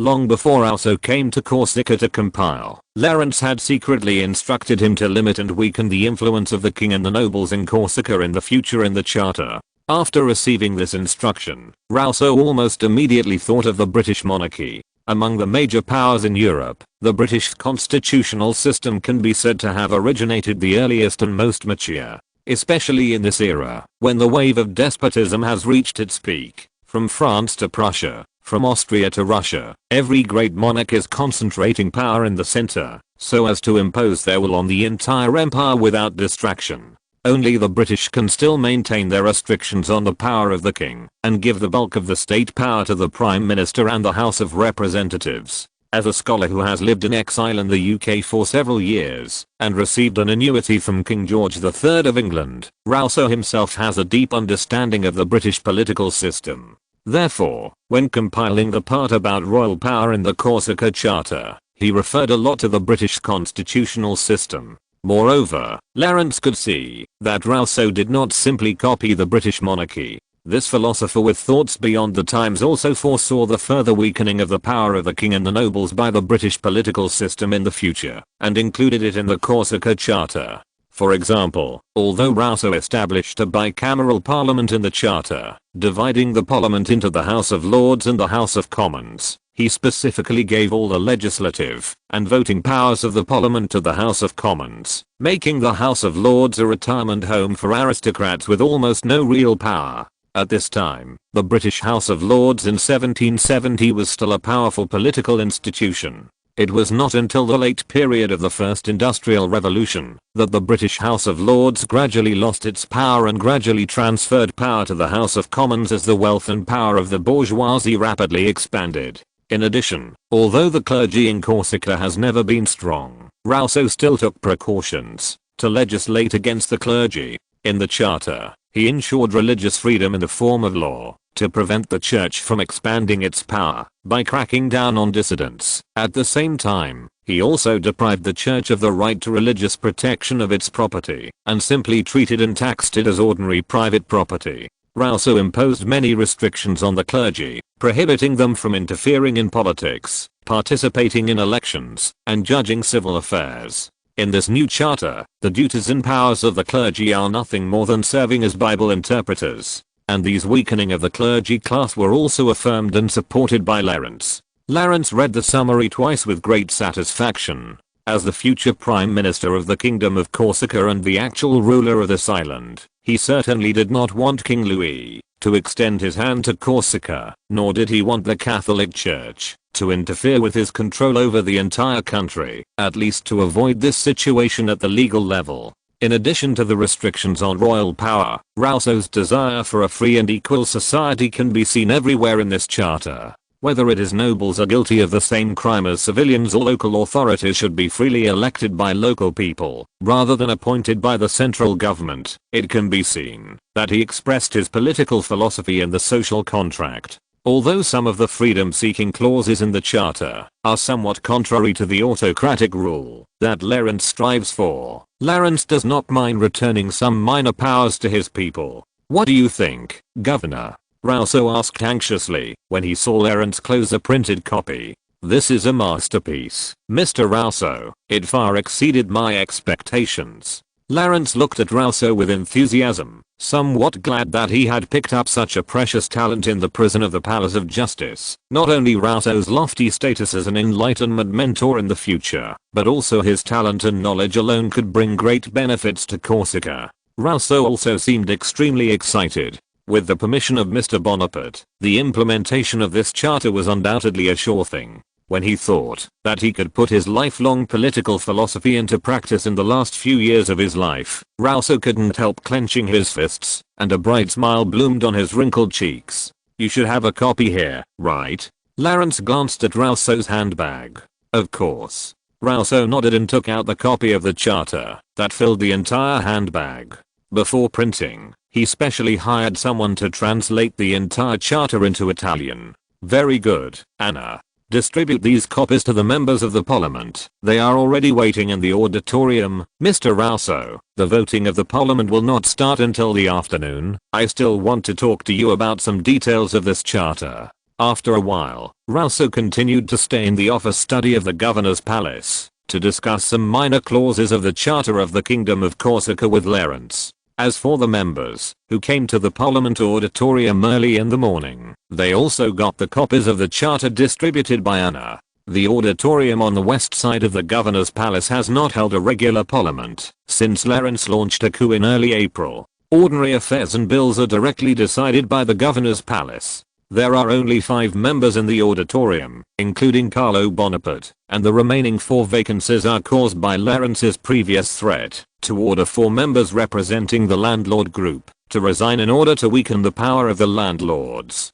Lawrence had always intended to insert his own people into the parliament, but due to a series of events, he had not yet had time to personally oversee a parliamentary by-election in Corsica, so the current parliament was composed of Carlo Bonaparte and the remaining 4 Ajaccio members. Among the 5 members at this time, except for Carlo Bonaparte who unconditionally supported his brother, the other 4 were looking at the copy of the charter distributed by Anna with an ugly face. These 4 members were not dull and stupid people. When they received a notice from the governor's office asking them to vote on the Corsica constitution this afternoon, they immediately understood Lawrence's intention. Under normal circumstances, such a 3-finger-thick tome should be sent to the members at least a few weeks in advance, so that they can understand the contents of the charter in advance before they can vote reasonably. However, Lawrence deliberately distributed the copy of the charter to them a few hours before the vote, and the implied meaning was already obvious. The people present knew clearly that Governor Bonaparte wanted to make the Corsica parliament his own, and all the parliamentarians become wooden puppets controlled by him. The East City Councillor gnashed his teeth as he looked at the copy in front of him, especially after seeing the various restrictions that Rousseau had placed on the identities of parliamentarians. In order to prevent parliamentary corruption, the councillor could no longer sit still. He whispered to his 3 colleagues beside him, "No, we can't just sit there and wait for death." Chapter 267 Parliament must obey, no other choice. No, we can't just sit there and wait for death. Millers, a member of the East City Council, gnashed his teeth and looked at the 3 colleagues beside him, whispering, "Millers, are you crazy?" Another member of the council immediately looked at Carlo Bonaparte, who was sitting opposite them, in a panic. Fortunately, there were still many citizens of Ajaccio who came to observe the voting in the auditorium. Their chatter drowned out Miller's whispers, so the brother of Governor Bonaparte did not notice the conversation between the few people. "Didn't you see what's written in this charter?" Miller twisted his nose in indignation. pointed at the copy in his hand and read, "Once elected and sworn in, members of the House of Commons must disclose their private property regularly, and their whereabouts should be reported to the Parliament, and they should accept the supervision of the Parliament and the people of Ajaccio at any time." Damn it, are they treating us like poultry in a pen? And they want to increase the number of seats, my god. The other three also looked at the contents of the charter with a depressed look. It was obvious that Speaker Rousseau had added many seemingly unreasonable obligations to this identity in order to prevent corruption among members of parliament. Although this was also to prevent the seats of members of parliament from becoming the object of people scrambling, causing those politicians to cut their heads at all costs to get into parliament. But for the several Ajaccio members who were already sitting in the seats, it was difficult for them to accept that Speaker Rousseau put a circle of shackles on them. Under the tyranny of Laurence Bonaparte, their power as parliamentarians was already close to zero, and they did not expect that even their living allowance and personal power would be further reduced by the speaker from France. In addition to the identity restrictions of the parliamentarians themselves, the charter also mentioned increasing the number of seats in parliament, which meant that the power of a few people, which was already limited, would be dispersed and diluted to others, which was also unacceptable to the 4 Ajaccio parliamentarians. One of them sighed helplessly, shrugged and said, "What can we do, Millers? Are you going to oppose Governor Bonaparte? I don't have the courage. Don't involve me in such a thing." The remaining 2 also nodded in agreement. Although they were very dissatisfied with the part about the House of Commons and the Charter, none of them dared to openly resist an autocratic ruler. Millers, a member of the East City Council, bit his lips tightly, closed his eyes and thought for a moment, and suddenly said, "But if we let this charter pass, you all know what the consequences will be. More seats will break up our current status. By then, there may be dozens of upstarts called Mr. and Ms. Congressman in Ajaccio alone."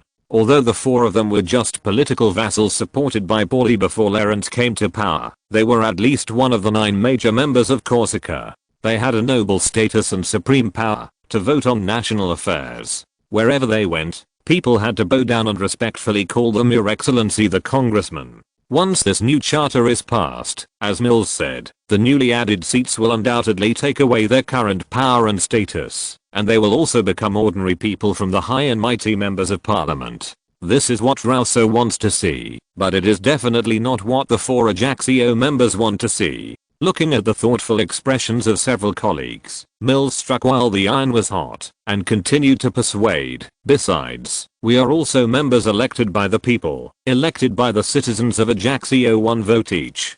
Governor Bonaparte will not put us in jail, just because we said no in parliament, right?" Mills' words touched the hearts of the other 3 people. Although the 4 of them were supported by Paulie, they were indeed representatives of public opinion elected by the citizens of Ajaccio through public elections. Paulie only did some publicity and momentum in this process. In Miller's eyes, if Laurence Bonaparte still cared about public opinion, he should not have ordered them to resign, like he did to the several parliamentarians representing the landlords. This was also his biggest confidence at the moment. Think about it, everyone. Miller lowered his voice and said urgently, "Once this charter is passed, our power and status will plummet, and there will be no possibility of resistance." The 3 looked at each other, and couldn't help but waver. They all knew in their hearts that, although Laurence Bonaparte came to power through a coup in the army, his ruling method so far was very mild. In addition to killing the landlord class, he did not purge and replace Paul's old subordinates. This also made several people somewhat convinced of Miller's words. Governor Bonaparte would not attack them in front of the watching people just because they, the representatives of public opinion, voted against them in parliament. If this charter is really passed, not to mention the rest, the legislation on the parliamentary part alone will allow Corsica to have dozens of additional parliamentarians in a short period of time. By then, the 4 of them will go from 1/9 to 1/10, and even if they want to do something, they will be powerless. Millers, what do you want to do? After struggling for a moment, a parliamentarian mustered up the courage and boldly asked Millers. Although the other 2 did not speak, they also looked at Millers with worry. They did not want their power and status to plummet because of a charter. If that really happened, the 4 of them would completely lose their united front value. Millers held his chin and thought for more than half a minute, then nodded and said, "At least in the afternoon vote, we must vote against it, and cannot let this charter be passed today. As for the future, we must unite to petition the governor. I think Governor Bonaparte is also eager to pass this constitution, so we might as well use this to gain his concession." The three of them listened to Miller's plan silently. After hesitating for a long time, no one raised any objections. They exchanged glances and silently agreed to Miller's proposal. At this time, they only had one idea in their minds. They must take advantage of their status and position to gain concessions from Governor Bonaparte. Otherwise, all their struggles in the political world in the first half of their lives would be in vain. Just as the four reached a consensus and prepared to vote against it in the afternoon parliament, a man wrapped in a black coat sitting in the first row of the audience also stood up and left the parliament hall inconspicuously. Half an hour later, at 11 a.m., in the office of the governor's office, that is to say, the four councillors of Ajaccio are opposed to this charter. Lawrence smiled and shook his head, still flipping through the copy of the charter, as if he didn't care about it at all. Sitting opposite Lawrence was a girl covered in a black and grey pilgrim robe, Shadivaki, the head of the intelligence organization directly under the governor's office, who was deeply trusted by Lawrence. Yes, Lord Bonaparte. Shasha's pretty face was vaguely visible under the hood, and her answers were always neat and clear. My people eavesdropped on the conversation of the parliamentarians in the parliament hall. This Speaker Rousseau on the side was suddenly at a loss. He frowned and asked, "Miss, are you saying that the parliamentarians are all ready to vote against it?" "Got, why would they object? I clearly gave the parliament such great power in the charter." Lawrence still had a smile on his face. He turned the copy of the charter to the part about the parliament, handed it to Rousseau and explained, "The power of the parliament has indeed been enhanced, but the power and status of the parliamentarians themselves are far less than the current 9-member parliament. It is inevitable that they will oppose it." A sharp and fierce light flashed in Shasha's eyes, and she suggested in a deep voice, "My lord, just give me 2 days, and with the cooperation of the Ajaccio patrol, I will make them change their minds." This girl, who was born in the slums of the West City district, has been able to calmly observe the dark and corrupt side of the rich and powerful since she was a child. She has first-hand information about all the members of the Corsica parliament. Even Lawrence's own scandals were recorded by Shady Eye before, but the girl had destroyed all the evidence when she expressed her loyalty to Lawrence. Therefore, when it comes to making those high-ranking corrupt members change their words, Shady Eye's first reaction is the dark and damp dungeon and the bloody knife. Lawrence was stunned for a moment, smiled bitterly and shook his head. He knew that Shady Eye had seen too many dark sides of human nature, especially the dark sides of the upper class, so she had a deep hostility towards these hypocritical beasts in human clothing. But this is also the reason why Lawrence is relieved to employ Shady Eye. After all, they are members of the Corsica parliament. Shady Eye, Lawrence explained patiently. Anyway, they were also elected by the citizens of Ajaccio. It is not appropriate to use such means on them, especially if such behavior is exposed. It will have a very bad impact on the entire government. Although Shady Eye already has sufficient experience and ability in intelligence work, and has proved this to Lawrence many times, the girl obviously still lacks a lot in political awareness. In order to be able to safely hand over the entire National Secret Police Department to Shady Eye in the future, Lawrence also deliberately and patiently explained to her the impact of this incident in various aspects. Then, Shady Eye wanted to say that she would not be exposed if she did it herself, but she still lowered her head in obedience, thought for a while, and proposed again. "I have almost all the evidence of their crimes over the years. With this, I can force them to resign just like you, Lord Bonaparte, forced those 4 members of parliament to resign." Lawrence nodded in approval, but did not order Shady Eye to execute it immediately. Instead, he continued to explain, "This is indeed a feasible method, Shady Eye, but forcing 4 elected members of parliament to resign at once will inevitably cause some discussion among the people, especially since I used this method to force the members of parliament representing the landlord group a few months ago. The 4 Ajaccio members must know this in their hearts." A perfect version in 1619 book bar. Shady Eye's slender fingers touched her chin, and a puzzled expression appeared on her pretty face. In her eyes, the only way to make the enemy change his words and surrender is to torture and force him with benefits. Seeing the confusion on the girl's face, Lawrence took out his pocket watch to check the time and smiled and said, "There is no optimal solution to political problems. Sometimes, the biting cold wind will make people wrap up their clothes tightly, but the warm sun will make people take the initiative to open their shirts.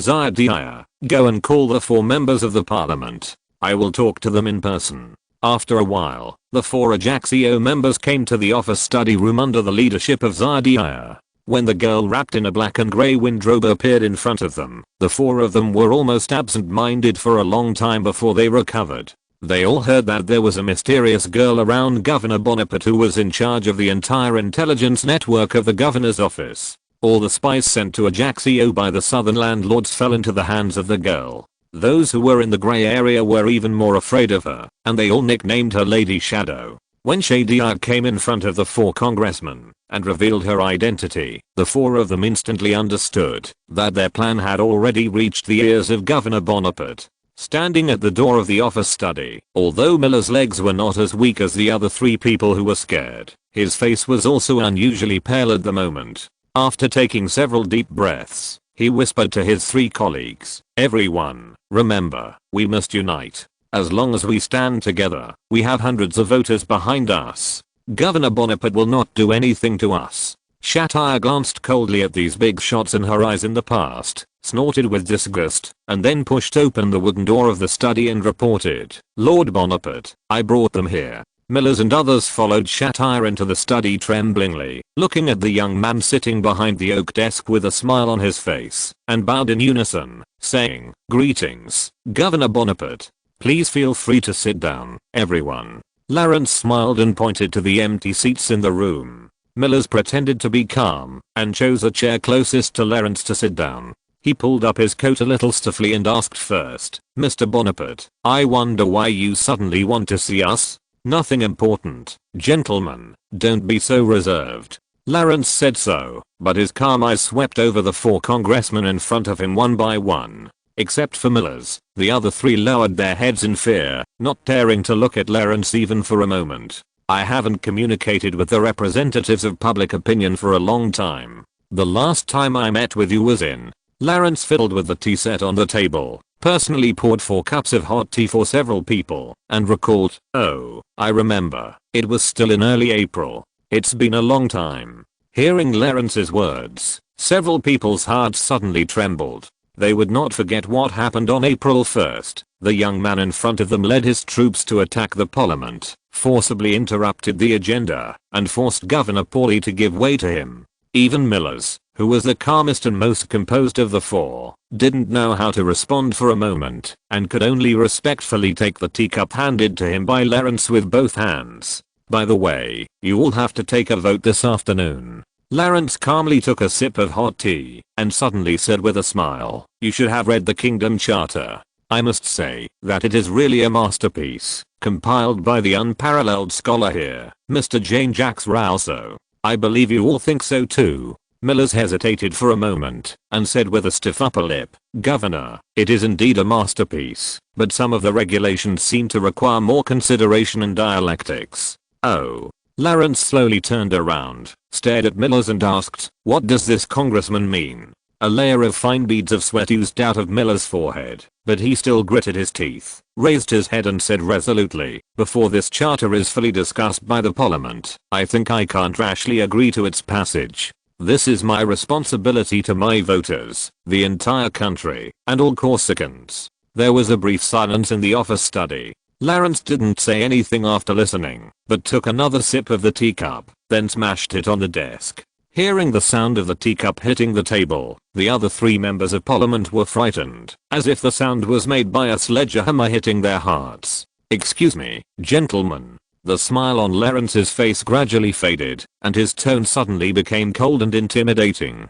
His sword-like eyes swept across the 4 people in front of him and said, "I don't ask you to be responsible to the voters, the country, and all Corsicans, because I know you can't do it at all. You would rather sit in a high-end restaurant for an afternoon than spend half an hour to take a look at the chaos in the slums of the West City District. Therefore, my request to you is very simple. You just need to be responsible to me. As for how the members of parliament are responsible to me, the simplest and most core one. Lawrence paused and said coldly, the parliament must obey me. There is no other choice. Chapter 268 Gentle Cleansing. The parliament must obey me. There is no other choice. Lawrence's tone was not heavy, but it still made the four councillors present tremble all over. Although they knew in their hearts that Lawrence's governing style so far was considered mild, the governor was, after all, the autocratic ruler of all Corsica who held the military power tightly. As long as he was willing, and regardless of the cost, the four councillors were still as fragile as candles in the wind.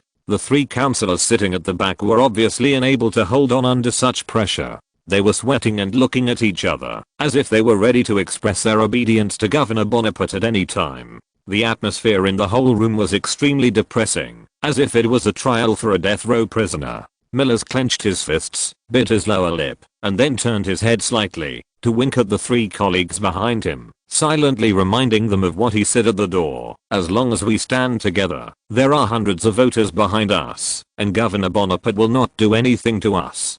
Seeing this, the other three congressmen also calmed down a little, although they still had some lingering fears about Governor Bonaparte's methods. With Millers as the leader in front, they still alleviated some of their inner fears. And most importantly, when they thought that the power and status they had fought for decades would be forgotten by everyone after the passage of this charter, the three people's desire for power and status temporarily overcame their fear, so they decided to wait and see for a while, and not rush to surrender to Governor Bonaparte. Millers' small action of looking back at the three people naturally did not escape Lawrence's observation. Well, it seems that this East City councillor is their leader. Lawrence looked at Millers, who was very nervous, but insisted on holding his head high, and he also determined that it was him who instigated the other three councillors to unite and prepare to vote against the afternoon vote. Under normal circumstances, the other three councillors would not have the courage to oppose him in the parliament.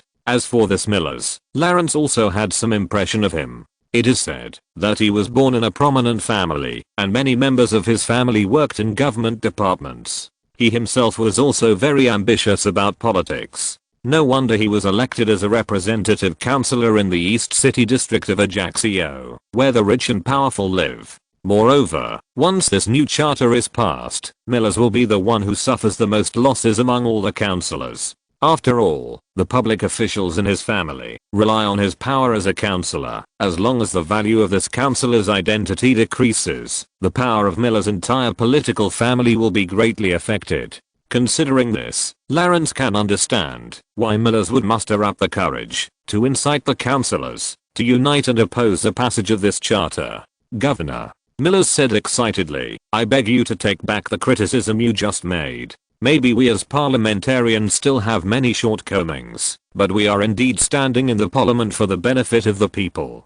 Otherwise, how could the citizens use their votes to make us stand out from dozens or hundreds of candidates? Everyone present was smart, and Lawrence immediately heard the implication of Millers' words, which was, we are all elected by the voters one by one. We are representatives of public opinion. If you want to force us to surrender, don't you care about what the citizens of Ajaccio think of you? Although the four of them were all parliamentarians attached to Governor Paulie before, Paulie must have done a lot of secret propaganda and momentum during their election process. But no matter what, judging from the results, the four of Millers are indeed representatives of the voters' public opinion. This means that Lawrence will not consider using force to force these parliamentarians to surrender. After all, it is not worth it to take such a huge risk of public opinion for such a small matter. As for threatening to expose the black material of four members of parliament in exchange for their resignation like last time, Lawrence would not consider this method in the short term. Because in that case, the interval between the two forced resignations would be too short, and people would inevitably start to discuss why Governor Bonaparte drove 8 of the 9 members of parliament out of parliament, leaving only his brother Carlo Bonaparte. And if these 4 members of parliament really insisted on resigning collectively, the parliament with only Carlo Bonaparte left would naturally be unable to function. This was of course a situation that Lawrence did not want to see, and Millers probably expected this.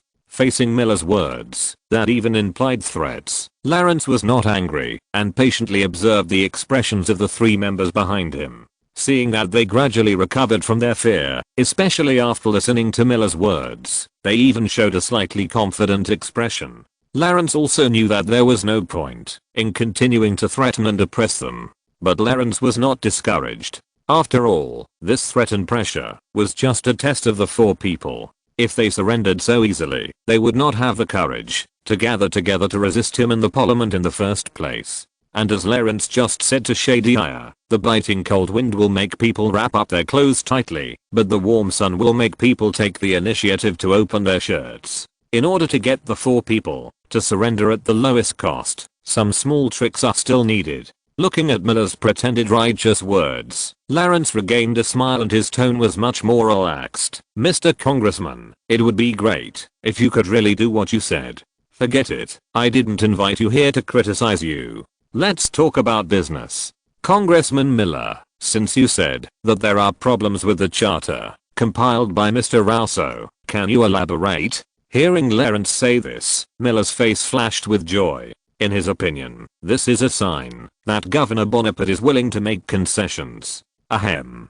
First of all, I have to say that the charter compiled by Speaker Rousseau is indeed a masterpiece. There are only a few places that I think are not quite reasonable. The first is about the dress of public officials. Miller's coughed twice reservedly, and then mentioned several irrelevant and trivial regulations, and finally said tentatively, the last point is about the establishment of the future Parliament of the Kingdom of Corsica. The charter has imposed many restrictions on the identity of members of Parliament. I think this is a bit unreasonable. After all, members of Parliament are also human beings, and they should enjoy the right to freedom and privacy. In addition, the charter also requires the increase of seats, which is also inappropriate. Corsica's 9-member parliament has been functioning well for decades. More seats will only make the parliament become as noisy and disorderly as a vegetable market. Why is it necessary to make such a change? Lawrence listened with a smile, and then turned to look at Rousseau standing on his left.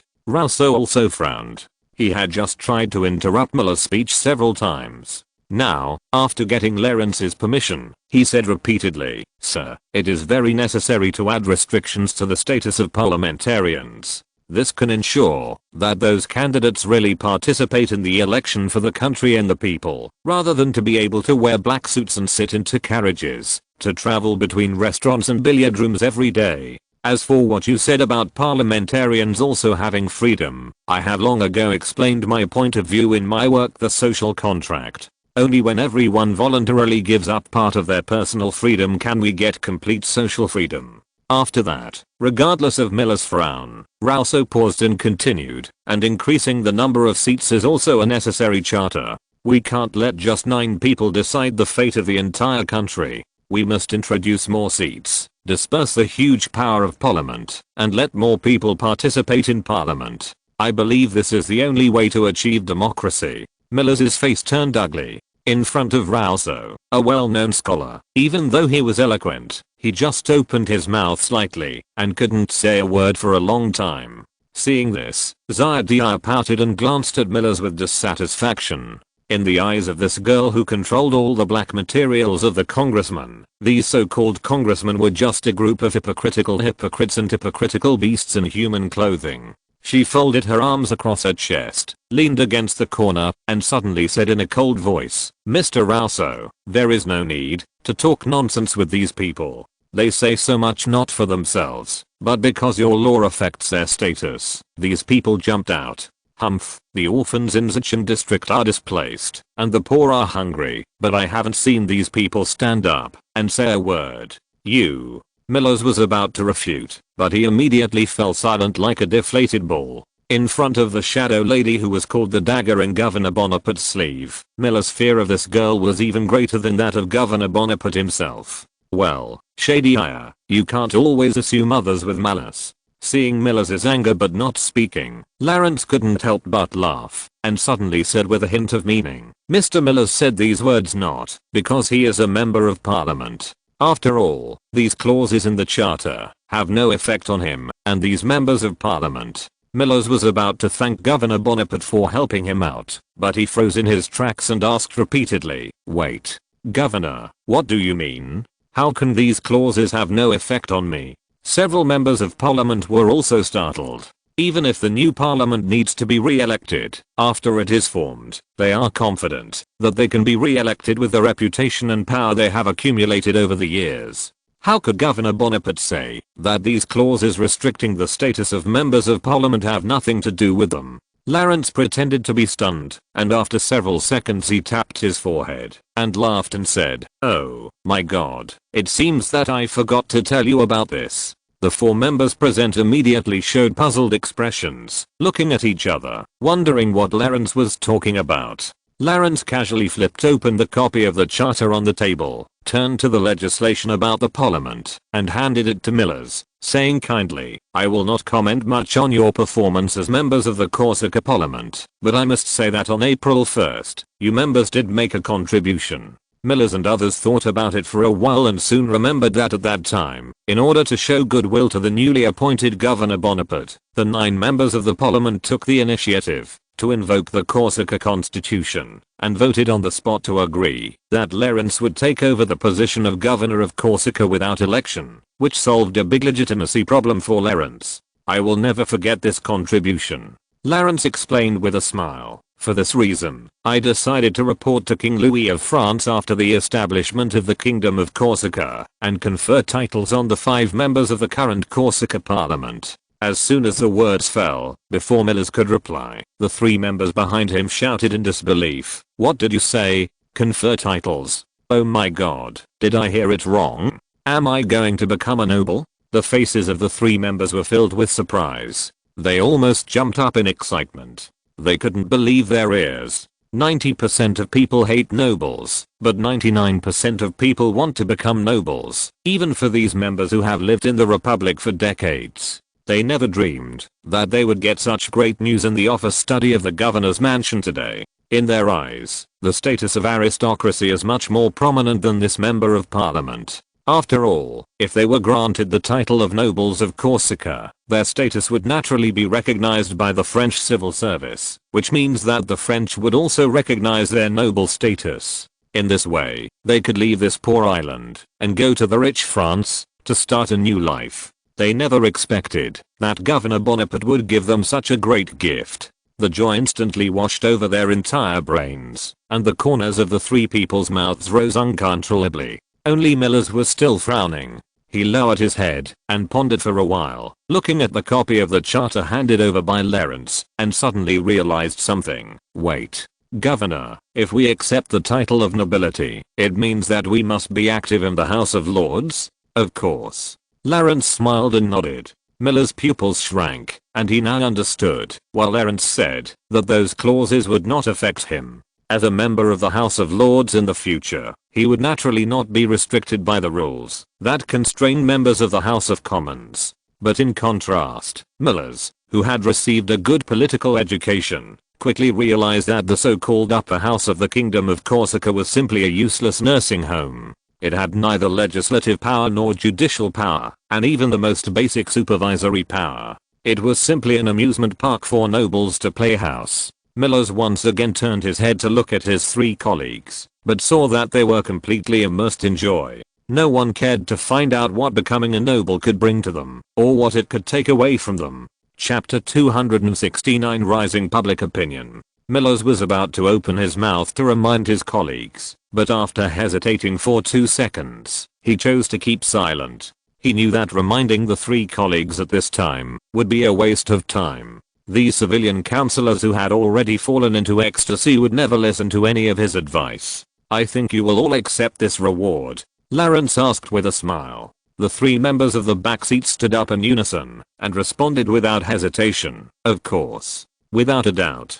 Thank you for your grace, Governor." "Very good." Lawrence did not ask Miller's opinion, but looked at the 3 people in the back row with a smile, as if he suddenly remembered something. "By the way, 3 of you, if the charter is not passed in the vote this afternoon, the time for your ennoblement will have to be postponed. If there are any changes in the meantime, there is no guarantee that your names will be on the list of ennoblements submitted to King Louis." Before Lawrence finished speaking, one of them patted his chest and said anxiously, "Don't worry, Governor, I have always admired the talent of Speaker Rousseau. The charter he personally compiled must be the most suitable for the Corsican people. I will vote in favor without hesitation." "Me too. Me too." The three rushed to make assurances to Lawrence, fearing that if they were a step slower, Governor Bonaparte would change his mind. For those of them who were born in the humble commoner class, it was a godsend to have a chance to squeeze into the aristocracy.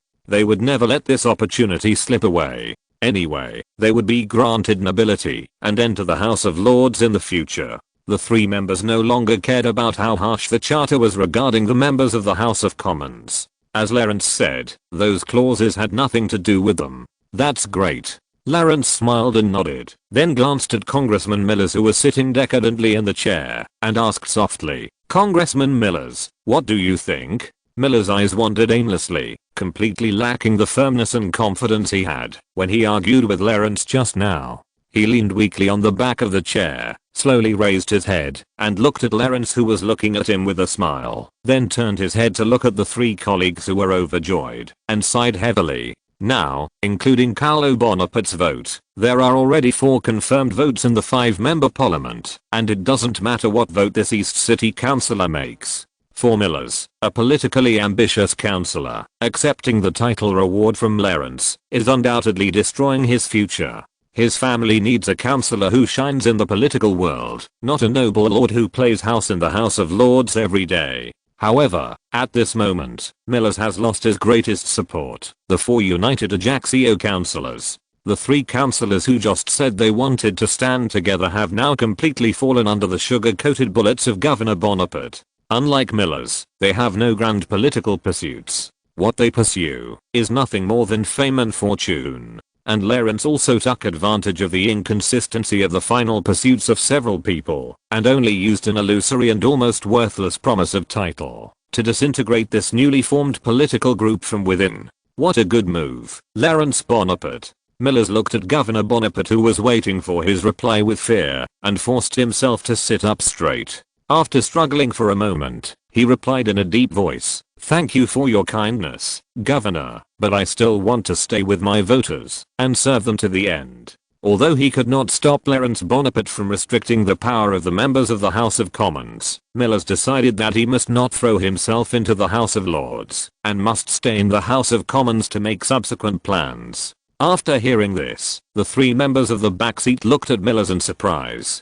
They could not understand why Millers would give up such a once-in-a-lifetime opportunity. Lawrence nodded without changing his expression, and said with a smile, "Well, I respect your choice, Mr. Millers. It's almost noon. You haven't had lunch yet. I won't disturb you guys. Please go back."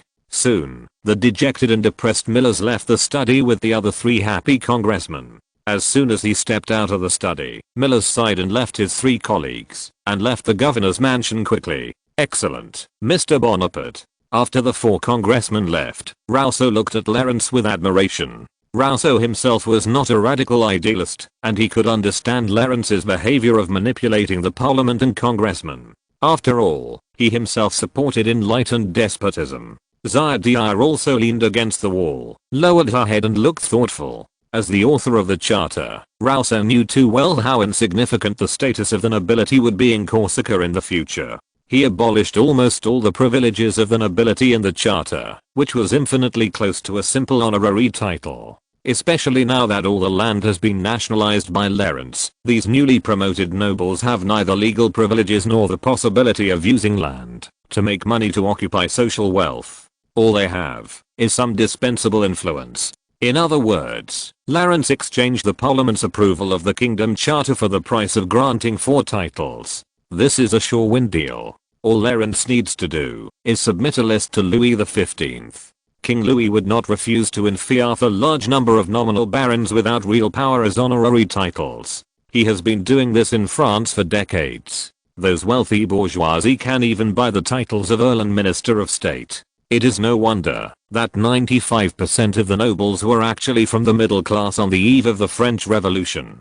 And the most important thing is that these 4 members of parliament were supported by Paulie to support him in the parliament. Although they have always been very docile since April 1st, they will also unite to resist Clarence for their own interests like today. Clarence is also preparing to use this opportunity to give these remnants of Pauli a decent baron title, kick them all to the House of Lords to retire well, and let Paula's old subordinates completely end from the political stage of Corsica. Listening to Rousseau's sincere praise, Clarence humbly shook his head and smiled. It's just a little trick learned from the British. Since the future system of the Kingdom of Corsica is very close to the British constitutional monarchy, Clarence will naturally use some tricks commonly used in the political struggles of the British upper class, including the method Clarence just used. William Pitt, the former British Prime Minister who now lives in the Governor's House, was defeated by this move. 4 years ago, King George III of England granted him the title of Earl of Chatham in order to weaken his influence, allowing him to enter the House of Lords. Although the British House of Lords still had considerable power at that time, William Pitt's greatest advantage was his outstanding reputation in the House of Commons. After losing this advantage, William Pitt quickly ended his political career in Britain, so he came to Corsica in an attempt to use a great achievement to exchange for a chance to return to the stage. However, Lord Bonaparte, shady eye in the corner, suddenly said that Millers did not accept your award. Will this be a hidden danger? Clarence pondered for a moment. For this member who would rather accept many constraints to stay in the powerful House of Commons, Clarence could naturally see his ambition, so after thinking for a while, he ordered, "He is a talent, with the courage and ability to incite and call on members to resist me, but I will not keep such a talent." Shady Eye gradually release his black material to the outside world to reduce his influence on public opinion. Once he has any cross-border behavior, directly join the patrol team to arrest him, and there is no need to report this to me. Compared to a capable member of parliament, Clarence wanted to see an obedient member of parliament. For this Millers, Clarence also felt that he had done his best. If he still wanted to make waves in the parliament by relying on his influence in the future, Shady Eye would let him realize how terrible the anger of an autocratic ruler would be. Got it? After a concise response, Shady Eye put on her hood, hiding her pretty face in a shadow, and immediately turned around and left the study to carry out Clarence's order. Then, "Mr. Bonaparte, I have to prepare for the vote this afternoon." Rousseau glanced at the time and nervously adjusted his dress. After saying goodbye to Clarence, he went to prepare. At 2 o'clock in the afternoon, in the auditorium on the west side of the governor's palace. This auditorium used for holding parliaments was open to the public for the first time in the past few months. The 8 rows of seats were already filled with citizens who came to watch the vote, and there were even many spectators without seats, crowded in the aisles on both sides. In the 16:9 book, read the correct version. People enthusiastically talked to their left and right about the charter that was about to be voted on. During the lunch break, most people had already circulated and read the summary of this kingdom charter. Apart from a few citizens who were simply watching the fun, most of those who were interested in coming to the governor's palace to observe the parliamentary vote were middle-class people who were very interested in politics. They could naturally see from this summary the central idea that Rousseau wanted to express, to take power back from the king and the nobles and return it in full to the people of this country. Hey, man, what do you think? To be honest, it's really beyond my expectation. I thought the king and the nobles would become the mountains pressing down on our heads again, but from this charter it seems that this is not the case at all. I can hardly see any privileges of the nobles. Who says it's not? I heard that the size of the House of Commons in the future will be several times larger than the current parliament, and all Corsican citizens can run for members. I think maybe I can be elected. Not only that, in the future even local chief executives will have to be appointed through local elections. I'm kind of thinking about going back to my hometown to run for a public office. Hey, did you see it? It says here that the property of priests must also be taxed in the future. It's so damn right. Those clergy eat fatter than pigs, and the monasteries are almost becoming treasure houses. We should have taken action against these parasites long ago. This charter is simply a surprise. He is worthy of being Governor Bonaparte. I thought he would hand over national interests to the French. That's your short-sightedness. I believed from the beginning that the Governor General would not let us down. The whole auditorium was filled with heated and noisy discussions, and the expressions on the faces of the citizens were almost all high and excited. They all knew that according to this charter, the path for citizens like them to participate in national politics would become wider, and the political power of the general public, whether citizens in the city or farmers in the countryside, would be greatly enhanced. Many audiences in the auditorium began to spread a saying, "Our power in the kingdom is even higher than our power in the republic." Correspondingly, the name of Napoleon Bonaparte was frequently mentioned by the audience, and people praised this wise ruler for bringing them a peaceful and enlightened Corsica, especially with the lifting of the trade blockade of Corsica by the Genoese, the establishment of a de facto customs union between Corsica and France, and the implementation of the Land Act and the Agricultural Tax Reform Act. Corsica ushered in a new period of vigorous development in both foreign trade and internal economy. The economic prosperity and recovery, diplomatic peace and stability, and the current political enlightenment have pushed the Corsican support for the young governor to a new peak. Governor Bonaparte is here. And, Mr. Rousseau, the President of the Constituent Assembly, and the Gentlemen of the Constituent Assembly. With the loud and orderly announcements of the two guards at the door of the auditorium, the noisy Parliament auditorium suddenly became quiet, and the citizens' expectant eyes were also focused on the door. After the announcement, the two guards stepped forward and solemnly opened the door of the Parliament auditorium. The warm autumn sun shone in from the door, like a spotlight, reflecting a bright halo in the originally dim auditorium. The first to step into the door of the Parliament was Governor Bonaparte, who was loved and supported by the citizens. He walked briskly on the dark red carpet, smiling and waving to greet the audience on both sides. The golden sunlight shone on Clarence's blonde hair, as if weaving a natural golden crown, dazzling and majestic. The silence in the auditorium did not last long, or rather, from the moment Clarence stepped into the Parliament, a tsunami of cheers resounded throughout the building. Excitement and joy washed over people's hearts like a tide, and citizens stood up to welcome the arrival of Governor Bonaparte. Many citizens who had never seen Clarence in person staggered to the front row, wanting to see with their own eyes what kind of person brought them today's Corsica. Even Carlo Bonaparte, who was in the parliamentary team, was warmly welcomed by the audience on both sides. Before this, he had never received such excited applause and cheers from the public in any public parliament. Thinking of this, Carlo Bonaparte looked at the back of Clarence, who was walking in the front row with his head held high and receiving cheers from the citizens, and couldn't help but be distracted. Thinking back to 3 years ago, he wrote a letter to Clarence in Florence with some sympathy, telling his down-and-out brother that he could come to Ajaccio to seek refuge with him as a senator. But now, this brother who used to need his protection in Carlo's eyes has become the ruler of all Corsica, and is leading all Corsicans on an unprecedented bright road.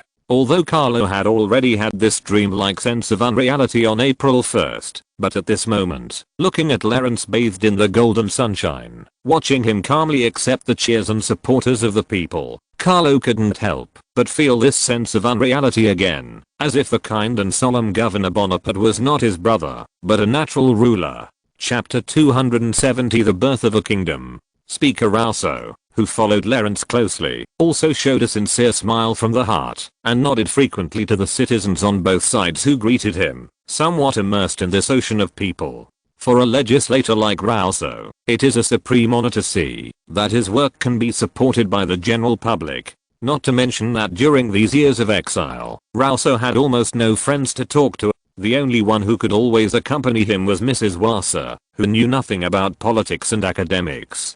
Today, standing in this parliamentary auditorium, watching those unfamiliar faces cast kind smiles and admiring eyes at him, watching them cheering for their support, Rousseau suddenly felt a little warm in the corners of his eyes, and felt a kind of warmth that he had never experienced in the European countries. This feeling of being understood and supported by others has not been felt by Rousseau, who has always been in exile for many years. Although it has only been a few months since he came to Corsica, subconsciously, this enlightenment mentor has already regarded this land of enthusiasm as his second home. Compared with the relieved smile on Rousseau's face, the expressions on the faces of the 4 Ajaccio councillors seemed much more bland. They all knew that they came here just to cooperate with Governor Bonaparte like puppets. Miller's was even more decadent and frustrated. Even if his voters occasionally waved to him in the crowd, the deceased city councillor, who usually showed a warm and sunny image, just nodded expressionlessly and followed Lawrence's footsteps like a walking corpse. His efforts to squeeze up for decades would all turn into a bubble after the passage of today's charter. Even though he had prepared himself mentally in advance, after really stepping into this parliamentary auditorium, where he had been countless times, Miller still felt his legs weak and dizzy. After greeting the people on both sides, Lawrence also saw many familiar faces in the front row of the audience. Old scene, Jan, I haven't seen you for some time. Lawrence smiled and shook hands with the short old man in front of him, and then patted the shoulder of the strong young man behind him, and greeted the two old members of the patrol team cordially. Although Jan did not speak, he lowered his head respectfully, and Old Scene leaned down with some fear and trepidation, saying repeatedly, "How dare I thank the governor for his concern. There is no need to be so glib between us, Old Scene. You were not like this when you first met me." Lawrence chuckled twice and said. Old Scene touched the back of his head embarrassedly, as if he remembered that he and Lawrence were still on edge when they first met. "Is everything okay with the patrol team?" Lawrence asked casually. "Oh, that's great. The rules you set at that time are still being strictly enforced, and the public security in Ajaccio is better than ever before." Old Scene puffed out his chest, boasting about his achievements confidently and proudly. Lawrence smiled. He also knew from the various reports from the governor's office that Old Scene did a good job in managing the Ajaccio patrol. So he patted Old Scene on the shoulder and joked, "I think you can continue to work in the patrol team. Going to Italy to enjoy your old age can be postponed. That won't work.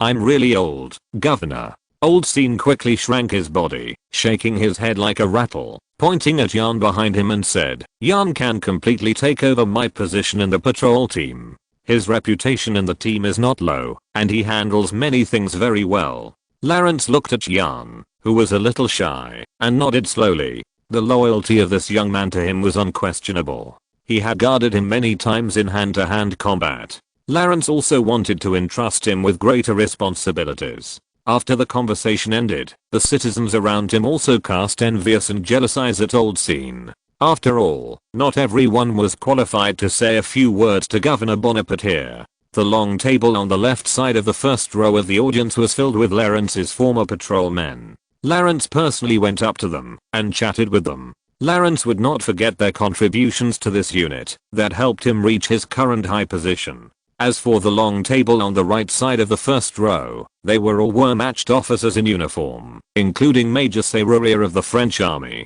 It seemed that the private secretary Anna had also put a lot of thought into the seating arrangement. After all, Lawrence's ascension to the position of governor was based on the patrols in Ajaccio and the war-matched troops outside Ajaccio. After greeting the war-matched officers in the same way, Lawrence turned and nodded to Rousseau, indicating that he could start this historic parliamentary vote. Rousseau nodded his head after receiving the instruction and walked steadily to the front desk, saying in a loud voice, "Mr. Senators, His Excellency the Governor, please take your seats." The 5 senators found their seats outside the horseshoe-shaped table skillfully, and the people who came to watch the vote also sat back in their seats, holding their breath and waiting for the result of the vote with expectation. Lawrence sat in front of the desk, at the front of the horseshoe-shaped table, which was also the position of Pasquale Paoli in the parliament before. The auditorium returned to silence again, and the stained glass on the rose window emitted a layer of rainbow-like halo under the sunlight, adding a touch of sacredness and solemnity to this ancient building. "Dear people of Corsica." Rousseau's Italian was not fluent, but his calm and gentle tone attracted the attention of all the people present. Today's agenda has only one item: to discuss and vote on whether the Charter of the Kingdom of Corsica has been approved by the Parliament. The 5 members have reviewed the copy of the charter submitted to them in advance. If there are any objections, please raise them at this time for discussion. The people present couldn't help but sweat, and their eyes moved back and forth between the 5 members in front of them, trying to guess their attitude towards the charter through their expressions. Although the citizens were almost 100% satisfied with the charter, whether the charter could become the legal cornerstone of the entire Kingdom of Corsica still depended on the statements of the 5 members in front. After Rousseau's echo gradually faded, silence once again enveloped the entire parliament. The 5 members at the table remained silent, saying nothing, as if they had not heard Rousseau's words at all. Miller slightly turned his head and glanced at the huge crowd behind him. Looking at the hundreds of expectant faces, these scenes were like needles piercing Miller's heart. Originally, Miller still had a last glimmer of luck and hope, ready to use his reputation among voters to speak out against the charter. However, seeing the surging public opinion, he still shut his mouth obediently. He knew in his heart that at this moment, even the most loyal voters who supported him would be furious if they saw that he had voted against the charter and would completely cross his name off the voting list in their hearts. Millers leaned back in his chair limply. At this point, whether under the iron fist of Governor Bonaparte or in the face of this tide of public opinion, the passage of the charter has become a foregone conclusion. Lawrence glanced at Millers, who was extremely depressed, and just smiled calmly. At the speaking table, Rousseau silently counted the time in his heart like a precise clock. 2 minutes later, the parliament hall was still silent. The 5 members all looked down at the copy of the charter on the table, without any intention to speak. Although he had learned the result in Lawrence's office study, Rousseau still confirmed it to the members with some excitement. Did the members have any speeches during the discussion? Of course, the response to the speaker was still a dead silence. Carlo Bonaparte was Lawrence's closest relative. The 3 Ajaccio members had already fallen under Lawrence's sugar-coated bullets. Even the most ambitious Millers gave up any idea of resisting Governor Bonaparte after witnessing the surging public opinion. After waiting for another half a minute, Rousseau raised the Nanmu hammer in his hand and knocked it hard on the table. With a steady and majestic hammer sound, he announced loudly, "In this case, the parliament will directly enter the voting stage of the charter." The citizens who were watching immediately had their hearts in their throats. They thought that at such an important and historic moment, the parliament would erupt in a fierce debate and quarrel, but they did not expect that it would enter the final voting stage so calmly. Many people who care about political affairs even seemed a little worried at the beginning. They naturally saw that this charter weakened the power and status of the existing 5 members of parliament, and believed that the members of parliament would definitely make a fuss about this clause during the discussion stage, and even cast a vote against it in the vote. Before the citizens could think more, Speaker Rousseau once again solemnly asked, "Then, please raise your hands if you are against the adoption of the Charter of the Kingdom of Corsica." Countless eyes instantly focused on the right hands of the parliamentarians. It can be said that, if these 5 parliamentarians moved their arms slightly, the people present would be worried and nervous. However, just like before, until Rousseau's echo completely dissipated in the auditorium, the parliamentarians still did not move, just like puppets that have not been connected. At the same time, the people who were watching the vote did not care about the dignity and rules of the parliament, and they whispered one after another, with their tone full of surprise and surprise. Speaker Rousseau did not stop the people from talking, because at this time he was almost more excited than any Corsican present. A constitution that was truly compiled by himself was about to be implemented in a country, which was a great honor for any legislator. Read the correct version in 16-9 book bar. Then, please raise your hands, members who have passed the Charter of the Kingdom of Corsica. Rousseau's voice was trembling slightly, but fortunately, the citizens immersed in joy did not notice this. They could hardly sit still on the benches, ready to jump up and cheer for this historic moment at any time.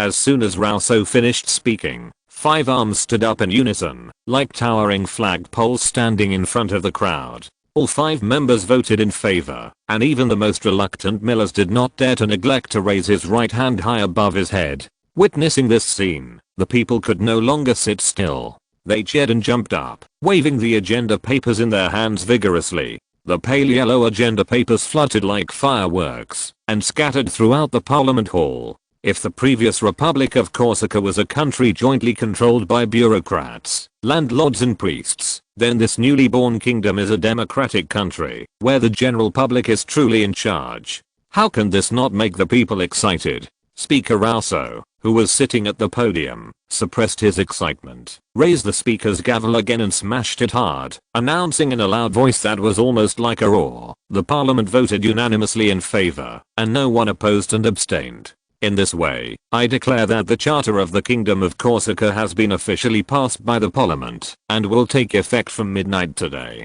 Rousseau's announcement, like a catalyst, once again set off a new wave of carnival among the people. People rushed to leave their seats, hugged each other in tears of joy, and celebrated the fact that the citizens had regained political power. The cheers like tidal waves continued one after another, and there was no sign of stopping for a long time. At first, the people were just exchanging their inner joy in groups of 3 or 5. Soon, the voices of hundreds of citizens in the entire auditorium were unified. They sang a traditional folk song praising Corsica in unison. The passionate and high-pitched singing could be heard throughout the governor's mansion. Who are you? I'm a Corsican. Where are you from? I come from a corner of the village. What is your hometown called? Corsica is my hometown. We are brothers. We are as close as brothers. What we pursue is freedom. Unite, friends and relatives in our hometown. We are walking fast on the road, and we and our descendants are moving forward for our hometown, towards freedom. After the citizens finished singing, they found that Governor Bonaparte, who was sitting at the front of the table, had also joined the singing. The citizens who were already immersed in joy suddenly became more enthusiastic. They rushed to surround Lawrence in the center and talked about their admiration and praise for this wise ruler. These originally chirping praises soon became unified. People stood shoulder to shoulder, hand in hand, with Lawrence as the center, and shouted repeatedly from the bottom of their hearts, "Glory to Bonaparte! Glory to Bonaparte!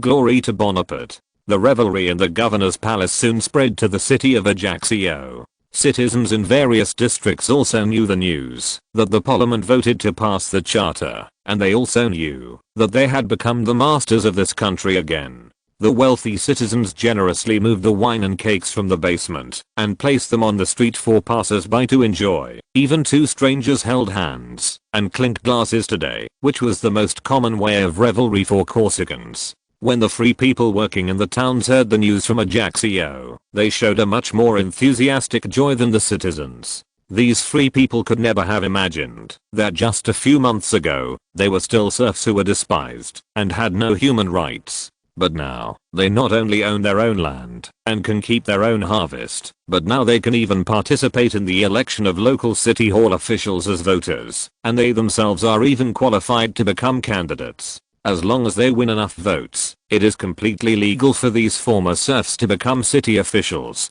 Even the most extreme xenophobes have changed their views and feel that it is not inappropriate to become citizens of the Kingdom of Corsica. As the news that the Kingdom Charter was approved and the Kingdom of Corsica was officially established spread throughout Corsica, the name of Laurence Bonaparte was once again praised and remembered by the people of the island. The governor, oh no, now he should be called the Prime Minister, has once again been pushed to a new peak in the hearts of the people. If you find a Corsican at this time and ask him who should rule Corsica for at least 50 years, the answer you get is undoubtedly Laurence Bonaparte. If you're listening to this novel on a channel other than Fanfic World, it means they downloaded and uploaded it without effort. We cordially invite you to visit our channel, Mundo Fanfic Novelos. There you'll find the original version of this story and you can explore many other novels of various genres. We're waiting for you to immerse yourself in a world of incredible novels.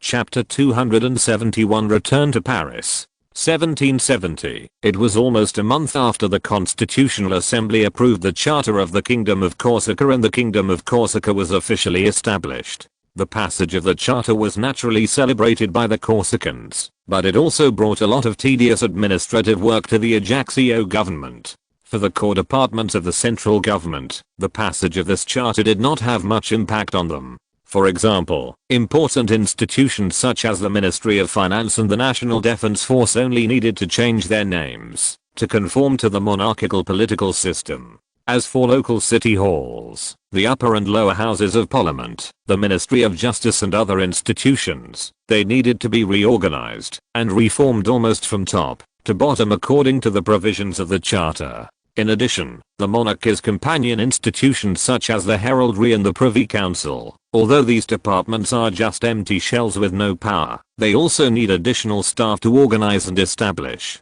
Laurence also did not have the energy to supervise the tedious and subtle departmental reorganization and administrative reform. After all the details had been considered by Rousseau and written into the charter. As long as the responsibilities and powers of several core departments were guaranteed not to change, the rest of the affairs could be handed over to the subordinates. Therefore, Lawrence personally intervened in this administrative reform and issued only 3 instructions. First, the original Ajaccio patrol was reorganized and expanded into the Central Gendarmerie, and its strength was expanded to 1,000 people. The additional soldiers would be selected from the veterans of the National Defense Force, especially the soldiers of the 4th Battalion of the Northern Corps who first followed Lawrence. Regarding this loyal force that had followed him from the beginning, Lawrence also felt that it was time to expand its size and authority as a reward for their loyalty. As for the generals of the Central Gendarmerie, although the patrol's old scene and several officers of the National Defense Force jointly exercised the command, Lawrence still intended to hand over the leadership to An, the young man who swore allegiance to him in the future.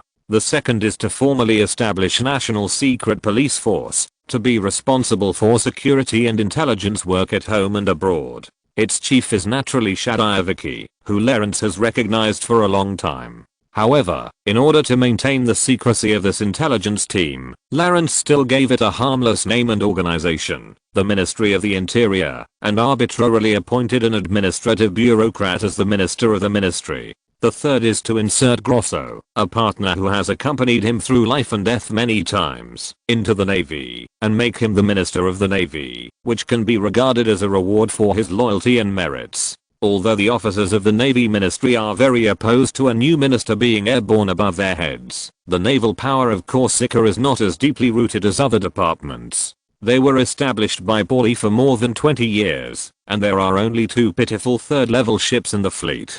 The weak navy was forced to surrender to the governor's office. Fortunately, after these officers found that Grosso was not the drunkard they imagined, but a sailor who had a real life of hardship at sea for decades, the dissatisfaction of the Navy was not as strong as before. In addition, Lawrence promised that the Ministry of Finance would allocate a special fund for the repair and expansion of naval ships in the next year's budget, and the white-clothed officers were convinced by Grosso, the rogue minister. After making these arrangements, Lawrence did not stay in Corsica for too long. He still remembered that Louis XV sent a decree to Corsica specifically, asking him to return to France after completing all preparations. Obviously, the king wanted to see him appear in Versailles as soon as possible. Now that Corsica has announced to the whole of Europe the birth of a new kingdom here, it is time for Lawrence to set off to return to Paris and Versailles, where the opportunities and gains are more than 10 times more than staying in Ajaccio. Therefore, on the 4th day after the kingdom charter was approved by the parliament, Lawrence set sail from Ajaccio with the same team as when he came and began to rush to Paris. After landing at the port of Marseille, Lawrence also visited Major Cui Fally, who was in charge of supervising the production of new rifles in Marseille. Major Cui Fally did not change much from before, but he looked a little tired. It seemed that he had put a lot of energy into the production of this new type of firearm named after him. However, his tone was very full. As soon as he saw Lawrence, he excitedly reported, "Governor, oh no, now I have to call you Prime Minister. Ha ha ha ha. Let's not talk about this for now, Mr. Bonaparte. The production of new rifles is progressing very well. In the past few weeks, those craftsmen always couldn't understand what I meant. After all, I can't speak French, but now everything is on the right track, and the daily output can be about 30. There are more than 100 craftsmen here who are veterans, and this output is considered good. What about the production of the matching mini bullets?" Lawrence asked immediately. "This is easy. The main thing is that the raw materials can be easily purchased from Marseilles. The production and assembly do not require much technical skills. Just leave it to the apprentices." After a brief inspection of the Marseille arsenal, Lawrence was also very satisfied with Major Trifoli's work.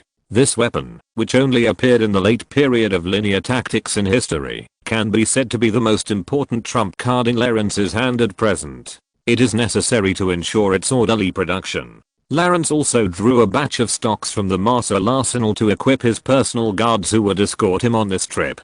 Before leaving, Major Trifoli was also allowed to try to expand the scale of production. Lawrence had already made a call to Mayor Josip Whether it was land, raw materials or labor, the city hall would give Major Trifoli the green light all the way. After leaving Marseille, Lawrence and his party did not stop on the road except for the necessary rest, and headed towards Paris in the north. In the early morning of December 15th, Lawrence's convoy arrived on the outskirts of Paris. Paris was already a little chilly in December. Although it would snow in January, the dark and heavy cumulonimbus clouds would always appear in the sky of Paris. The puddles on the roads were muddy and rarely dried up completely. It was still early morning, but Paris, a metropolis with a population of 600,000, had already shown its vitality. Farmers in the suburbs pushed shaky carts carrying dewy fruits and vegetables into the city. The wheels of the merchants' caravan squeaked as they rolled over the ground. The church bells for morning prayers could be heard 1,000 yards away. The noble lord who had returned from hunting sat tiredly on his hunting horse, letting his entourage walk back to the city holding the reins. On the avenue to Paris, Lawrence's convoy was undoubtedly the most conspicuous. People looked at the long line of standard carriages in surprise. Most people did not recognize the strange black Moorish head icon painted on the carriages. Only a few knowledgeable businessmen and nobles who studied heraldry could recognize that it was the symbol of the Corsicans. Mr. Bonaparte is back in Paris. The nobles, bureaucrats and the bourgeoisie on the road were a little surprised by Lawrence's return. After all, the Duke of Richelieu and the Duke of Choiseul were driven away from the center of the political storm by King Louis. Many people did not expect that the king would specially call this Corsican back to Paris at this time. And many people with careful minds looked at the mighty and long convoy that stretched for hundreds of yards and could not help but touch their beards and sighed secretly. It seems that Mr. Bonaparte is about to hit the jackpot. Lawrence led the convoy to enter the city from the southwest of Paris. At the entrance of the city gate, when the group was about to enter the city, they saw a cavalry unit of more than 200 people suddenly coming from the city streets in an orderly manner. They seemed to be soldiers from the Paris City Defense Force. Lawrence frowned in the carriage and took a look at the soldiers, who were riding horses and stepping towards him, and recognized the troops they belonged to. Grosso cautiously stuck his head out to observe, his right hand unconsciously resting on the hilt of the knife at his waist, frowning and asking, "Are you here to cause trouble?" Lawrence signaled the groom to stop the vehicle, shook his head and said, "Not really. I know the commander of the Paris City Defense Force." Then, Lawrence jumped off the carriage himself and looked at a cavalry officer who was riding straight towards him. The cavalry officer did not wear a breastplate, but a dark green military dress instead, with 3 glittering gold and silver medals on his chest. Lawrence had seen a lot of such dresses at banquets and salons. His soldiers were also not wearing armor, but blue and white military uniforms, wearing plush black tall hats, and even the swords on their waists were so magnificent that they looked like props borrowed from the Royal Opera House rather than weapons of death in the hands of soldiers. At the end of the team, Lawrence even saw a well-equipped military band of more than 20 people. If it weren't for the badges on their bodies telling Lawrence that they were soldiers of the Paris Defense Force, Lawrence would have thought they were the Royal Guard of Honor from Versailles. Grosso, who jumped off the car right after Lawrence, couldn't help laughing. He sheathed the half-drawn dagger and pointed at the soldier on the opposite side and sneered, "What the hell are you doing? Is there a theater nearby?" The cavalry officer on the opposite side turned over and dismounted about 50 yards away from Lawrence. He carefully took off the cavalry glove on his right hand, led the horse, and walked towards Lawrence, and then saluted respectfully. "Mr. Bonaparte, we are ordered to escort you to the Champs-Élysées." "Escort? I understand. Please lead the way." Lawrence looked thoughtfully at the medal belonging to the City Defense Force on the other's chest, then nodded, shook hands with the cavalry officer, and returned to the car. A perfect version of the book in 16:9. Grosso heaved a sigh of relief after climbing onto the carriage, crossed his legs, and laughed and scolded, "Can there be guards like this? They are really useless except for looking impressive. I even doubt whether their sabers are made of tinfoil." Lawrence pondered for a moment, smiled and said nothing. As Grosso said, this escort force may not have much practical use, but its role and momentum is fully played out. When the military band played an exciting marching song, more than 200 mighty cavalrymen on tall horses escorted Lawrence's convoy on the streets of Paris, and all the citizens on both sides of the road were attracted.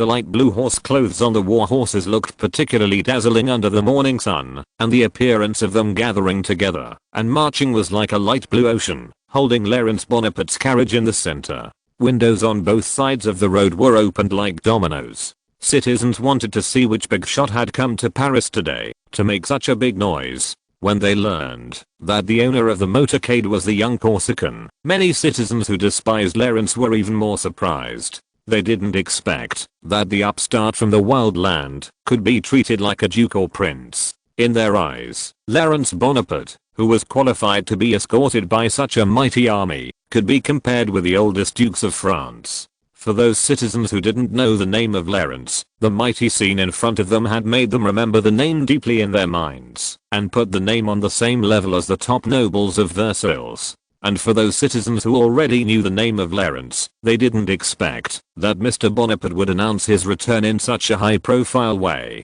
The parade lasted for nearly 2 hours before the huge group of people finally arrived at the residence on the Champs-Élysées, which was also the nominal Corsican embassy in France. As the groom stopped the car, Lawrence jumped off the crossboard and nodded to the cavalry officer, saying, "Thank you for your escort, Colonel. This is my duty, sir."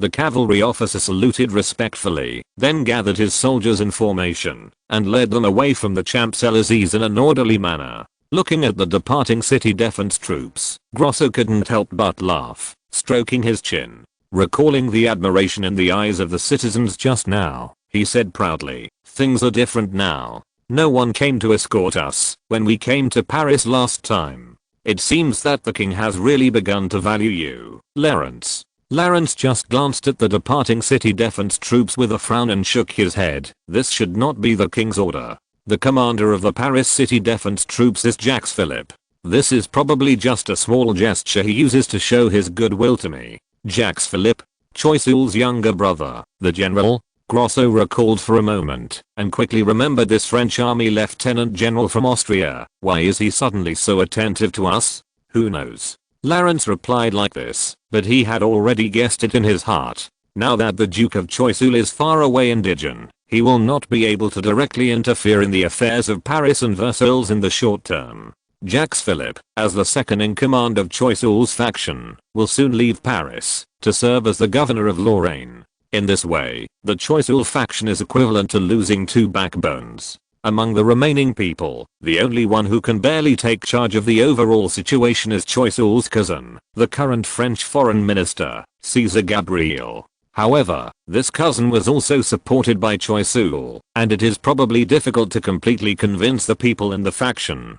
Jacques Philippe probably took this into consideration. In order to prevent the entire faction from being taken advantage of, he deliberately made a small gesture to Lawrence at the beginning of his return to Paris, in an attempt to further win over Lawrence to the Choiseul faction and help César Gabriel stabilize the situation in Paris and Versailles. The reason why the lieutenant general ordered his city defense forces to announce Lawrence's return to the whole of Paris with great fanfare today was probably to improve Lawrence's reputation, so that he could better stabilize the order within the Choiseul faction. If I guess correctly, the lieutenant general will come to visit me in person soon. It seems that I really can't rest for a day in Paris. Lawrence smiled bitterly, looked up at the gloomy cumulonimbus clouds in Paris, and muttered to himself, "It's just that the 2 dukes' factions seem to be very weak after losing their respective leaders.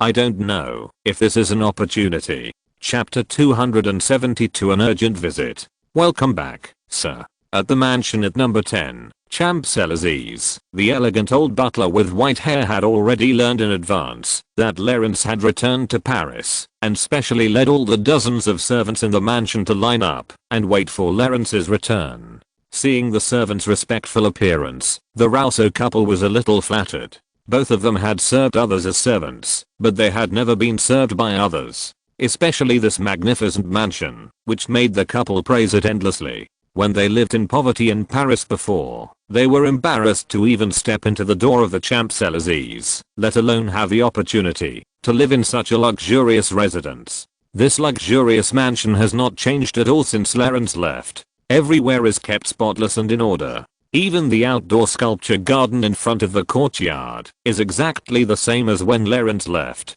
Lawrence led everyone into the mansion and looked at the neat and orderly interior with great satisfaction.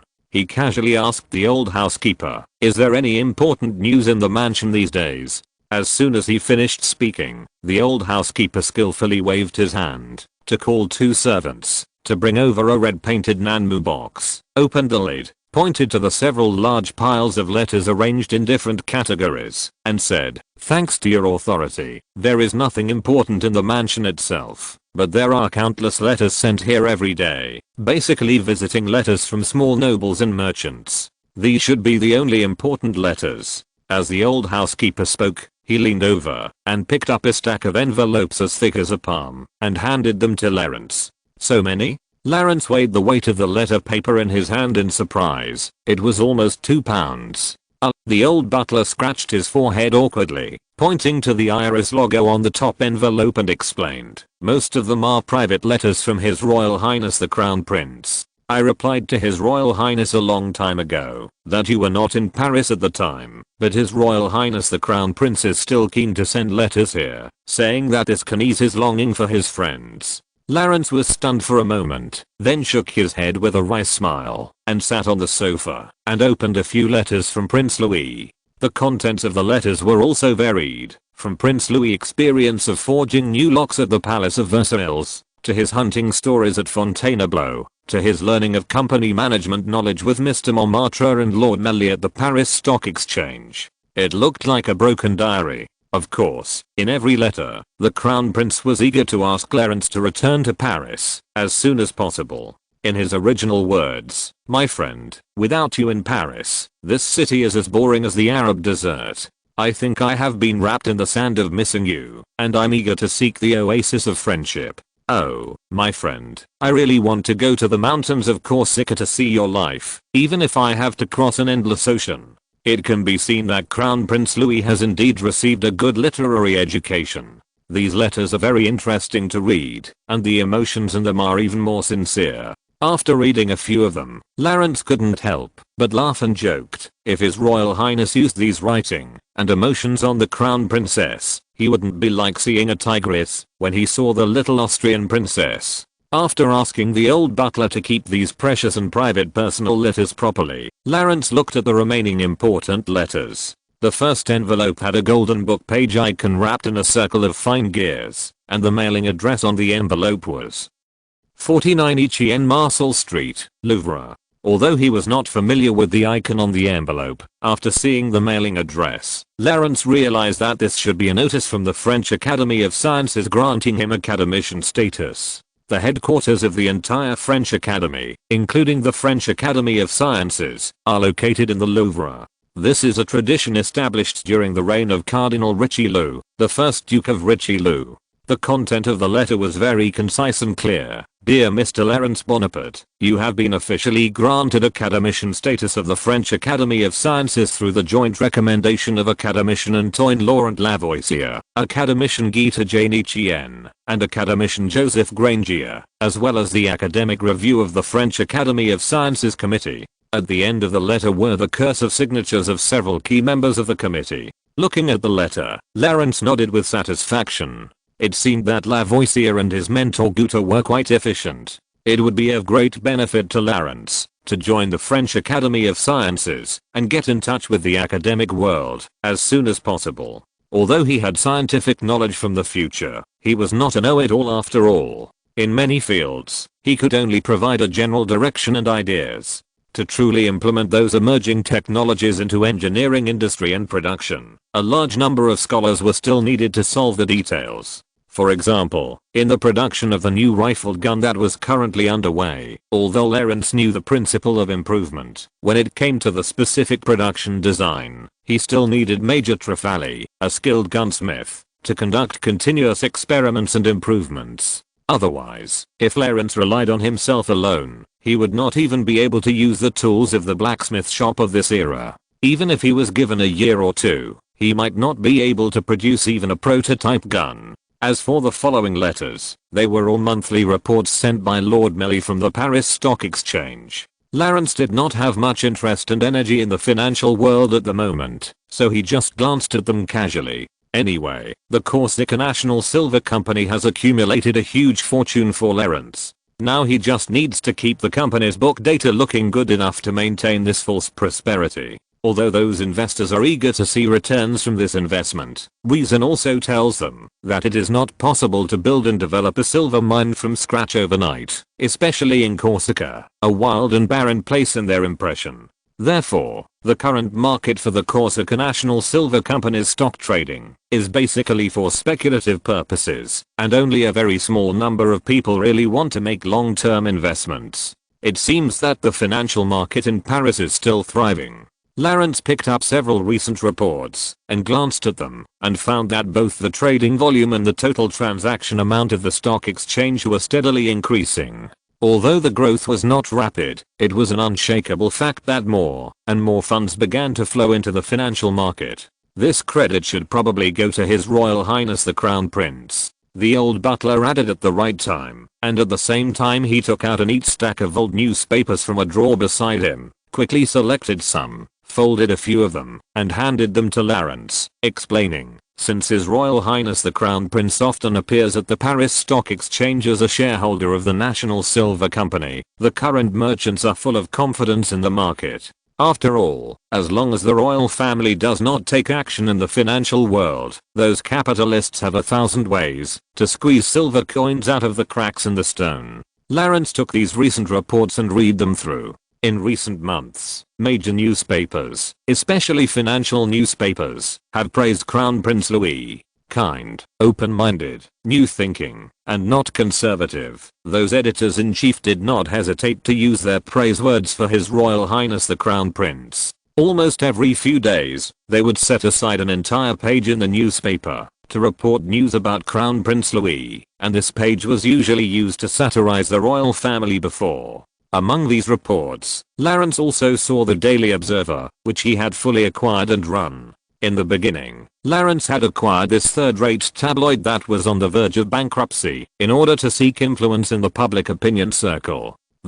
Lawrence took out a copy of the Daily Observer and asked the old butler, "How are the sales of this newspaper in Paris?" "Oh, the Daily Observer? I heard that this is a newspaper that has only recently emerged." The old butler did not know the relationship between the Daily Observer and Lawrence, so he commented very pertinently, "This kind of newspaper has been quite popular among the upper and lower classes recently. They have accurately reported several first-hand news before, which has caused the upper-class gentlemen to add this newspaper to their mailing lists one after another, so as not to miss the next first-hand information. The lower-class people like it purely because this newspaper is cheap and good-looking enough, and it has a lot of variety. It is said that every newspaper can be used as a lottery ticket and redeemed the next day. I really don't know which smart person came up with this trick." Listening to the old butler's evaluation, Lawrence also smiled, knowing that President Hatham was still running the newspaper according to his instructions. In Paris, a metropolis with a population of 600,000, there are only two ways for citizens to get news, either from newspapers or by word of mouth. Even many citizens' word of mouth talks about capital come from newspapers. It can be said that those who control newspapers in this era control the entire public opinion circle. They only need to put some groundless words on the corners of this thin piece of paper, which is enough to make a person fall into endless rumors and suspicions. And if Lawrence wants to establish his own power in Paris, he will definitely not lose the establishment of influence on public opinion. Just as Lawrence was flipping through the newspapers praising the Crown Prince, a servant suddenly came in and reported, "Mr. Bonaparte, someone came to visit you. It seems to be the carriage of Marquis Mop, Chief Justice Mop. He is really anxious. Bring him in." Lawrence frowned and folded the newspaper in his hand and put it aside. He didn't expect that the Chief Justice would come to visit so eagerly. He had returned to Paris, but his bed was not warm yet. A perfect version at 1619 book forum. A moment later, Chief Justice Mop came to the reception room under the guidance of his servants. He did not change his clothes for this trip, but still wore a plain dark red judge's robe, only a short cape with gold edges tied on his shoulders. He did not even wear a wig, but a grey black wide brimmed hat instead. As soon as he entered the door, Morp laughed and greeted Lawrence, as if he was really a friend who had not seen him for many days. "Ah, Prime Minister of the Kingdom of Corsica, long time no see." Lawrence glanced at Chief Justice Morp's clothes, and could see that the Chief Justice must have rushed from the Palace of Justice to the Champs-Élysées as soon as he heard the news that he had returned to Paris. "Please sit down, Your Excellency the Marquis. A glass of sherry?" Lawrence stood up and simply shook hands with Chief Justice Morp, and greeted him to sit opposite him in a tone that was not impolite but completely unenthusiastic. Although the cooperation between Chief Justice Morp and the Duke of Richelieu had broken down after Lawrence framed Count Falconet, Lawrence did not completely relax his vigilance against this historical chief minister. Although there was a lot of room for cooperation between the two, for example, both of them could be called royalists, Lawrence, who was still on the side of the Duke of Choiseul, would not have too close contacts with Chief Justice Morp. After all, Chief Justice Morp always regarded the 13 high courts of France as core enemies, and these high courts were the staunch allies of the Duke of Choiseul. The reason why the Duke was willing to be sent to Dijon by Louis XV was also partly in exchange for the King's promise to no longer support Chief Justice Morp in reforming and reorganizing the High Court in a short period of time. However, Chief Justice Morp did extend an olive branch of cooperation to Lawrence, and Lawrence also knew that he could not stay under Choiseul for the rest of his life, so Lawrence did not treat the Chief Justice with special indifference and alienation, but just kept a close and distant state. After all, there are no eternal friends or eternal enemies in this world, only eternal interests, especially in the political world. No need to drink, it's still working time. Chief Justice Morp waved his sleeves, smiled and glanced at the pile of letters on the table, and greeted, "I hope my sudden visit did not disturb your rest. You seem to be busy."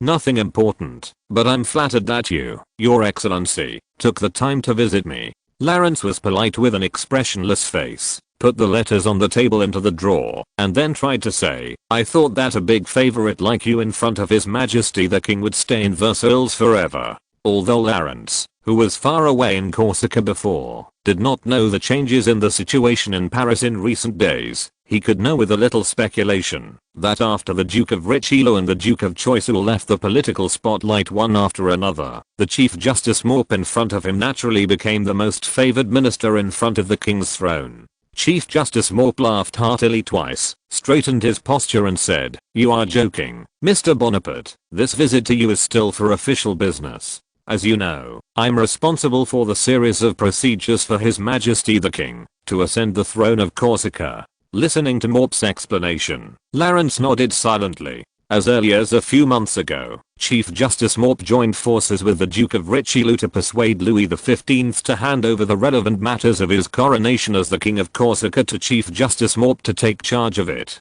At that time, Morp was still thinking of using this to cooperate with the Duke of Richelieu to make things difficult for Lawrence in the negotiation and drafting of the treaty. However, after the incident of Count Falconet attacking the Corsica embassy, Chief Justice Morp took the initiative to leave the Duke of Richelieu's side in order to protect himself, and did not continue to make things difficult for Lawrence, and even took the initiative to extend an olive branch to Lawrence to join forces. Seeing that Lawrence remained silent and did not respond, Chief Justice Morp continued nonchalantly, "His Majesty the King's coronation ceremony is expected to be held in the spring of next year. Although there are still a few months left, the preparations for such a grand ceremony are extremely cumbersome and annoying, so please understand my hasty visit today.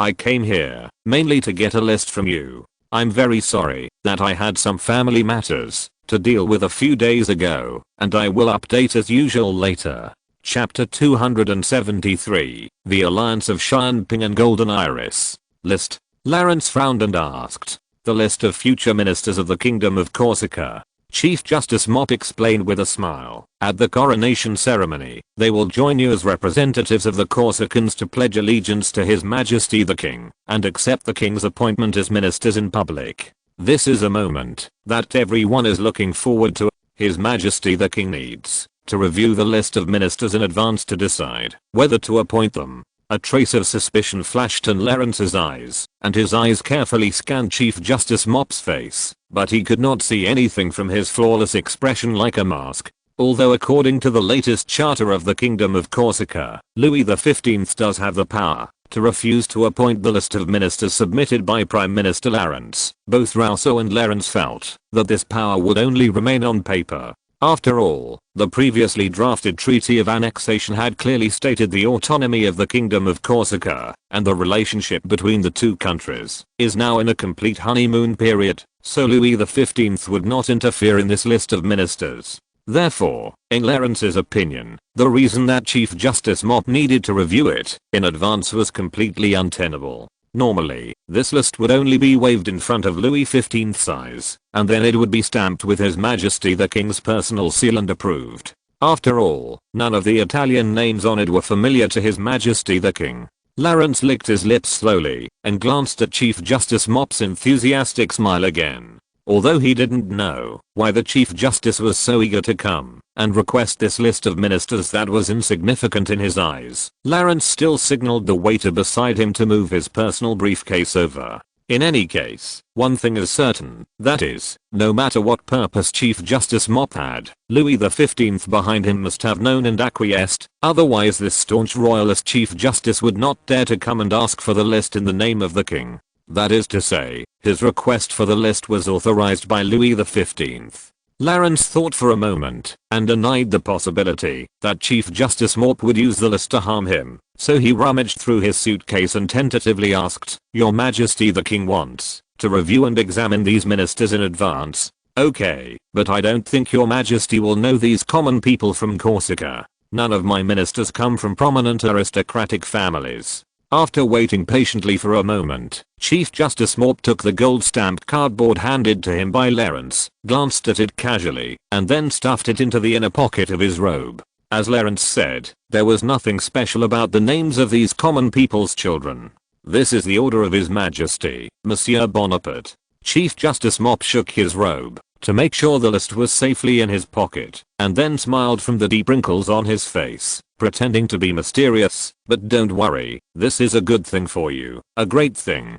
Good thing." Lawrence secretly pondered Mop's words, but did not ask again. Since Chief Justice Mop was so secretive about this, it meant that this news must be something he could not reveal at the moment. Otherwise, Chief Justice Mop, who had always wanted to win over Lawrence, would not mind using a piece of intelligence to show his sincerity. "So, is your work done?" Lawrence looked at Mop stuffing the list of ministers of the Kingdom of Corsica into his chest and asked. Chief Justice Mop smiled to himself, relaxedly lay down on the soft sofa, turned his head to look around the bright and luxurious reception room, and joked, "What?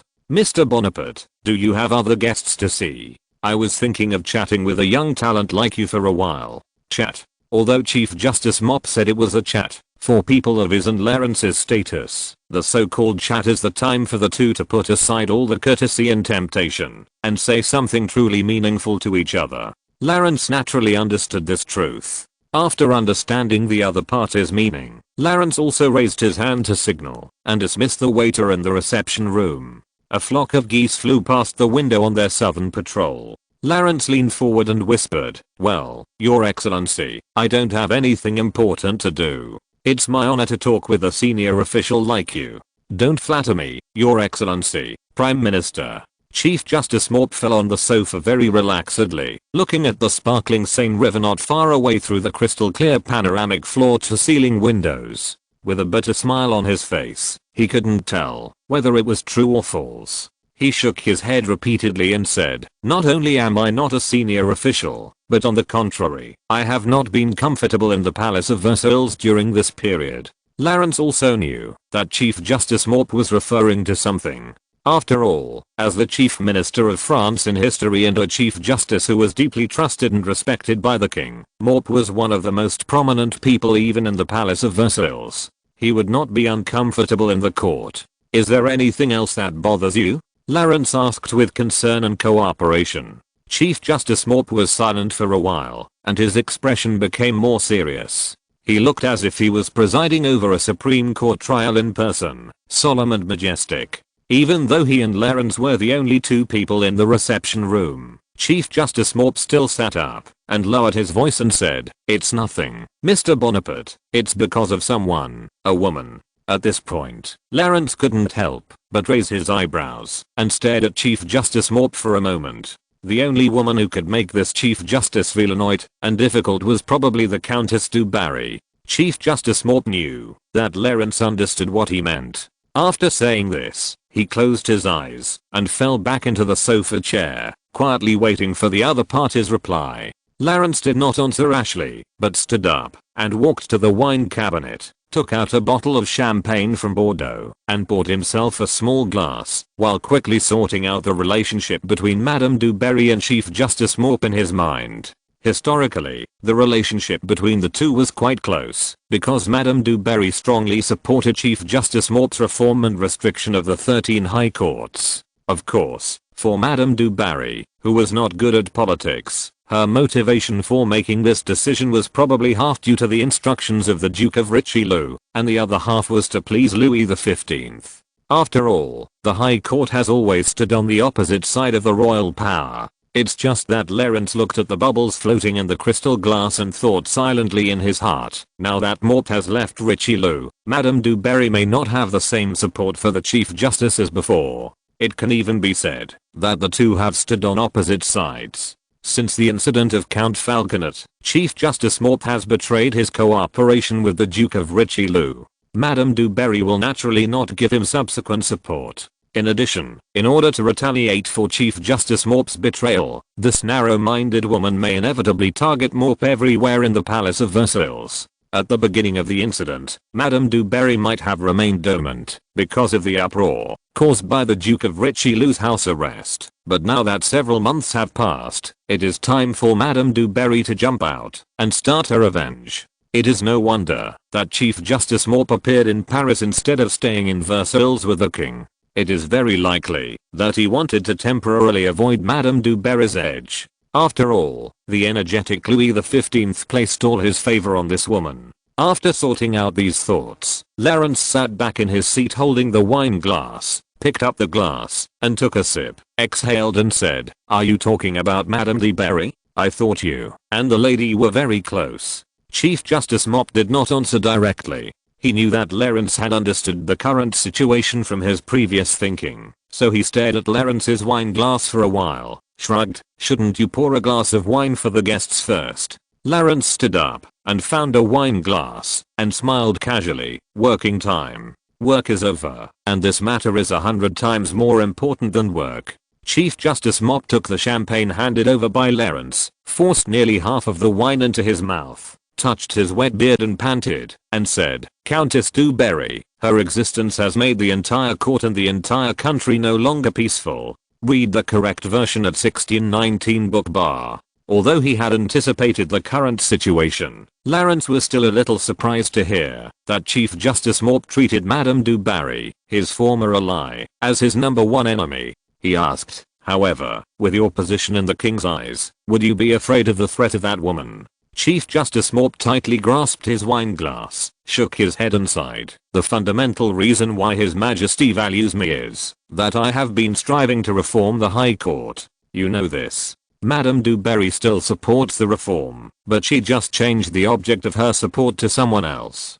After hearing this, Lawrence also understood what Chief Justice Morp was worried about. In the final analysis, what Louis XV needed was a minister who could restrict the 13 high courts in the judicial world. Chief Justice Morp was the most suitable candidate at present, but he was not the only candidate. Madame du Barry was not stupid enough to stand on the side of the High Court in order to oppose Chief Justice Morp, which would only incur the anger of Louis XV. On the contrary, she still supported judicial reform, but she no longer supported Chief Justice Morp alone. With the influence of the aristocratic circles of Madame du Barry and Duke Richelieu, it is not impossible to support a prestigious and reform-supporting judge of the High Court. After all, the High Court is an ally of Duke Choiseul, and Duke Richelieu has many candidates who stand on the opposite side of the High Court. Once such a thing happens, Morp's position will undoubtedly be greatly affected, and he will even be completely replaced by the judge who has been supported under the instigation of Madame du Barry.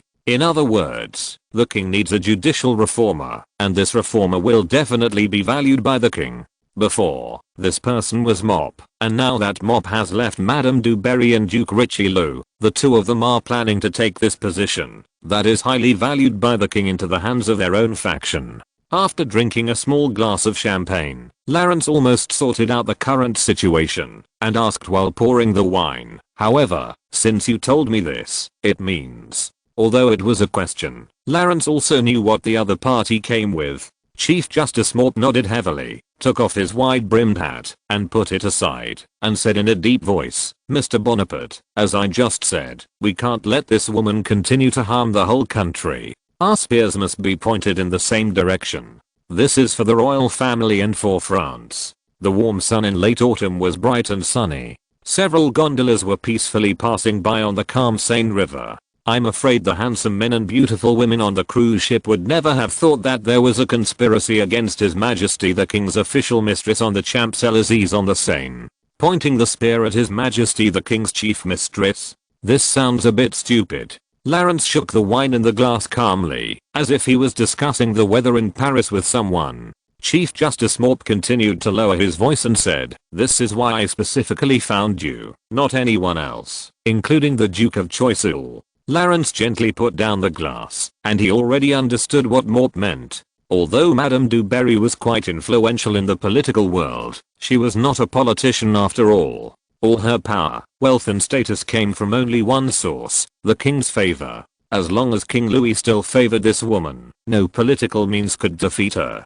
But conversely, once Madame du Barry fell out of favor, she would be as fragile as papyrus that had weathered for thousands of years and would be crushed to dust with just a slight push. Unlike the dukes, ministers, and court nobles in the court, Madame du Barry had no political background, and everything depended on the favor of Louis XV. Therefore, if you want to target Madame du Barry, the key lies in His Majesty the King himself. This is why Chief Justice Morp specifically found Lawrence. Among the many figures in Paris and Versailles, only this young Corsican Prime Minister has recently won the favor and love of His Majesty the King. There are even rumors in the court that, whenever King Louis heard the name of Lawrence Bonaparte, he would subconsciously smile. The other noble ministers, such as the Duke of Choiseul, may have a political background many times deeper than Lawrence, but in terms of the ability to please the king, no one can match the meritorious Lawrence during this period.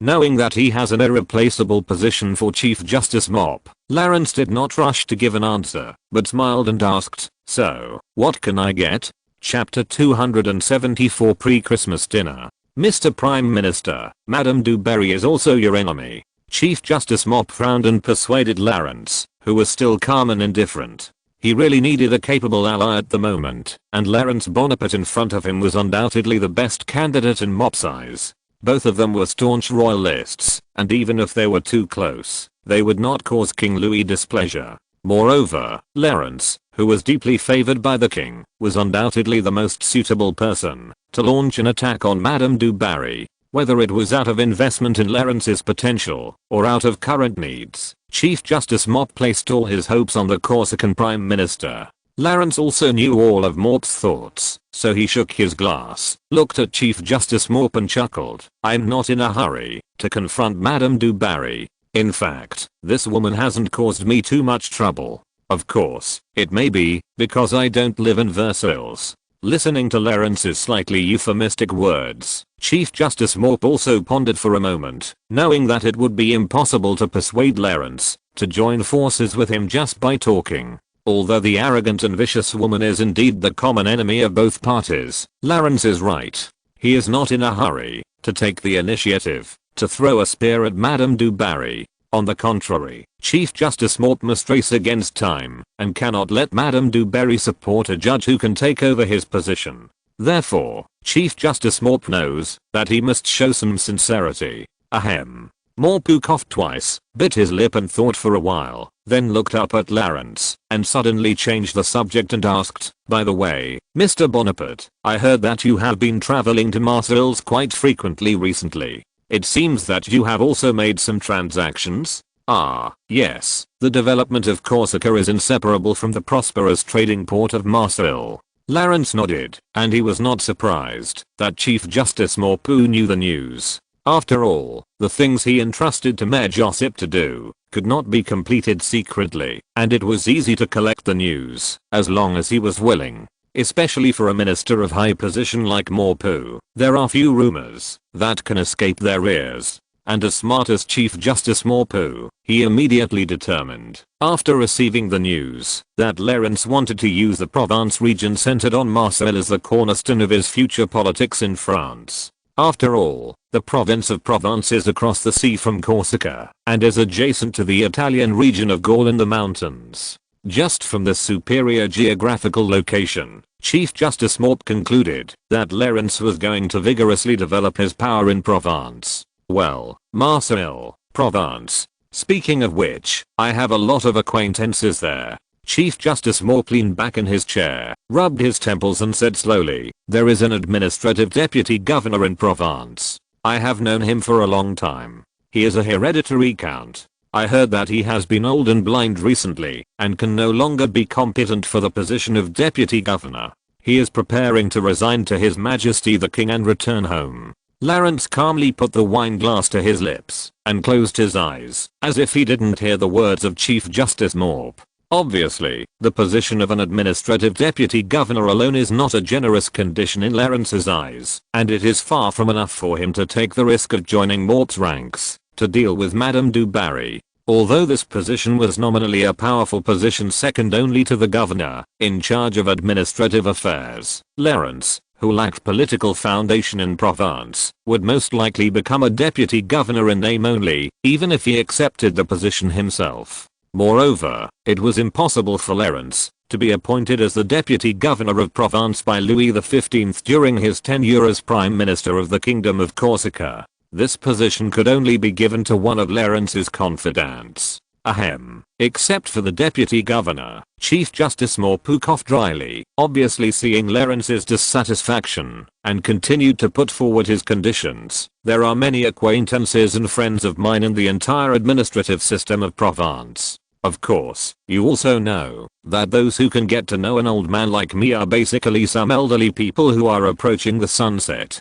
I think they will soon retire from their respective positions. In this way, a large number of positions will be vacant in Provence. Alas, it is really worrying. The Chief Justice's words are naturally full of loopholes. Let's not talk about whether those bureaucrats are really dizzy old people. Just the seats under their buttocks are enough to make countless subordinates squeeze their heads and fight for them. There will not be a batch of vacancies, as Morpu said. Of course, Lawrence will not care about the loopholes in Morpu's words at this moment, because Chief Justice Morpu has already laid out all the conditions he has offered. He will assist Lawrence in inserting the Corsicans into the administrative system of Provence. Oh, God. Lawrence immediately put on a regretful expression, shook his head and sighed. A large number of experienced bureaucrats are about to retire. It's really worrying. Will there be a lack of successors in the Provence province? Hearing Lawrence's heartfelt concerns, Chief Justice Morp finally smiled and couldn't help but patting his thigh and laughing. I was also very worried about this problem, but after meeting you, I suddenly found that this problem was easily solved.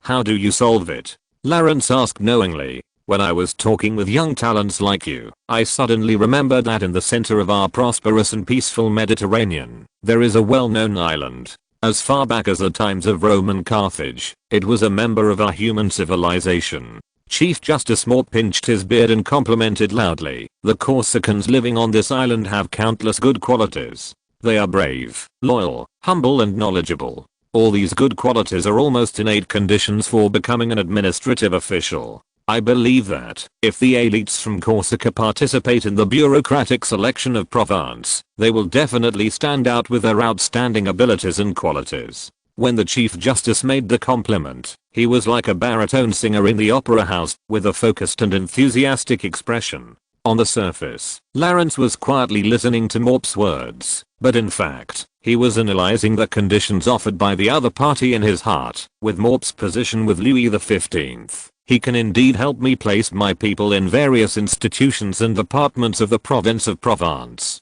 In this way, it is entirely possible to control this southern province in the future. And taking action against Madame du Barry is also in line with my current position. The Duke of Choiseul and the Crown Prince Louis and his wife will give me the greatest support. After this analysis, Lawrence also admitted in his heart that the conditions offered by Chief Justice Morp were enough to satisfy him. As the saying goes, people's hearts are like water. Although Louis XV has been quite favorable to him so far, Lawrence did not dare to pin his future on the king alone like Madame du Barry, a prostitute. After all, no one can say whether Lawrence can still be appreciated by the king by repeatedly making meritorious deeds as he has done in the past few months. As long as he could establish his own political foundation in Provence, Lawrence would not have to worry too much about losing his entire status one day because of the loss of Louis XV's favor. Even in the turbulent times in the future, Lawrence could use this southern province as a base to plot against all of France, instead of drifting around in Paris, the center of the storm, like duckweed in the wind. Although he was already very satisfied, Lawrence still looked at Chief Justice Maud with caution and asked, "Allow Corsicans to join the French bureaucratic selection? His Majesty the King will acquiesce to such a thing." Chief Justice Maud nodded confidently, patted his chest and said, "You can rest assured that the interests of Corsica and France are closely linked. I will persuade His Majesty the King to understand this. However, Mr. Bonaparte, we'd better seek the King's consent when the relationship between the two countries reaches its peak. Once things are delayed for a long time, it will be hard to say. The Chief Justice is worthy of being a veteran in the political arena." While hinting to Lawrence that he promised to use his influence to achieve this goal, he secretly urged Lawrence to join his side as soon as possible.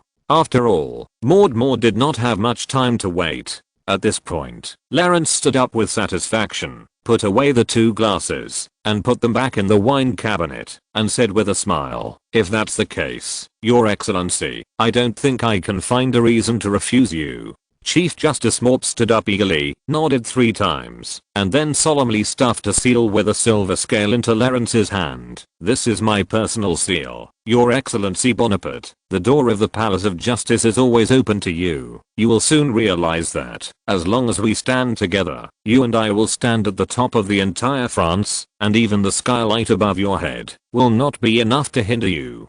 December 18th, 3 days after Lawrence arrived in Paris. After Chief Justice Morp visited Lawrence on the 15th, number 10 Champs-Élysées did not welcome other visitors. Although countless visitors come to this busy street every day, they are just unknown nobles and bureaucrats who want to climb up the ladder. There are no young people with unlimited potential like Lavoisier, so they are all rejected by the old butler of the mansion. At first, Lawrence was a little confused as to why Jacques Philippe and Crown Prince Louis did not send greetings after he returned to Paris, but he understood after receiving the invitation from the Palace of Versailles today. Another banquet and dance, held in the open-air marble courtyard of the Palace of Versailles. I have to say that our king is really keen on court life. Read the correct version at 1619 book bar. Lawrence stood in front of the silver mirror, letting the old butler adjust his rather tight and uncomfortable black dress, while helplessly complaining to Grosso, his personal bodyguard and attendant, "I bet the champagne consumed in Versailles Palace in a year can fill the entire Grand Canal. I heard that a quarter of France's fiscal revenue was spent on Versailles Palace, but I was skeptical about it.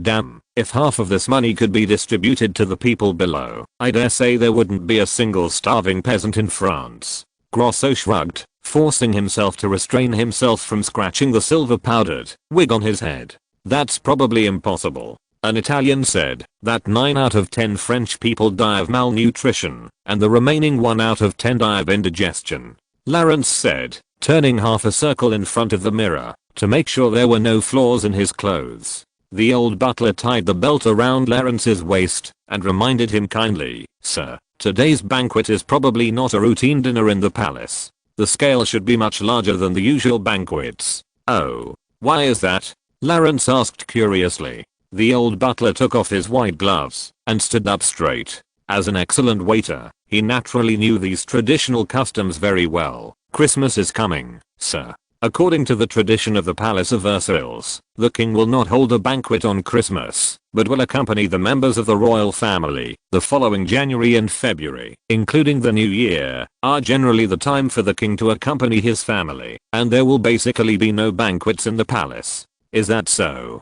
Lawrence nodded in understanding. Since there would be no big banquets in the next 2 months, Louis XV, who was fond of court entertainment, would naturally make a big fanfare at the last banquet of the year and invite all the important people to attend and indulge in fun. At this moment, Lawrence suddenly felt that the reason why Chief Justice Mop was so eager to invite him to join forces with him was probably to catch up with this banquet and take this opportunity to announce to everyone the alliance between the Chief Justice of France and the Prime Minister of the Kingdom of Corsica. After another round of trivial makeup and dressing, the old butler looked at Lawrence and Grosso's appearance with satisfaction. "Everything is ready, Mr. Grosso's too. You two will definitely be the focus of the ball. The carriage is ready in the front hall, and we can arrive at the Palace of Versailles in the evening, if we set off now." Grosso pulled the scarf that was tightly tied around his neck and muttered softly, "This damn scarf makes me feel like I'm hanging on the gallows." "You will soon be a minister, Grosso. This is just a necessary dress etiquette." Lawrence smiled and patted Grosso on the shoulder. "Minister? Hey, if I had told my guys 10 years ago that I would become a navy minister in the future, they would have sent me to a mental hospital." Grosso sneered twice and stopped bothering with the cumbersome clothes on his body. The two walked out of the mansion, boarded the prepared troika, and began to march towards Versailles. Looking at the Champs-Élysées that was gradually shrinking and disappearing in the glass, Lawrence suddenly sighed. "To be honest, I've kinda fallen in love with the banquet at the Palace of Versailles." Grosso crossed his legs, covered his mouth and yawned. "Who doesn't like a royal banquet? Endless champagne and brandy, endless venison and cream. I'm looking forward to it.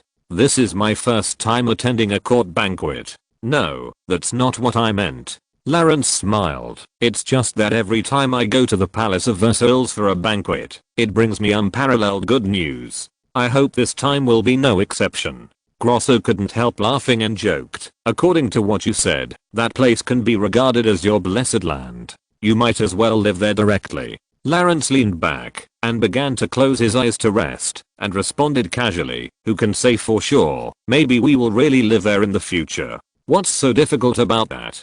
Grosso said nonchalantly. "Ask the king to assign you a room. There are at least 800 nobles living there, and you are not a big deal." Lawrence, who was resting with his eyes closed, did not open his eyes, but just shook his head slightly without answering Grosso. Only Lawrence himself knew that what he dreamed of was not just to live in the Palace of Versailles, but to become the owner. Chapter 275. Miss Elva's Unsettled Mind. At 5 p.m., the winter sunset shone on the land around Versailles. The blood-red sunset reflected on the calm waves of the Grand Canal, which looked like a never-ending river of wine. Although it was not completely dark yet, the lamplighters on both sides of the road, wearing uniform blue coats, had already climbed up the ladders and lit up the high-hanging street lamps. For Versailles, the heart of the Kingdom of France, her nights might be more prosperous and brighter than the daytime, especially when the king was feasting his ministers like today. The warm yellow lights illuminated all the streets, and the fireworks rising from the Palace of Versailles like a spring splashed the dazzling colors of the rainbow on this land full of luxury and enjoyment. On the cobblestone road leading to the Palace of Versailles, the creaking sound of carriages rolling over could be heard almost all the time. Dukes and ministers, celebrities, and ladies, these big figures who are rarely seen in ordinary days, all appeared in the Palace of Versailles today. Being invited to the royal banquet is a symbol of status. Even those who were not qualified to attend the banquet, whether they were property owners, petty nobles or petty bureaucrats, or even local civilians in Versailles, most of them would gather on the street to watch the fun, commenting on the passing carriages. "That's the carriage of Marquis Guillaume. He's such a complete prodigal son. He's keen on playing gambling poker every day. He squandered all the family property of his ancestors. Look at his carriage, the horses pulling it are as thin as donkeys. Hey, isn't that the carriage of Victor, a rich banker who spent millions of livres to buy himself the title of Minister of State?" Unexpectedly, he was also invited to the party. The money was really worth it. Wait, what's the emblem on that troika? Why have I never seen it before? That's the emblem of the Corsicans, man. Don't think about it. That's the carriage of His Excellency Napoleon Bonaparte. Oh, Mr. Bonaparte is certainly qualified to attend the banquet. It's really touching. He is not even older than my son, but he already has such a status. Humph, I don't think the barbarians in Corsica can have any ability. At best, they are just flatterers in front of a king. You can't say that, brother. Don't you know what happened in Malta some time ago? I heard that Mr. Bonaparte dared to fight the British with a sword on the battlefield. Just this courage and guts. TSK, brother, let alone you. Even if it were me, I wouldn't dare to have this courage. That's true, but I still don't like other Corsicans. They are like uncivilized. The carriage was not moving fast in Versailles, so Lawrence could naturally hear the discussions of the people on both sides about him. Although the majority of people praised and admired Lawrence, there were also many people who had considerable prejudices against him because of his background. But this is not surprising. Even more passant in the 19th century once joked, the French's understanding of Corsica is not much better than their understanding of America. For most French people, this island across the sea from their country is synonymous with mystery, barbarism, vulgarity, and backwardness. Especially those citizens living in Paris and Versailles, they have considerable discrimination against this kind of foreign land. Even Lawrence, who is essentially a Florentine, was incidentally branded with a stereotype. Of course, Lawrence did not care about these criticisms, but listened with relish. After all, Lawrence also has confidence that when the future Corsica shows her fangs and wings, the French will change their views on this neighbor. More than 20 minutes later, the carriage stopped steadily at the main entrance of the Palace of Versailles. Lawrence and Grosso jumped out of the carriage and signaled to the groom that he could leave and park the car. Even standing at the door, the two could already smell the aroma of wine emanating from the marble courtyard, mixed with the strong perfume sprayed on the guests. Lawrence skillfully took out the invitation and handed it to the ceremonial officer, who came forward and then prepared to join the banquet with Grosso under the announcement of the ceremonial officer. At this moment, a sweet and gentle voice suddenly came from behind Lawrence. "Mr. Lawrence, please wait a moment." This gentle and elegant voice was very distinctive and very familiar. Lawrence knew it came from a lady of noble birth and good upbringing. It was the daughter of the Duke of Choiseul, Miss Elvie, who called him. Seeing Lawrence stop and sideways, Miss Elvie also smiled and lifted her long skirt and trotted up, just like a quirky snow rabbit. She was wearing a plain white dress with a cloud pattern woven with gold thread on the hem, which was lively and agile. Her light brown hair was not tied up, but danced softly in the autumn wind. Although the huge bustle of a woman's long dress in the Rococo style could hardly fully show the beauty of a lady's curves, for Miss Elvie, the upper part of the dress alone was enough to perfectly outline her graceful figure. Even Lawrence was stunned by the whiteness of her chest, and suddenly he understood why Count Falconet, who was still in prison, wanted to pursue Miss Elvie so fanatically. However, the reason why Lawrence was willing to associate with Miss Elvie was not these external factors. Lawrence valued Elvie's identity and status more. After all, she was the eldest daughter of the Choiseul family, and more importantly, she had a very good personal relationship with Crown Princess Mary. Although Lawrence has been favored by Crown Princess Mary, having one more common friend can always improve the relationship with the future queen. The young men at the door, looking at Miss Elvie's graceful figure against the fireworks, swallowed their saliva one after another, and hesitated to approach and chat with her. However, when they saw this elegant flower of jailing actually trotting all the way to the side of Mr. Bonaparte, the men could only sigh and curse the damn Corsican, while walking away very tactfully. I was a little worried that I called the wrong person just now. Fortunately it was you. Miss Elvie came very close, and she didn't apply pungent perfume like other ladies, but instead had a faint fragrance that was close to body fragrance and refreshing. "Good night, Miss Elvie. I'm also lucky to meet you here." Lawrence performed an unskilled gentleman's greeting and asked, "Are you here alone?" "No, I came with my uncle, Jacques Philippe. You should have met him," Miss Elvie said, her clear and pure eyes always staring at Lawrence's eyes. Lawrence nodded in understanding. Young and unmarried ladies like Miss Elvie are basically accompanied by elders when attending formal social occasions. Since the Duke of Choiseul is still far away in Dijon, it is natural that Jacques Philippe accompanied her to the Palace of Versailles. "Oh, by the way, there is something I haven't told you." Miss Elvie reached out and lifted her hair in the autumn breeze. Her pretty face appeared and disappeared in the light and shadow of the fireworks. She hesitated for a while before saying shyly, "I haven't thanked you personally for the matter with Count Falconet. You risked your life to solve a big problem for me." Lawrence smiled modestly and said, "Your father has already conveyed his gratitude on your behalf, and I did that for His Royal Highness the Crown Prince.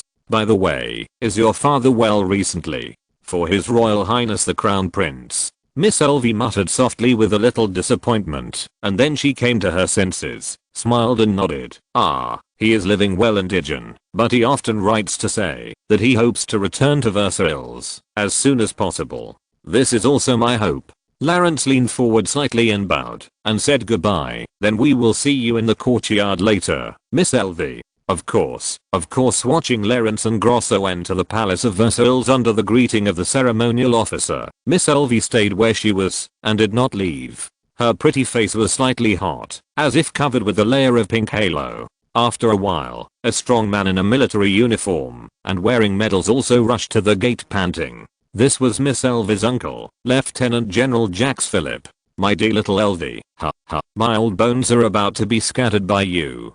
Jacques Philippe wiped the sweat from his forehead, supported his waist and smiled. "Did you see your sweetheart? Even your uncle was left behind." Miss Elvie's cheeks flushed immediately, and she shouted, "Don't talk nonsense. Uncle Philippe, I saw Mr. Bonaparte, and came to thank him. Read the correct version in 1619 book bar. Ah, Monsieur Bonaparte." Jacques Philippe had a kind smile on his face, and he couldn't help pinching his beard and nodded. "That young man is indeed not bad, but he is still not worthy of you in terms of status, my little Elvie. If it weren't for the marriage alliance with Austria, your father wanted to marry you to Crown Prince Louis." "What nonsense are you talking about, Uncle Philippe?" Miss Elvie blushed, and her delicate fingers pinched Jacques Philippe's waist fiercely, and said coquettishly, "My sisters all say that women should pursue true love regardless of their wealth. Just like what is written in the novel Emile. That's romance." "What are you talking about?" "Of course, a big thing like marriage requires a good match. I think the person who wrote that novel should be thrown into jail." Jacques Philippe first curled his lips in disdain, and then snickered and touched Miss Elvie's head. "But, little Elvie, are you planning to pursue true love with Mr. Bonaparte?" "Hehe, I still support you on this point." "Woo. I hate you, Uncle Philippe."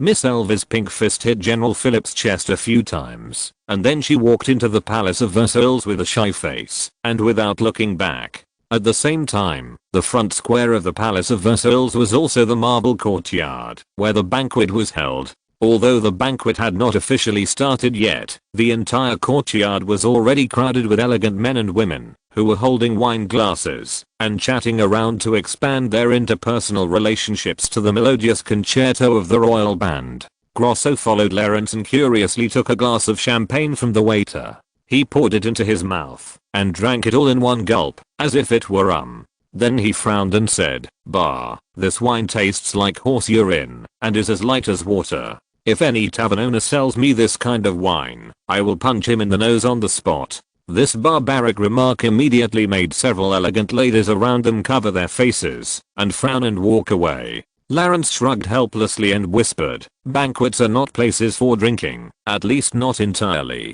If you let these bigwigs drink whiskey during the 5-hour banquet, I'm afraid they will all have to crawl out the door in the end."